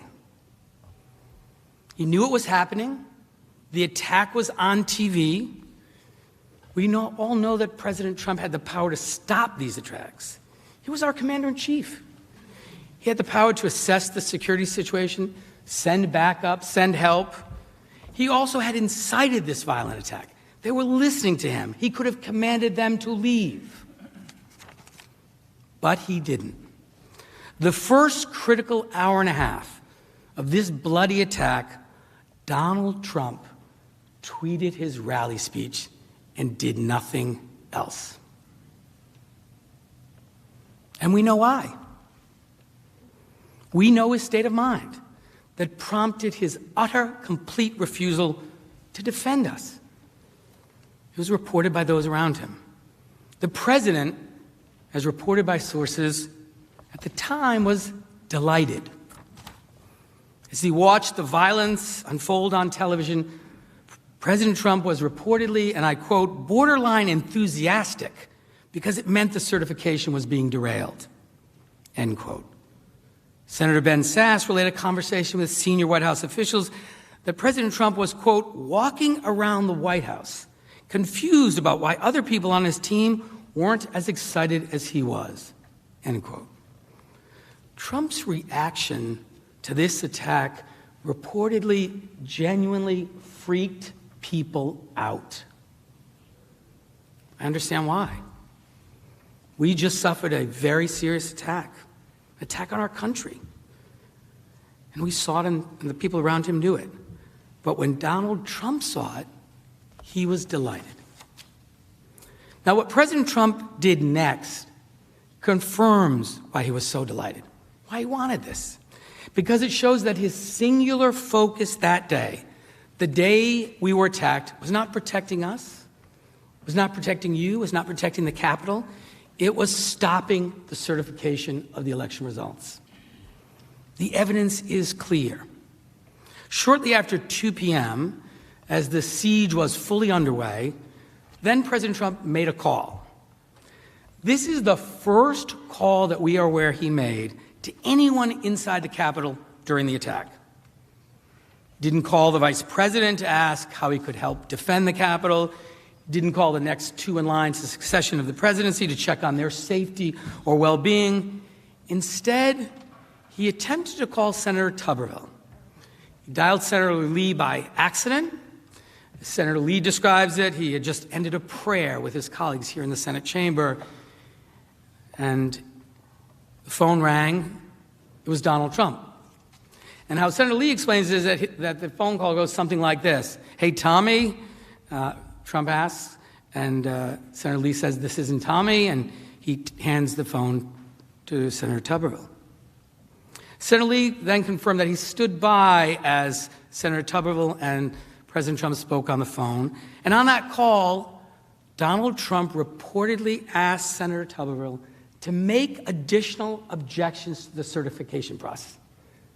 That's why he called. Now, let's be clear, at roughly 2 p.m., when Donald Trump was walking around the White House, watching the TV delighted, and spent 5 to 10 minutes talking to Senator Tuberville, urging him to delay the election results, this is what was happening in the Capitol.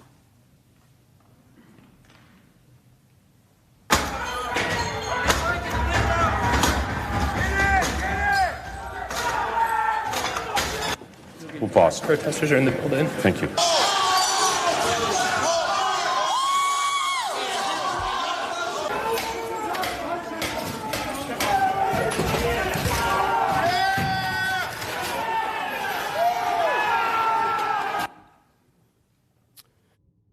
You saw Senator Langford stop speaking and leave the floor quickly in that clip because the insurgents had broken through the barricades and had entered the building.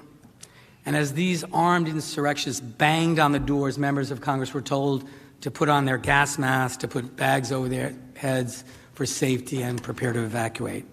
And Donald Trump was calling to ask a senator to delay the certification process. Let that sink in. Donald Trump didn't get to finish that call. It was cut off because the senators had to move to another location for your security.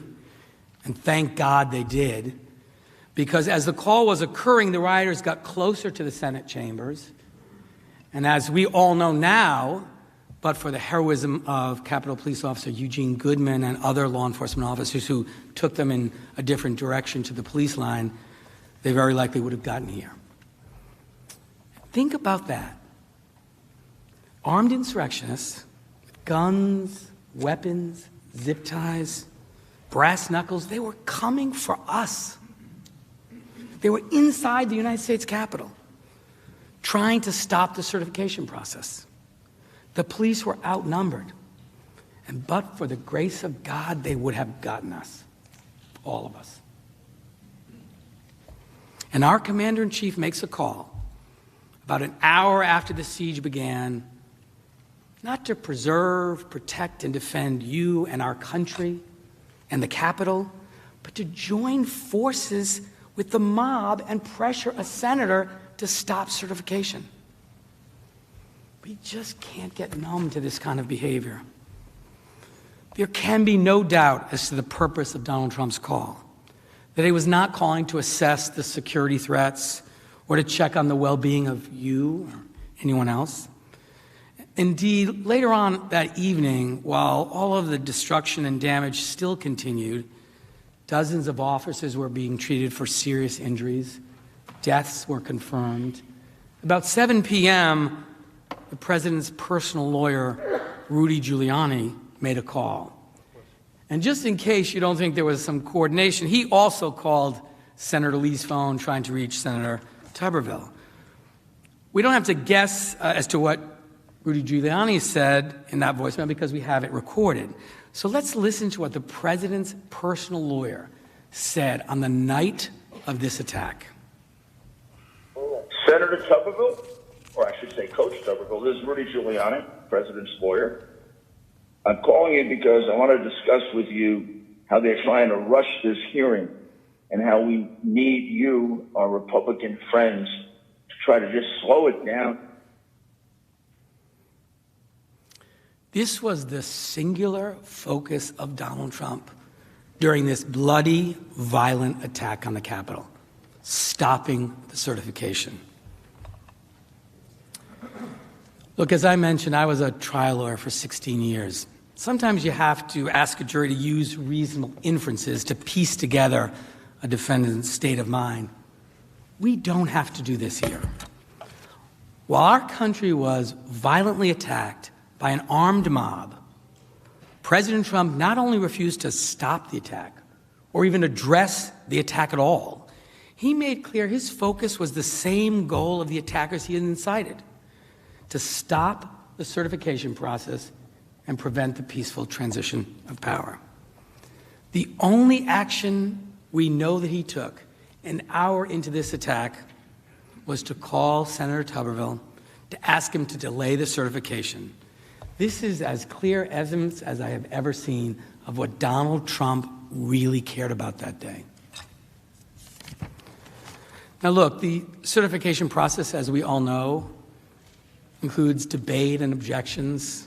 Some of us disagreed, but we came here on January 6th to formally administer the certification process pursuant to our constitutional duties. And at the end of it, Congress certified the results to ensure that we continue to be a country with leaders who are elected by the people for the people.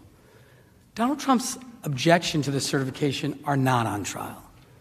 But what is on trial is while we were under armed attack and being evacuated, while our law enforcement officers were fighting for their lives, our commander-in-chief was calling not to determine how to best secure the building and the people in it, but to continue to pressure senators to stop the certification process and the peaceful transfer of power, just as he incited the mob to do earlier in the day. This was a breathtaking dereliction of his duty and of his violation of his oath as our commander-in-chief. Senators, before I hand this over to Manager Castro to walk through the rest of the day, please let me make one final point. These attackers stood right where you are. They went on that rostrum. They rifled through your desks and they desecrated this place.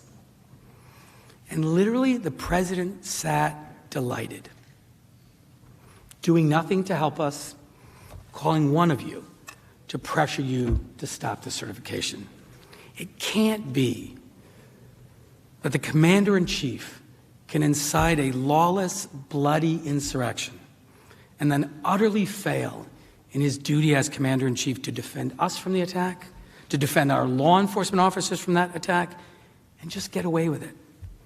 Donald Trump abdicated his duty to us all. We have to make this right, and you can make it right.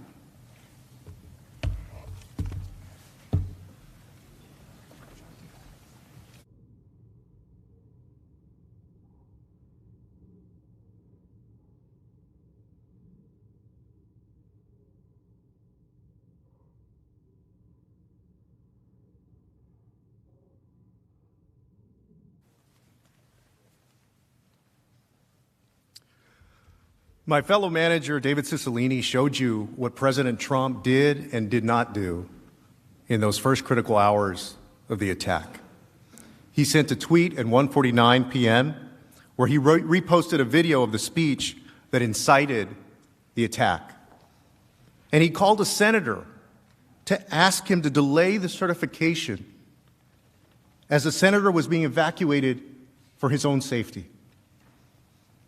We left off around 2:15 p.m. At this point, insurgents were inside the Senate and the House, and the Senate had been evacuated for everyone's safety.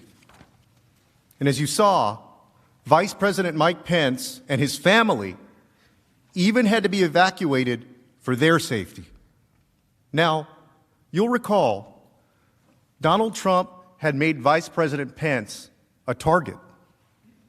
He attacked the vice president at the rallies, in speeches, and on Twitter. And during President Trump's speech that morning of the attack, he ramped it up again. after privately pressuring Mike Pence in front of thousands in the crowd, he called Mike Pence out 11 times, including saying, quote, "Mike Pence, I hope you're going to stand up for the good of our Constitution and for the good of your country. And if you're not, I'm going to be disappointed in you. I will tell you right now." And this was the crowd's response to Donald Trump's days of relentless attacks on his own vice president.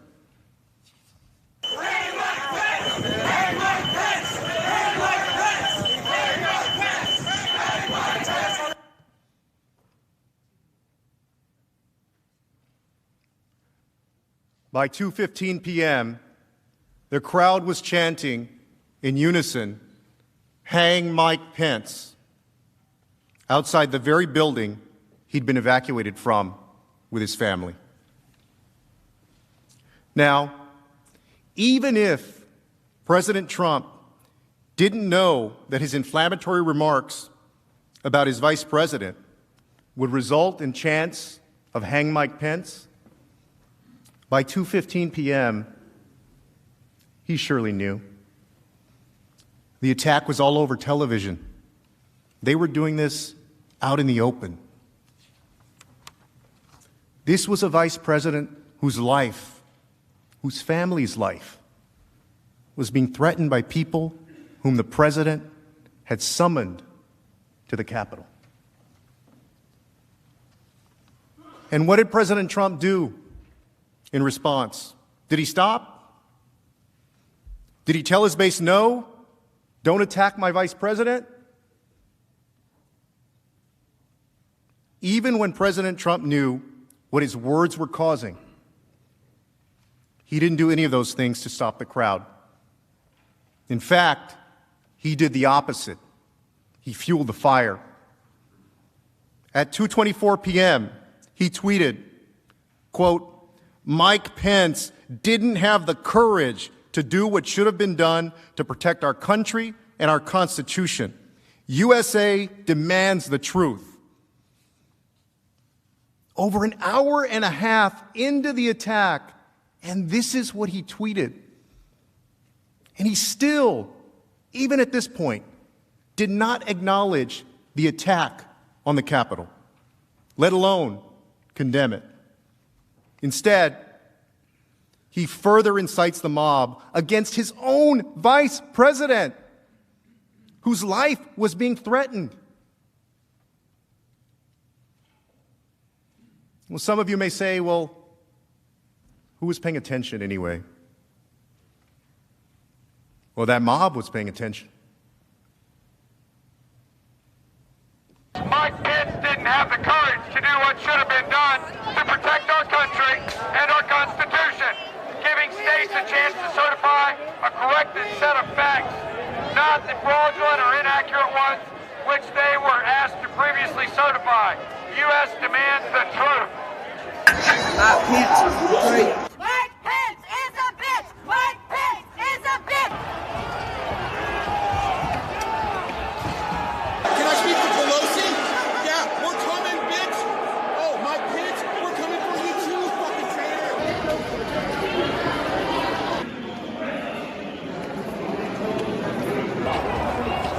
Donald J. Trump sent a tweet out saying that Mike Pence let us down.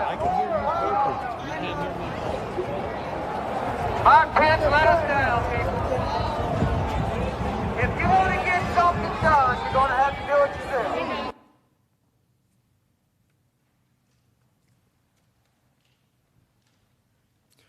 The insurgents amplified President Trump's tweet attacking the vice president with a bullhorn. They were paying attention. And they also followed instructions. In fact, the insurgents were at one point, as you saw, 60 feet away from the vice president and the vice president's family. Some of these insurgents were heard saying, quote, that they hope to find Vice President Mike Pence and execute him by hanging him from a Capitol Hill tree as a traitor. And then they erected a gallows with a noose.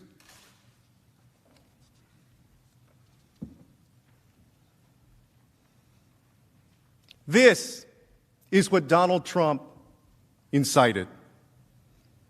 Please take a close look at that picture.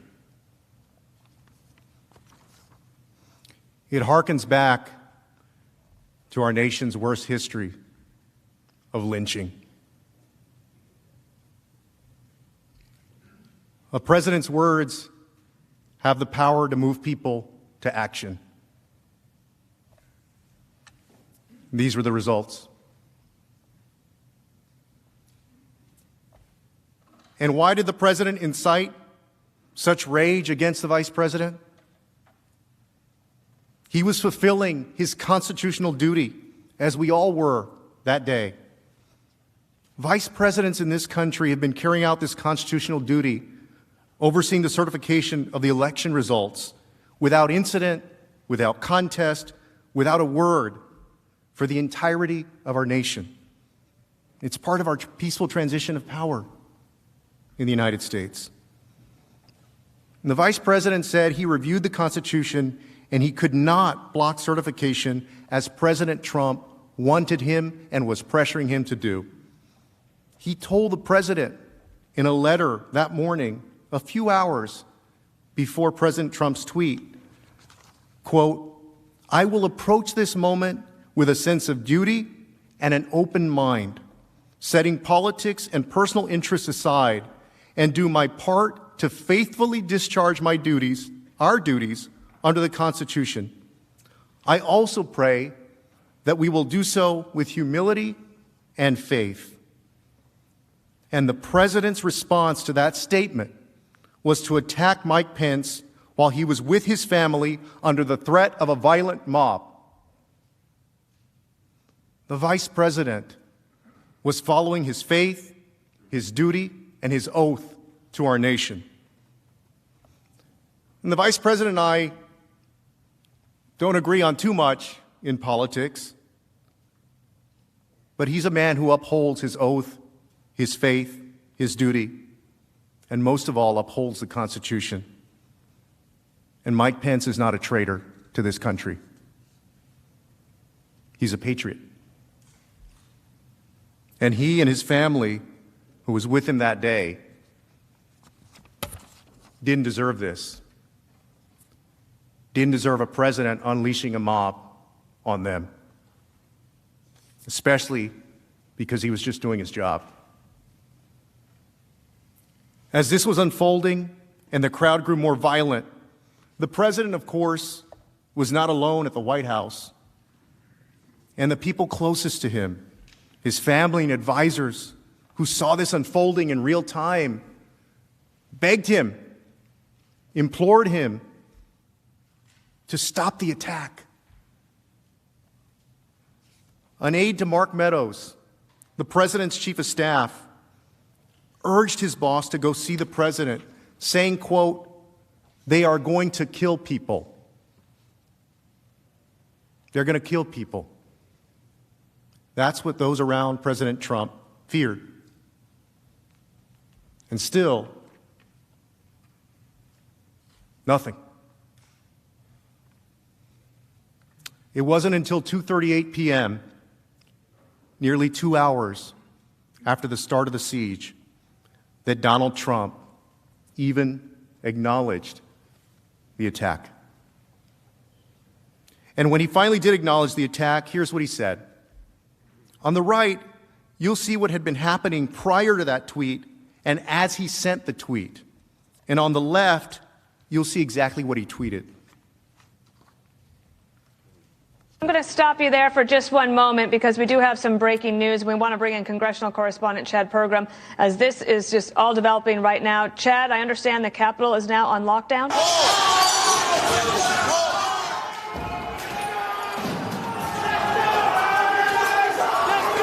They're definitely fired up. The chant, by the way, I heard the most today was "Fight for Trump," and that's clearly what many of them feel they're doing here.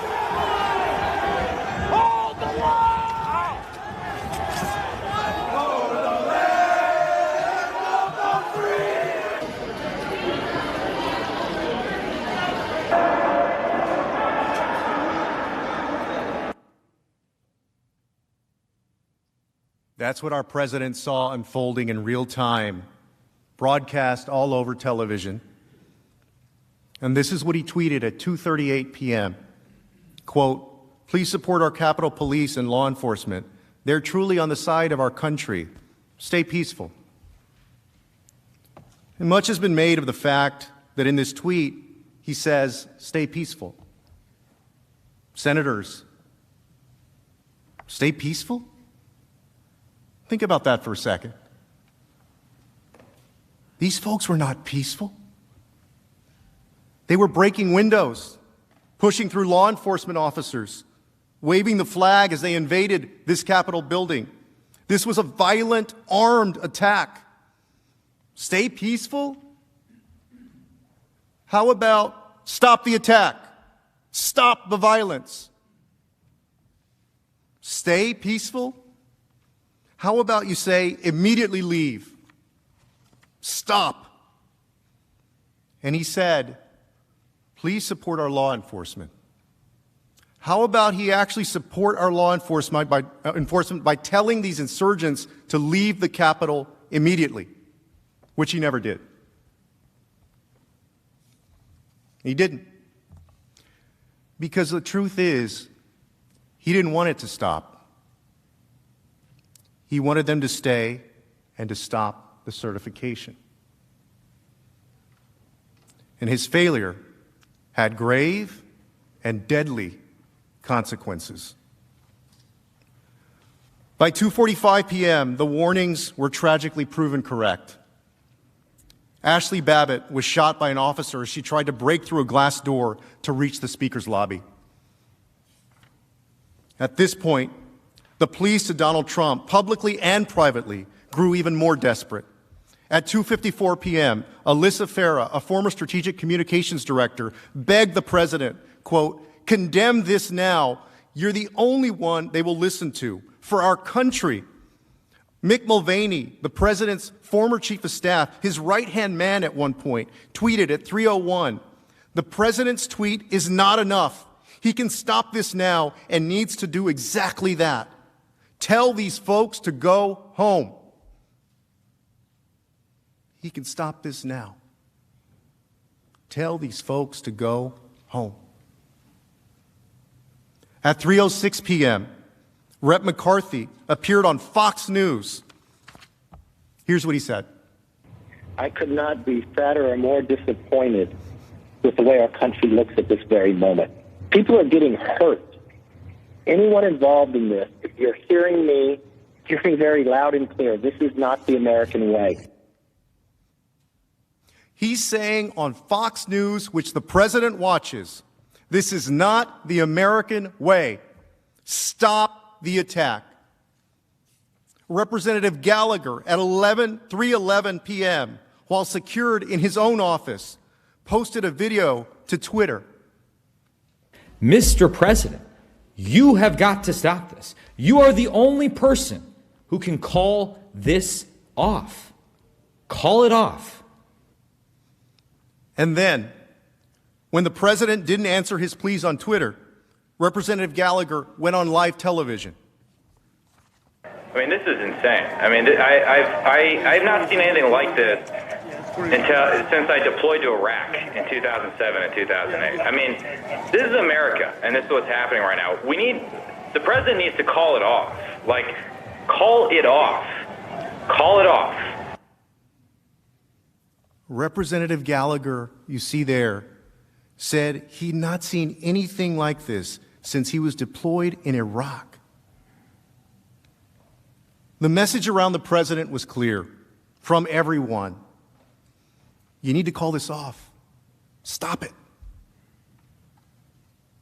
But does he? No. His next tweet was not until about 3:13 p.m.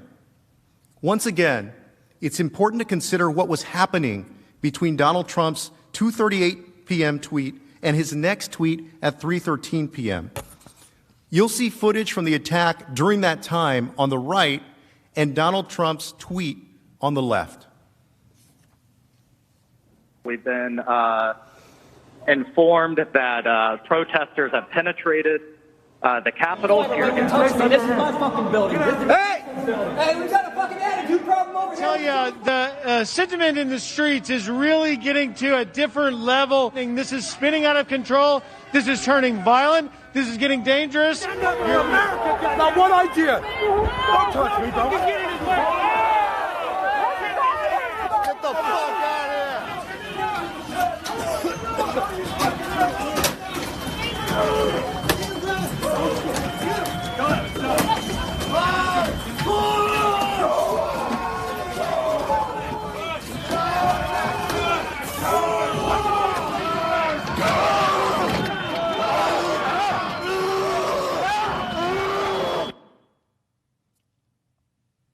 This isn't 10 minutes into the insurrection. This isn't just after his speech earlier that day. That's what our commander-in-chief saw happening, and that was his response. You'll notice one of the things he says to his mob, to these insurrectionists, rather than to stop or to leave, was to say thank you. Thank you. Thank you for what? Thank you for shattering the windows and destroying property. Thank you for injuring more than 140 police officers. Thank you for putting in danger all of our lives and the lives of our families. How about instead of thank you, Donald Trump on that day acted like our commander-in-chief and stopped this as only he could and told those people to leave. And here's what former Governor Chris Christie, his very good friend, said after that tweet. Pretty simple. The president caused this protest to occur. He's the only one who can make it stop. What the president said is not good enough. The president has to come out and tell his supporters to leave the Capitol grounds and to allow the Congress to do their business peacefully. And anything short of that is an abrogation of his responsibility. He's right. Chris Christie is right. We know how Donald Trump acts on Twitter and otherwise when he has a message to convey. In fact, I asked you to remember those tweets earlier this morning when he yelled on Twitter, "Stop the count." When he wanted to incite his supporters to show up on January 6th, President Trump tweeted 16 times between midnight on January 5th and his noon rally speech the next day. 16 times to get them to do something he wanted. And his message in those 16 times was clear. Fight. Stay strong. Be strong. But when the violence started, he never once said the one thing everyone around him was begging him to say. Stop the attack. He refused to stop it. And as Governor Christie and Representative Kinzinger and others made clear, only Donald Trump could have stopped that attack. You know, a guy that knows how to tweet very aggressively on Twitter, puts out one of the weakest statements in one of the saddest days in American history because his ego won't let him, admit defeat. He was not just our commander-in-chief. He had incited the attack.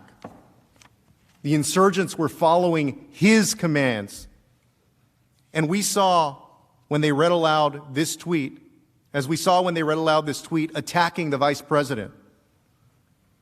And they confirmed this during the attack, too. There's a fucking million of us out there, and we are listening to Trump, your boss. Senators, ask yourself this. How easy would it have been for the president to give a simple command, a simple instruction, just telling them, stop, leave.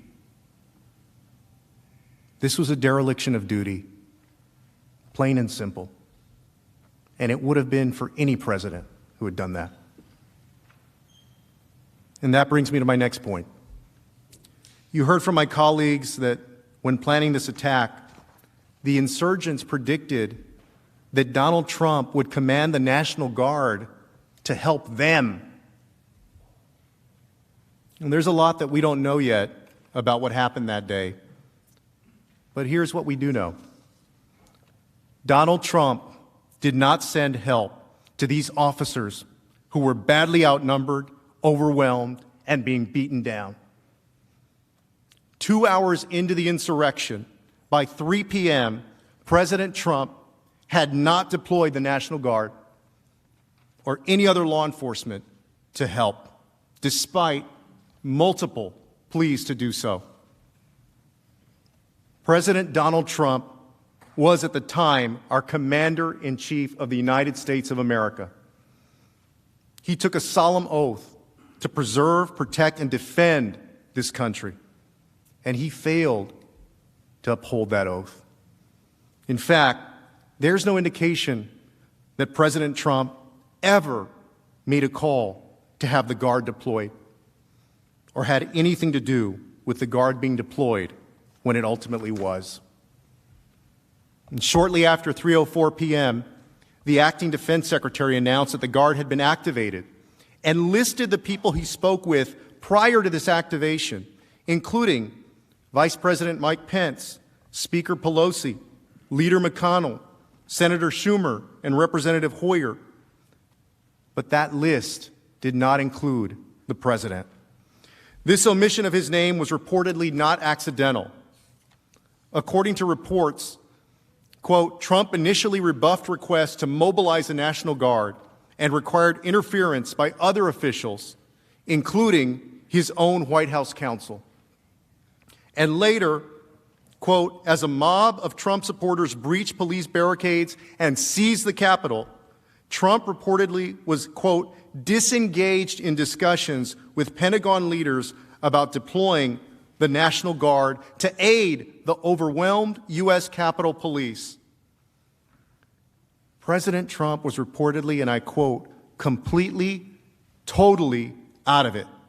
He made no attempt to reach the National Guard, and it was Vice President Pence, still under the threat for his life, who reportedly spoke to the Guard. President Trump's conduct confirms this too. At no point on January 6 did Donald Trump even reference the National Guard. The only thing that we heard connecting the president to the Guard was from his press secretary, who tweeted about the Guard being deployed at the president's direction over half an hour later at 3:36 p.m. And we have seen what Donald Trump does when he tries to take credit for something. And yet, even when the National Guard was finally deployed, he didn't even acknowledge it. In fact, he didn't say a word about the National Guard the entire day. Think about that. The bloodiest attack we've seen on our Capitol since 1812, and our president couldn't be bothered to even mention that help was on its way. These insurgents had been attacking our government for over 4 hours by that point. And we may have been the target, but it was the brave men and women who protect our Capitol who were out there combating thousands of armed insurgents in a fight for their lives. And that's who Donald Trump left entirely unprotected.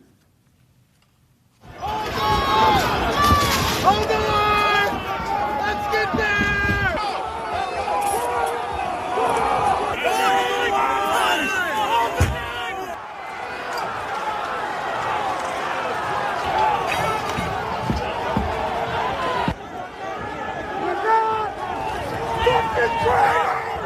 I need some let's go!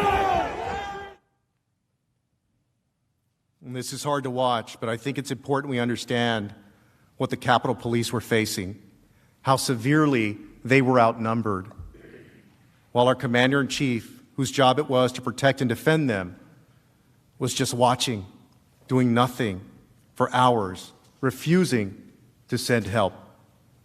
If he wanted to protect these officers, if he cared about their safety, as he tweeted about, he would have told his supporters to leave. He would have sent help right away. And one brave officer was killed.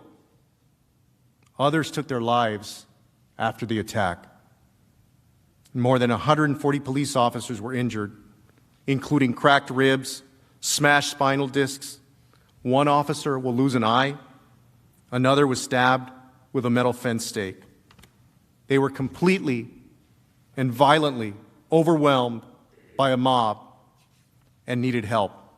And our commander-in-chief, President Trump, refused to send it. Senators, you've seen all the evidence so far, and this is clear.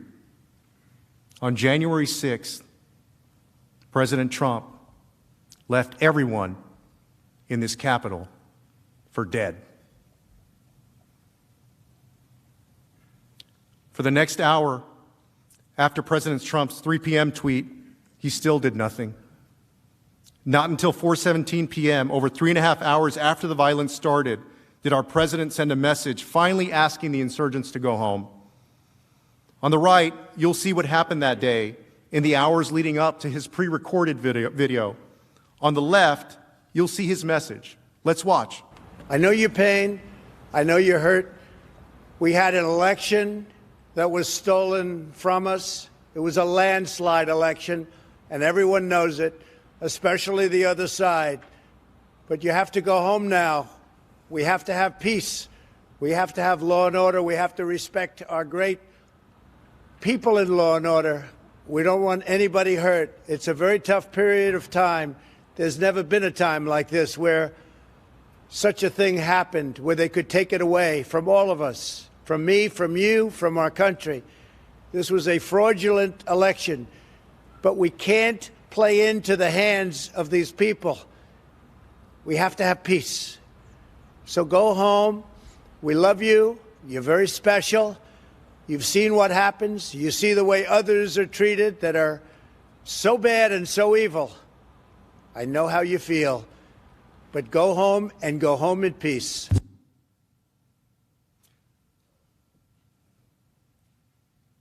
This is the first time our commander-in-chief spoke publicly at all since the attack began, over the 3.5 hours after it started. And these are the entirety of the words the president spoke out loud to the American people or to the attackers that entire day. Nowhere in that video, not once, did he say, "I condemn this insurrection. I condemn what you did today." Nowhere did he say, "I'm sending help immediately. Stop this." Here's what he said instead. "I know your pain. I know you're hurt. We had an election that was stolen. Even after all the things we witnessed, even after all of that carnage," he goes out and tells the same big lie. The same big lie that enraged and incited the attack. He repeated this while the attack was ongoing and while we were still under threat. And here's what else he said. "Go home in peace. We love you. You're very special. Senators, you were here. You saw this with your own eyes. You faced that danger. And when President Trump had an opportunity to confront them, as the leader of us all, as our commander-in-chief, what did he tell them? We love you. You're very special." This was not a condemnation. This was a message of consolation, of support, of praise. And if there's any doubt that his supporters, these insurgents, took this as a message of support and praise, watch for yourselves. Donald Trump asked everybody to go home. He just put out a tweet. It's a minute long. He asked everybody to go home. Why do you think so? Because, dude, we won the fucking day. We fucking won. How did we win? Well, we won by sending a message to the senators and the congressmen. Yeah, we won by sending a message to Pence, okay, that if they don't do as their oath to do, if they don't uphold the Constitution, then we will remove them from office one way or another. I suspect you recognize that man. You'll hear him say that we won the day. Who won the day? We know that at least 5 people lost their lives that day. The House and the Senate were in life-threatening danger, and so was the Vice President. And think of everyone else here as well. Who won on January 6th? That's not a win for America, but it is a win for Donald Trump unless we hold him accountable. Now, a little over an hour after that video, the brave members of law enforcement secured the Capitol, and we as a Congress got ready to continue certifying the results of our free and fair election. A half hour after that, President Trump issued another tweet in case there was any doubt as to whether he was happy with the people who did this, as to whether he had incited this. He commemorated what happened on January 6th. At 6:01 p.m. on January 6th, he tweeted, quote, "These are the things and events that happen when a sacred landslide election victory is so unceremoniously and viciously stripped away from great patriots who've been badly and unfairly treated for so long." Ending with, "Remember this day forever." My colleague, Manager Cicilline, started with this tweet because this tweet shows exactly how Donald Trump felt about what happened on January 6th. These are the things that happened. He's saying this was foreseeable. He's saying, I told you this was going to happen if you certified the election for anyone else, and you got what you deserved for trying to take my power away. Great patriots, go home with love and in peace. Remember this day forever. He's saying to them, you did good. He's not regretful. He's not grieving. He's not sad. He's not angry about the attack. He's celebrating it. He's commemorating it. This is the entirety of what President Trump said to the public once the attack began. 5 tweets and a pre-recorded video. On the day of the most bloody insurrection we've faced in generations, our commander-in-chief, who's known for sending 108 tweets in a normal day, sent 5 tweets and a pre-recorded video. That is the entirety of President Trump's public statements from when the attack began until he went to bed on January 6th.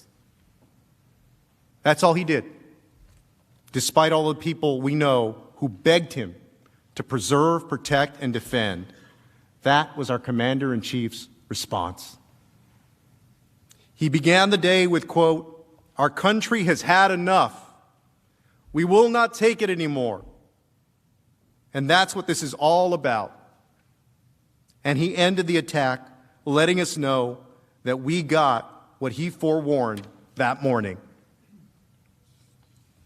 We will, of course, each of us, remember that day forever, but not in the way that President Trump intended.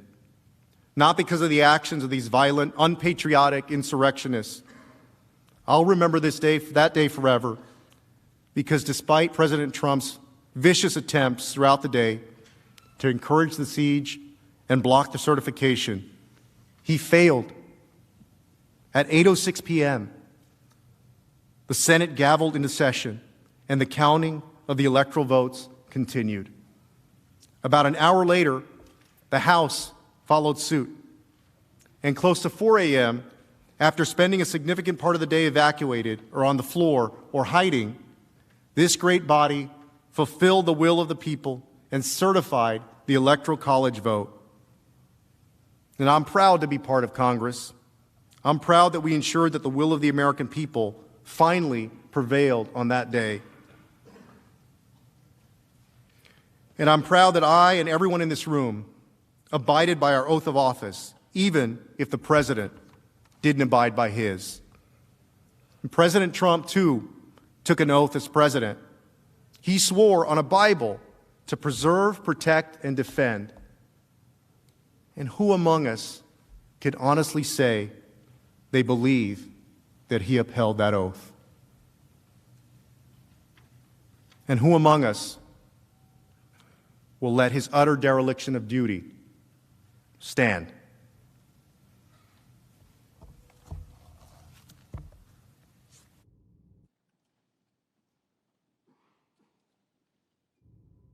Mr. President, the managers are prepared to recess for the evening and to finish our opening statement tomorrow.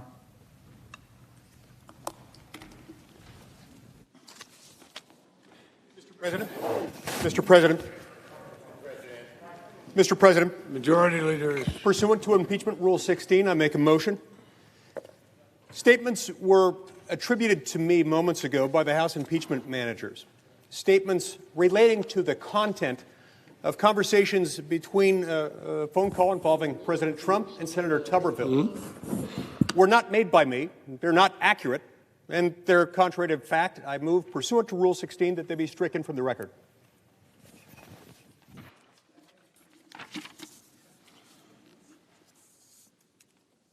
Pursuant to Senate Resolution 47, Section 4, parties' presentations are not limited to the record provided for in Section 1 of that resolution.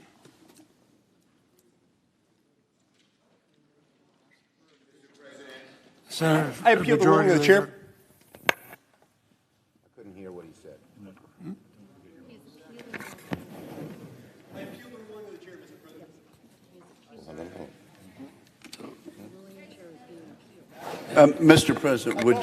Mr. President.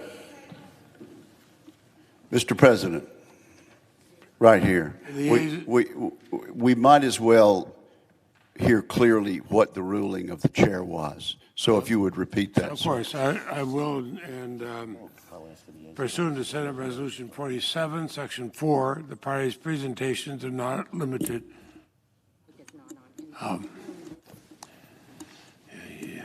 There you go. Pursuant to Senate Resolution 47, Section 4, parties' presentations are not limited to the record provided for in Section 1 of that resolution. The senator from Utah has appealed that ruling. Is that correct? Yes, I have. Have you? And the yeas and nays have been requested. Sufficient. And what is the question? Is it, shall the ruling of the chair be sustained? Is that the question? Yes. Is whether the ruling of the chair with respect to No. And what, may I ask, is the ruling of the chair? My point was not about whether it's appropriate for them to make characterizations. My point was to strike them because they were false. The question is whether the ruling of the chair that Senate Resolution 47 applies to this situation is correct. The question is whether Senate Resolution 47, Section 4, is correct. The parties' presentations are not limited to the record provided for in Section 1 of that resolution. Mr. President, that is not my motion. You've ruled on a motion. You've ruled on something that was not what I moved. What I asked was, statements were attributed to me repeatedly, as to which I have personal knowledge because I am the source. They are not true. I never made those statements. I asked that they be stricken. This has nothing to do with whether or not they're based on depositions, which they're not. It's simply based on the fact that I'm the witness. I'm the only witness. Those statements are not true, and I ask that you strike them. President. Let him rule. Mr. President. No, who's talking? Joe. What is he doing? The yeas and nays were asked for on an appeal. Mr. President. The Senate will vote on the appeal of the ruling of the chair that this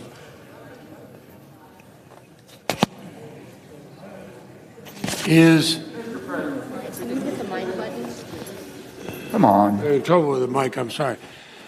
The yeas and nays have been asked. Yeah, the yeas and nays have been asked for. The yeas and nays have been requested. Let him explain. Please let him explain, Mr. President. Why is it false? What was not false? What was false about it? Mr. President, I ask unanimous consent to answer the senator's debate question. is not in order under Senate Resolution 47, Section 4. Prior presentation not limited to the record provided for in Section 1 of that resolution. And that has been appealed. The yeas and nays have been requested. The clerk will call the roll.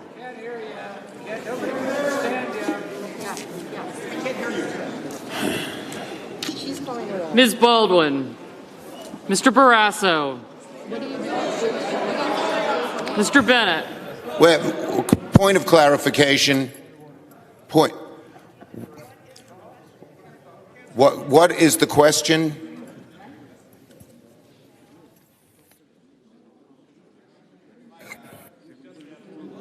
Yeah, we're not allowed to here. Yes? I suggest the absence of a quorum while we work this out. Clerk will call the roll. No objection. Clerk, call the roll. Ms. Baldwin.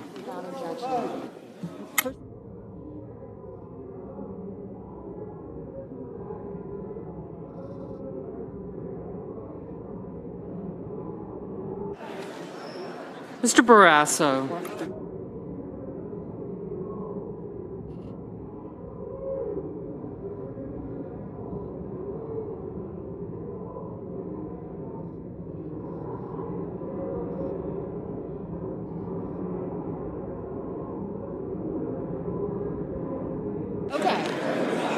Mr. Bennett.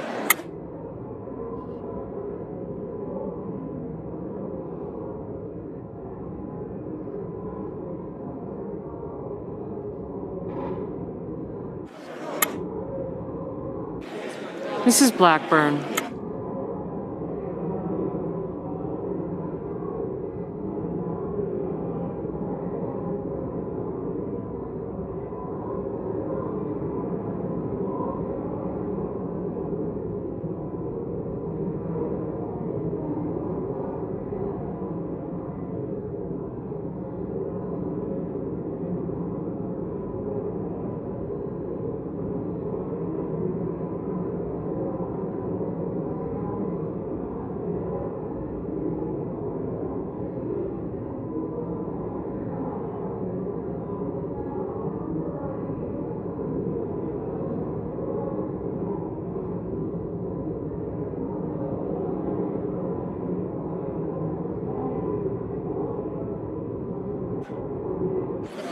Mr. Blunt.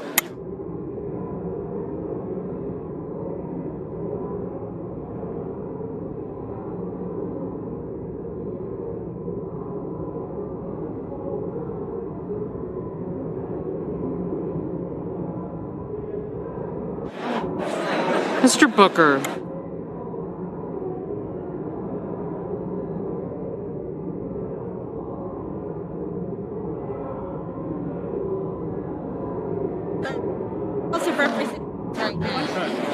Mr. Bozeman.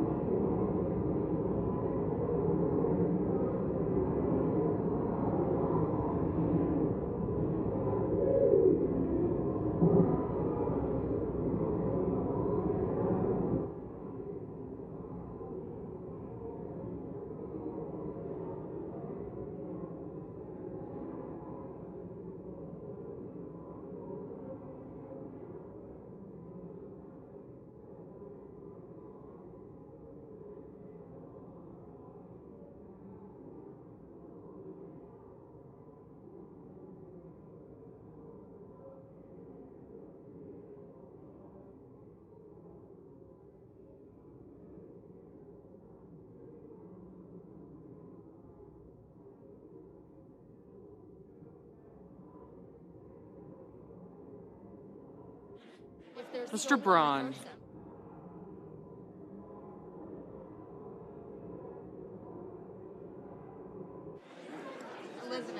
Mr. Brown.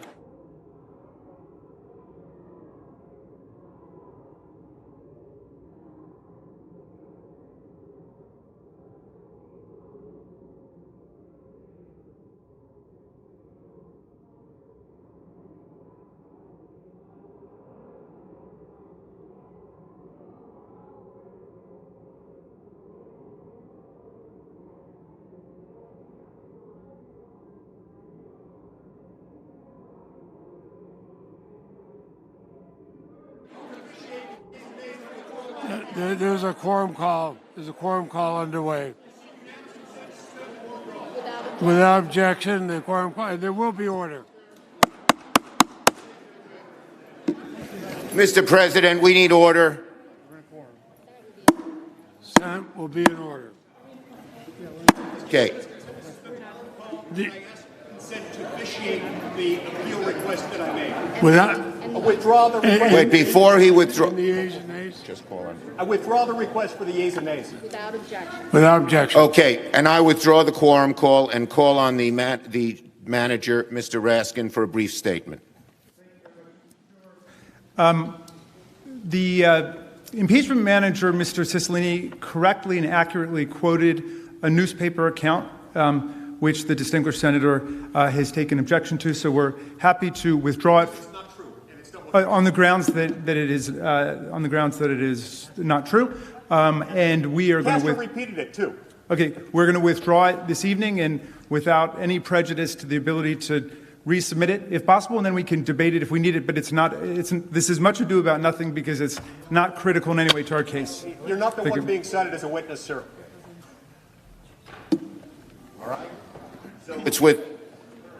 So the manager's issue stands.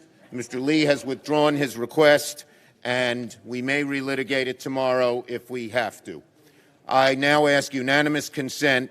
The trial adjourn until 12 noon tomorrow, Thursday, February 11th, and this also constitute the adjournment of the Senate. The objection, without objection, so ordered. Senate stands adjourned. Hit the red button. This is not working. Mike. I mean, the mic is